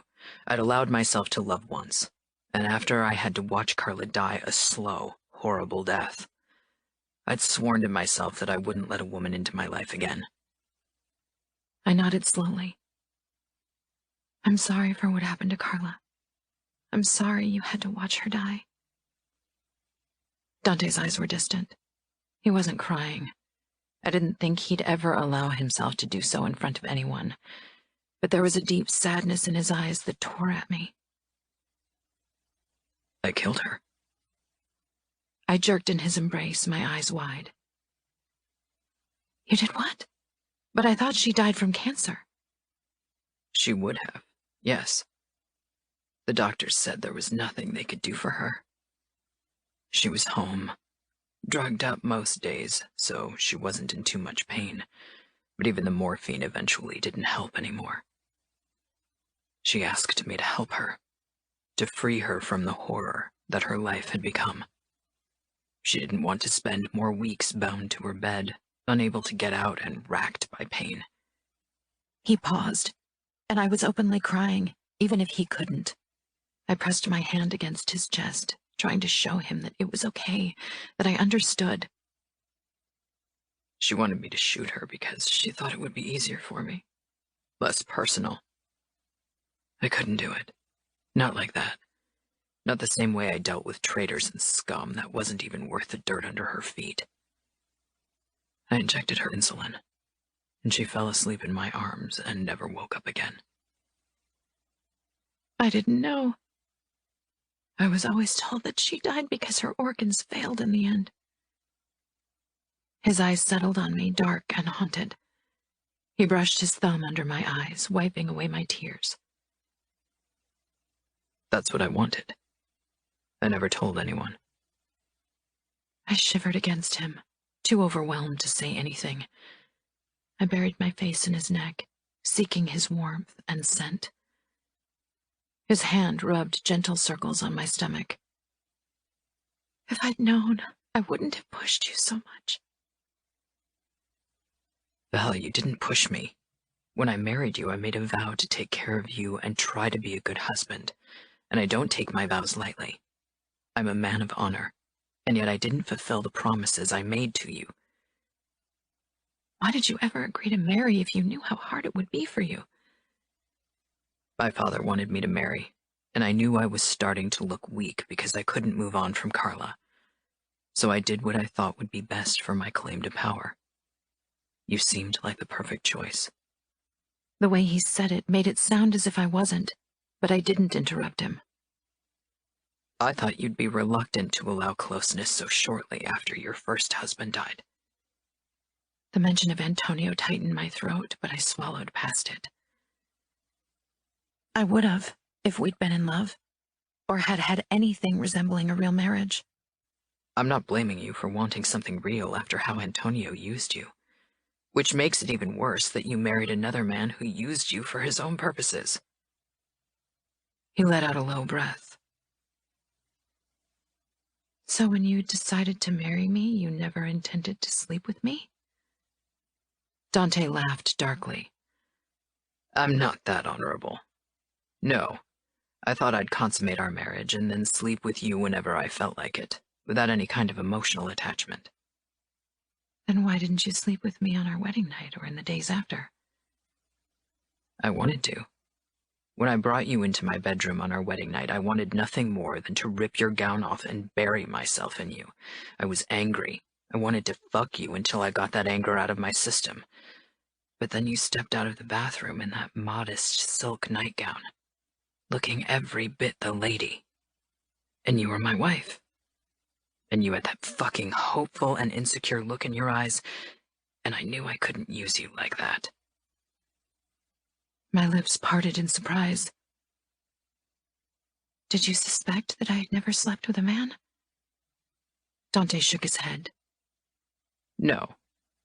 I could tell you were unpracticed in your advances and attempts at seducing me, but I guessed your first husband had been dominant in the bedroom and didn't let you take the initiative, although it didn't match up with my assessment of Antonio. Was I that bad at trying to seduce you? I asked with a small, embarrassed laugh. It felt incredible talking to Dante like this, so openly, and being in his arms without him trying to pull back was even better. Dante's lips curled into a wry smile. I'm a man who prides himself on his self-control. Believe me, most men wouldn't have been able to resist your charm. To be honest, when I found out I would be your first, I had an even harder time holding back. It's probably a male thing, but I wanted to put my claim on you. That sounds very animalistic. It is. Before I married you, I didn't want an inexperienced bride, but once I knew the truth about you, I had a hard time thinking about anything else other than making you mine. Dante's eyes darted to my round belly where his hand was still resting. And the knowledge that you're carrying my baby makes me proud. Though, it really isn't something that should cause that notion in me. After all, it's not a great achievement to impregnate your wife. I shook my head with a smile that slowly died on my lips as my eyes sought out Dante's. I love this. I love talking to you like a real husband and wife. Please don't pull back from me again. I can't go back to being lonely. Dante cupped my cheek. I won't. Today was the wake-up call I needed. I'll try to be the best husband I can possibly be, which probably is still much less than you deserve. I'm not an emotional man, and I hate public displays of affection, but I won't go back to ignoring you. That I can promise. I kissed him. Thank you. We lay in silence beside each other until I felt our daughter move. I quickly shifted Dante's hand so he could feel it too. He stilled. Do you feel her moving? Dante nodded. He didn't say anything, but I knew this time it wasn't because he was unaffected by what was happening. Smiling, I put my head back down on his shoulder. When can I return home? Tomorrow. They want to keep you overnight. Okay. I wasn't really happy about this. I worried about being separated from Dante for that long. But not because I was clingy or couldn't be alone. No, I was worried that despite his promise, Dante would find reasons to retreat from me once more if we were separated so shortly after we'd come to an understanding. I'll stay with you. I won't let you alone in this place, he said as if he knew about my worries, and my heart swelled with gratitude. And I already told Leo that he would have to handle the casino alone for a while.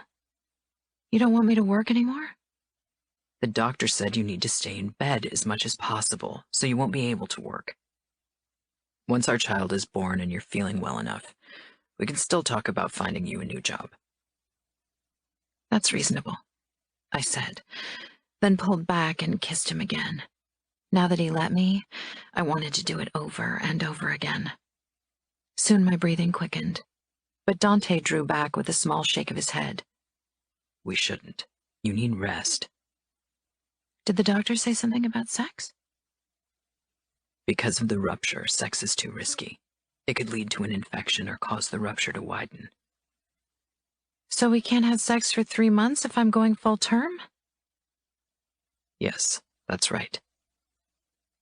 I knew some men started using mistresses when their wives got pregnant. I didn't think Dante was the type, but it still worried me. And it wasn't as if I didn't enjoy sex. 3 months and possibly longer without any kind of relief sounded like a challenge. Dante smoothed out the furrows between my brows. What are you thinking? Will you be okay with it? You mean with no sex? He asked with a hint of amusement. Yes. As I said, self-control isn't my problem. I hope you have enough for both of us. Dante kissed a spot below my ear. I'm not saying it's going to be easy. I always want you, Valentina. You drive me insane with desire. But I won't do anything that could endanger our child. I know. Me neither. I smiled. I still can't believe that we'll have a little girl soon. When we're back home tomorrow, I'll have to show you something I bought today. I couldn't wait to see his face when he saw the onesie. I hated that something as horrible as a rupture of membranes had finally brought us closer, but I was glad it had. Now we could look forward to the birth of our daughter together. Dante kept his arm around my waist as he led me into our house, though I was perfectly capable of walking on my own. I felt good.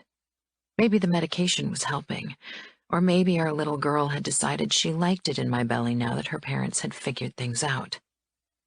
Of course, I knew I had to be careful. I couldn't risk going into labor in the next couple of weeks. Our girl still had quite some growing to do.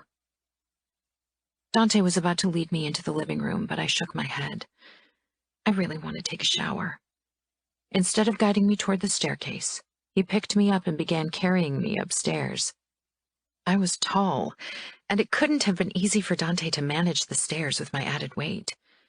When he set me down at the top, I said, "You don't need to carry me. You won't always be around when I need to take the stairs." I don't want you to use the stairs, Valentina, he said, his voice not brooking an argument. If I'm not around to carry you, then you'll call for one of the guards. I could tell that he wouldn't budge on the subject, and I was glad that he was trying to take care of me. Okay, I promise. As we stepped into our bedroom, I saw that someone, probably Gabby, had carried up the bags with my purchases and set them down on the chair in front of my vanity. With a smile, I walked toward it and pulled out the onesie I'd bought yesterday before things had taken a turn for the worse. I held it up for Dante to see. "So what do you say?" My voice brimmed with excitement. I almost felt bad for feeling so exuberant after what had happened yesterday and what could still happen to our baby girl. But I was too hopeful to let worries overshadow my other emotions. Dante raised one eyebrow. I doubt anyone will need the reminder. I laughed. That's what Phoebe said. But it's cute, don't you think? His arm snuck around my waist. It is. I thought you didn't know if it was a girl or a boy. I didn't, but Bea wanted to buy matching onesies. She was really hoping for a girl so her daughter and ours could be best friends. She'll be beside herself with excitement when I tell her. I paused. Have you told your parents that it's a girl yet? Dante frowned slightly. I talked to my mother last night after you fell asleep. She's excited for us. But your father isn't? He didn't contact me yet. He's probably trying the silent treatment as a way to show me his displeasure. Really? It's not like it was our choice to have a daughter, and I hate this fixation on boys anyway. A girl is worthy too. You don't have to convince me, Dante said. But boys are seen as something that strengthens the outfit, while girls only mean a weak link the men need to protect. It's the way it's always been. I can't see it changing anytime soon. Do you know if there's ever been a woman inducted into any of the familias in North America and beyond? Dante smiled wryly. That would be news to me, and it won't happen. I wouldn't want my daughter to be part of the outfit. I want her safe and protected. I don't want blood on her hands and death in her dreams. But you want that for our future son? I asked softly. Dante brushed a strand of hair back from my shoulders. It's the way things are, Val. I will protect all of our children for as long as I can, but eventually our son, at least, will have to brave the dangers of our world. But he'll be strong. My father always treated my brother Orazio with brutal harshness, and your own father tortured you to toughen you up. Sometimes I don't want a son because I'll worry that he'll have to suffer through the same things. I didn't think I could stand back and watch Dante treat our son like that. Even my mother had protected Orazio occasionally when Papa had been too strict. Not that he'd ever abused Orazio as Fiore had done with Dante. I will have to be stricter with our son, but I won't be like my father. I swear. I nodded. I believed him. I could tell that I was starting to tire already, although I'd hardly done anything. I should grab a shower now. I'm supposed to lie down again soon. Dante followed me into the bathroom, his eyes on me as I stepped out of my shoes. I reached for the zipper in the back of my dress, but Dante beat me to it. His thumb traced the bumps of my spine as he pulled the zipper down, and I could feel it all the way down to my toes. The dress pulled at my feet. Now there were only my tights. Dante eased them down my legs, then let his gaze slowly travel up my body as he knelt before me. I wanted nothing more than to fall in his arms and feel him inside me. Licking my lips, I whispered, "This is going to be hard." Dante straightened, his expression confirming my words. Take a shower. I'll wait here in case you feel faint. You could shower with me, I said. Dante looked hesitant, then he nodded. He got out of his clothes, and when he turned to me, I could see he was already half erect. I thought you had self-control, I teased. Dante steered me toward the shower, steadying me. I do, or my fingers would already be delving into your wet heat. He turned the shower on, letting the warm water rain down on us before he closed the shower stall and turned to face me, hands on my hips. How do you know I'm wet? I asked in a challenging tone. Dante picked up the sponge and rubbed it lightly over my breasts and stomach. Then he leaned close until his mouth was against my ear. Because I could see it when I knelt before you. You were wet for me. I was. I didn't think I'd ever wanted him as much as I wanted him now that we weren't allowed to sleep with each other. We washed each other with the sponge, occasionally kissing, and our breathing was coming faster with every passing moment. Dante's erection was hard and red. "Do you want me to blow you?" I whispered as I was pressed up against him. He groaned as my fingers curled around his shaft, but then his hand stilled my motions, and he pulled my hand away from his hard-on. No, he rasped. He didn't sound very convincing. I'm fine. He turned me around so my back was pressed against his chest and his erection was sandwiched between his stomach and my back. His arms came around my belly, palms pressed against my skin, and he kissed my neck lightly. I think we should get out. You need to lie down. I didn't protest. All the naked kissing was making it more difficult to suppress my desire for him. Dante helped me dry myself, and he looked almost relieved when I was finally dressed in comfortable satin pajamas and stretched out on our bed. Dante and I would have to deal with our desires in the next few weeks. Our baby was more important than anything else. Dante cradled me in his arms as his fingers raked through my hair. Thank you for never giving up on me, Val. I knew my stubbornness would come in handy one day, I said with a small laugh. 6 weeks later, the doctors decided to perform a C-section. It was still 8 weeks too early, but the risk of an infection had become too great. Dante didn't budge from my side as they cut open my belly. His presence, his steady gaze, the utter control and strength he emanated helped me tremendously. With Dante at my side, I knew nothing would go wrong. As if by the sheer power of his will, he could make things turn out okay. Dante could make you believe that he was in control of the situation even when he wasn't. He held my hand throughout the C-section, and when the first cry sounded, he sought out my eyes before we both turned toward our daughter, wrinkled and smeared with blood as the nurse presented her to us. I let go of Dante's hand. Go to our daughter. Go. He seemed reluctant to leave my side, but after he'd brushed a kiss against my forehead, he straightened and headed toward the end of the operating table. Dante didn't even twitch at the amount of blood, but I hadn't expected him to. If the nurses and doctors were surprised by his calm, they hid it. Or maybe they believed the rumors about Dante, that he was a high-ranking mafia boss. Of course, nobody would ever confirm these suspicions. After a few moments, the nurse handed him our daughter, wrapped in a blanket.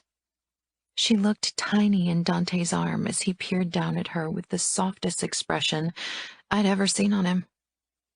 There was something fierce there, too, and it replaced the gentleness when he glanced up to find the nurses and doctors watching him. I knew our daughter would be safe.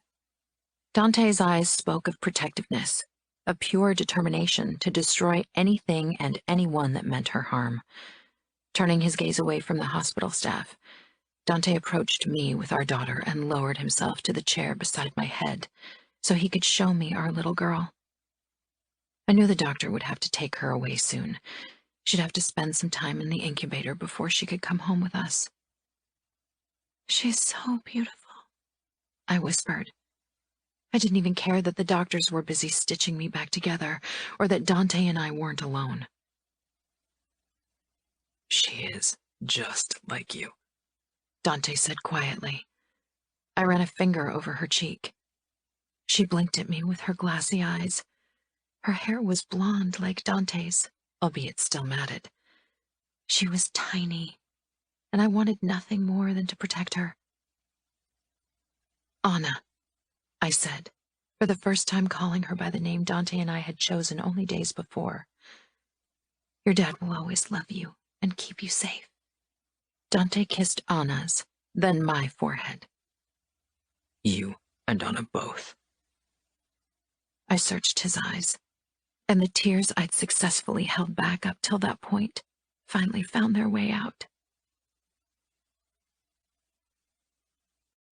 Epilogue. I lowered myself into the hot water in our bathtub with a sigh. Anna had finally fallen asleep in her crib, and Gabby would spend the night with her in the nursery to make sure she was all right. Dante had a meeting with my father down in the office. Though I suspected the sudden increase in short meetings was the result of my father's eagerness to see Anna as often as possible. He definitely didn't share Fiore Cavallaro's disappointment over having gotten a granddaughter instead of a grandson. It had been only 5 weeks since I'd given birth to our daughter, and I could already hardly imagine how it had been before her. But tonight I needed some time for me and Dante. Luckily, Anna had hit a phase of long stretches of uninterrupted sleep. She sometimes slept for up to 5 hours without a hitch. I leaned back in the tub and closed my eyes, relaxing for the first time today. My fingers itched to slip between my legs to alleviate the tension there, but I didn't. It had been months since Dante and I had been intimate, and tonight I wanted that to change. Dante had been nothing but patient, but I didn't miss that he always took a long time in the shower. I didn't have to guess what he was doing. Now that my scar had healed, I couldn't wait to be with him again. Only this time, it would be different. For the first time, I'd know he loved me while he made love to me, even if he'd never said the words aloud. The way he looked at me and Anna was worth more than all the spoken declarations of love in the world. Val? Dante called as I heard him enter the bedroom and a moment later the bathroom. His eyes lingered on the swell of my breasts, mostly covered by bubbles. He looked devilishly handsome in his dark gray vest and pants. The top 2 buttons of his white shirt were open and the sleeves were rolled up, revealing lean muscle. I checked on Anna. She's asleep. Gabby is singing to her. That's great, I said with a smile. Like Dante had suggested, we'd moved the nursery to the room he'd shared with his first wife a long time ago. Considering that it was 3 doors down from our bedroom, I wouldn't have to worry that Gabby might hear us. Dante's eyes were practically transparent with lust, but he just stood in the doorway. His self-control was marvelous, and a bit frustrating. You look tired, he said carefully. Do you want to get some rest? His body said something very different. The growing bulge in his pants was hard to miss. I shook my head with a smile and straightened, letting water and bubbles trail down my naked body as I stood before Dante. His gaze left a scorching trail on my skin as it slid down to the apex between my thighs. My hand came up to cover the narrow but angry red C-section scar marring my lower belly. I'd always found a way to hide it from Dante's view so far. The doctor had said it would fade to white in time, but it would never go away completely. Dante stalked toward me and gently pulled my hand away, revealing my scar to him. Don't hide yourself from me. I wasn't sure if you'd be turned off by the sight of my scar. Dante laughed, a rough sound deep in his throat. He gripped my waist, eyes hungry and possessive. You look like a goddess, Val. Your scar doesn't make you any less desirable for me. Or do you find my scars repulsive? I have plenty of them. No, of course not. But you are a man. It's different for women. Dante lightly stroked my scar. This makes you even more beautiful to me because I know why you have it. I put my hands on his shoulders, soaking his shirt, but Dante didn't seem to mind. His eyes kept roaming over my body. I leaned forward and kissed him. I need you, Dante. I need you so much. Dante's eyes flashed with desire. Are you sure? Have you recovered enough? I don't want to hurt you.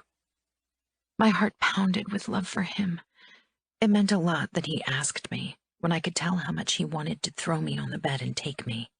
One of his hands had already found its way to my butt, stroking the globes in a gentle but very distracting way.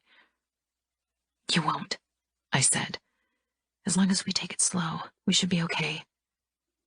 The last thing I wanted to do was take things slow. I wanted to rip off Dante's clothes, lick every inch of his skin, and have him slam into me over and over again. Dante didn't say anything, but he helped me out of the tub and wrapped me into a fluffy bathrobe. He massaged me through the thick fabric until my skin was dry and my breathing was coming in quick puffs. Dante lifted me into his arms and carried me toward the bedroom, where he lowered me on the bed. My toes curled in anticipation as he looked down at me.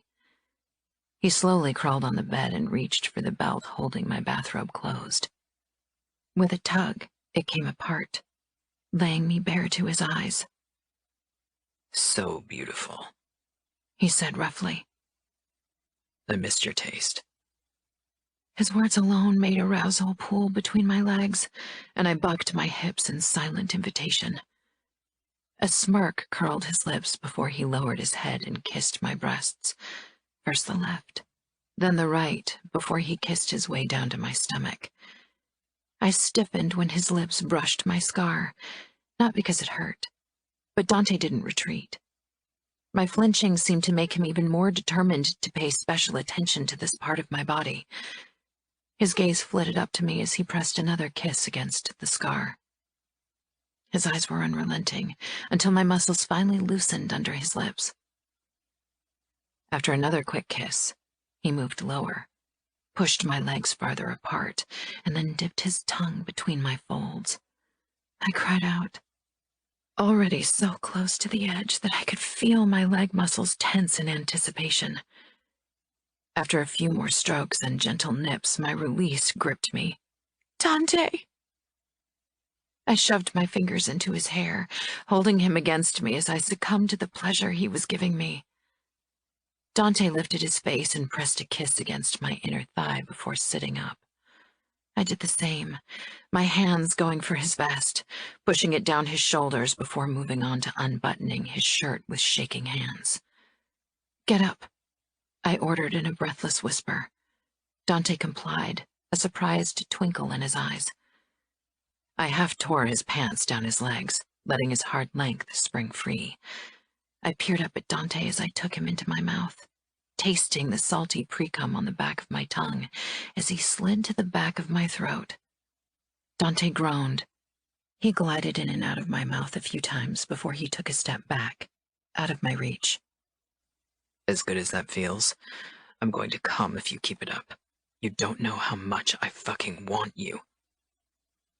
Dante held out his hand, and I took it without hesitation, letting him pull me to my feet. Dante pushed the bathrobe off my shoulders. It pooled at my feet, and then I was already in Dante's arms, pressed up against his firm, warm body. He moved us back until the back of my legs hit the bed and I fell down onto the soft mattress. Dante lowered himself beside me. My brows scrunched together in confusion as he turned me on my side. What are you doing? He slid up behind me, pressing his chest against my back, his erection digging against my thigh. We're going to try a new position. It'll make things easier for you, and my weight won't rest on you. Okay, I said, my voice shaky with excitement. Your pill is already working? I nodded quickly. Dante nuzzled my neck as his hand traveled over my breast, then trailed down my stomach until it slipped between my legs. He dipped one finger, then a second into me, making me moan. You're ready, Dante growled. I was more than ready. I needed him desperately. My entire body ached for him. Dante moved his hand along my inner thigh before hooking his palm under my knee and lifting my leg until my foot was flat on the bed and my legs opened in a wide V. He pulled me even tighter against his body, spooning me and guiding his erection toward my opening. He slowly eased his tip into me, and I squeezed my eyes shut at the stretching feeling. Dante's palm cupped my breast as his lips kissed the spot beneath my ear, and he pushed inch by inch into me. My breath caught in my throat when he filled me to the brim. He let out a harsh breath. God, you're so tight, Val. It had been too long, and I had to get used to his size again. Dante paused. Our bodies merged together, his cock stretching me. He stroked my side and stomach. Are you all right? I glanced over my shoulder at him, then claimed his lips for a kiss before pulling back and whispering, I missed this. Dante trailed his fingers down my folds and gently started drawing circles on my sensitive nub. Please move, I half begged in between moans. And Dante did. He eased almost all the way out before sliding back in. When my inner muscles relaxed, he settled into a slow, delicious rhythm. It felt like we were one as we moved against each other. Our breathing quickened, and so did Dante's thrusting. But he kept me in his embrace, his lips nibbling on my throat. I wasn't sure how long we made love like that, the pleasure slowly building until I dug my toes into the mattress, desperate for release. When it finally claimed me, my clenching muscles took Dante right with me, and he spilled into me with a hoarse cry. Afterward, he didn't immediately pull out. Instead, he wrapped me even tighter in his embrace, our bodies still joined together. My breathing was slowly coming down as Dante left a trail of kisses along my neck until he cupped my earlobe between his lips. I moaned and arched against him as his fingers took up their playing between my thighs again. How about another round? He said huskily. I couldn't do more than nod as his other hand tweaked my nipple, and I felt his cock starting to grow hard in me again. He pulled out of me, causing me to glance at him in confusion. He rubbed my ass lightly as he sat up and opened his arms in invitation. Another new position? I asked excitedly. Dante's cock was so hard it rested against his firm stomach. I crawled toward him and squatted over him before I slowly eased myself down on his length. I wrapped my arms around Dante's neck, bringing our chests close together, and pressed my mouth to his. Dante's hands cupped my butt and guided me up and down his erection. Look at me, he demanded hoarsely. My eyes flew open, meeting his heated gaze. I love seeing your eyes when I'm in you. We kept our gazes locked as our breathing quickened and my movements turned jerky, and even when I cried out my release, followed by Dante's own raspy groans. His gaze was all the declaration of love that I needed as we clung together, unwilling to separate even now that we were spent and satisfied. Dante slowly lay back, taking me with him so I was stretched out on top of him. A silly smile spread on my face as I peered down at Dante. His messy hair, the shadow of stubble, his unguarded expression. I buried my face in the crook of his neck, whispering, I love you. Dante's arms around me tightened, and he pressed a kiss against the side of my head. I closed my eyes, listening to the cacophony of our pounding hearts. We lay like that for a long time. I never wanted to move, but eventually we slipped under the shower. Afterwards, we crept into the nursery. Gabby was sitting in the rocking chair reading a book, but quickly got up when she saw us. You can go, I whispered. We're going to watch her the rest of the night. Gabby nodded and slunk away, closing the door without a sound. Anna lay in her crib, her tiny hands curled to fists and her face peaceful. She was still small, but she'd grown a lot since we'd been allowed to take her home from the hospital 2 weeks ago. I tiptoed toward her bed and rested my hands on the edge, itching to stroke her rosy cheek, but I didn't want to wake her. I loved watching her in these quiet moments. I never felt more peaceful. Dante came up behind me and wrapped his arms around my waist, leaning his head against mine. I'll never let anything happen to you or Anna. I'll protect you until my last breath. I knew he would. It had taken a while and we'd encountered some bumps along the road, but finally I had what I'd always wanted. A husband who cared deeply about me, and a beautiful baby we both loved more than anything else in the world. It felt as if I'd finally arrived where I was supposed to be.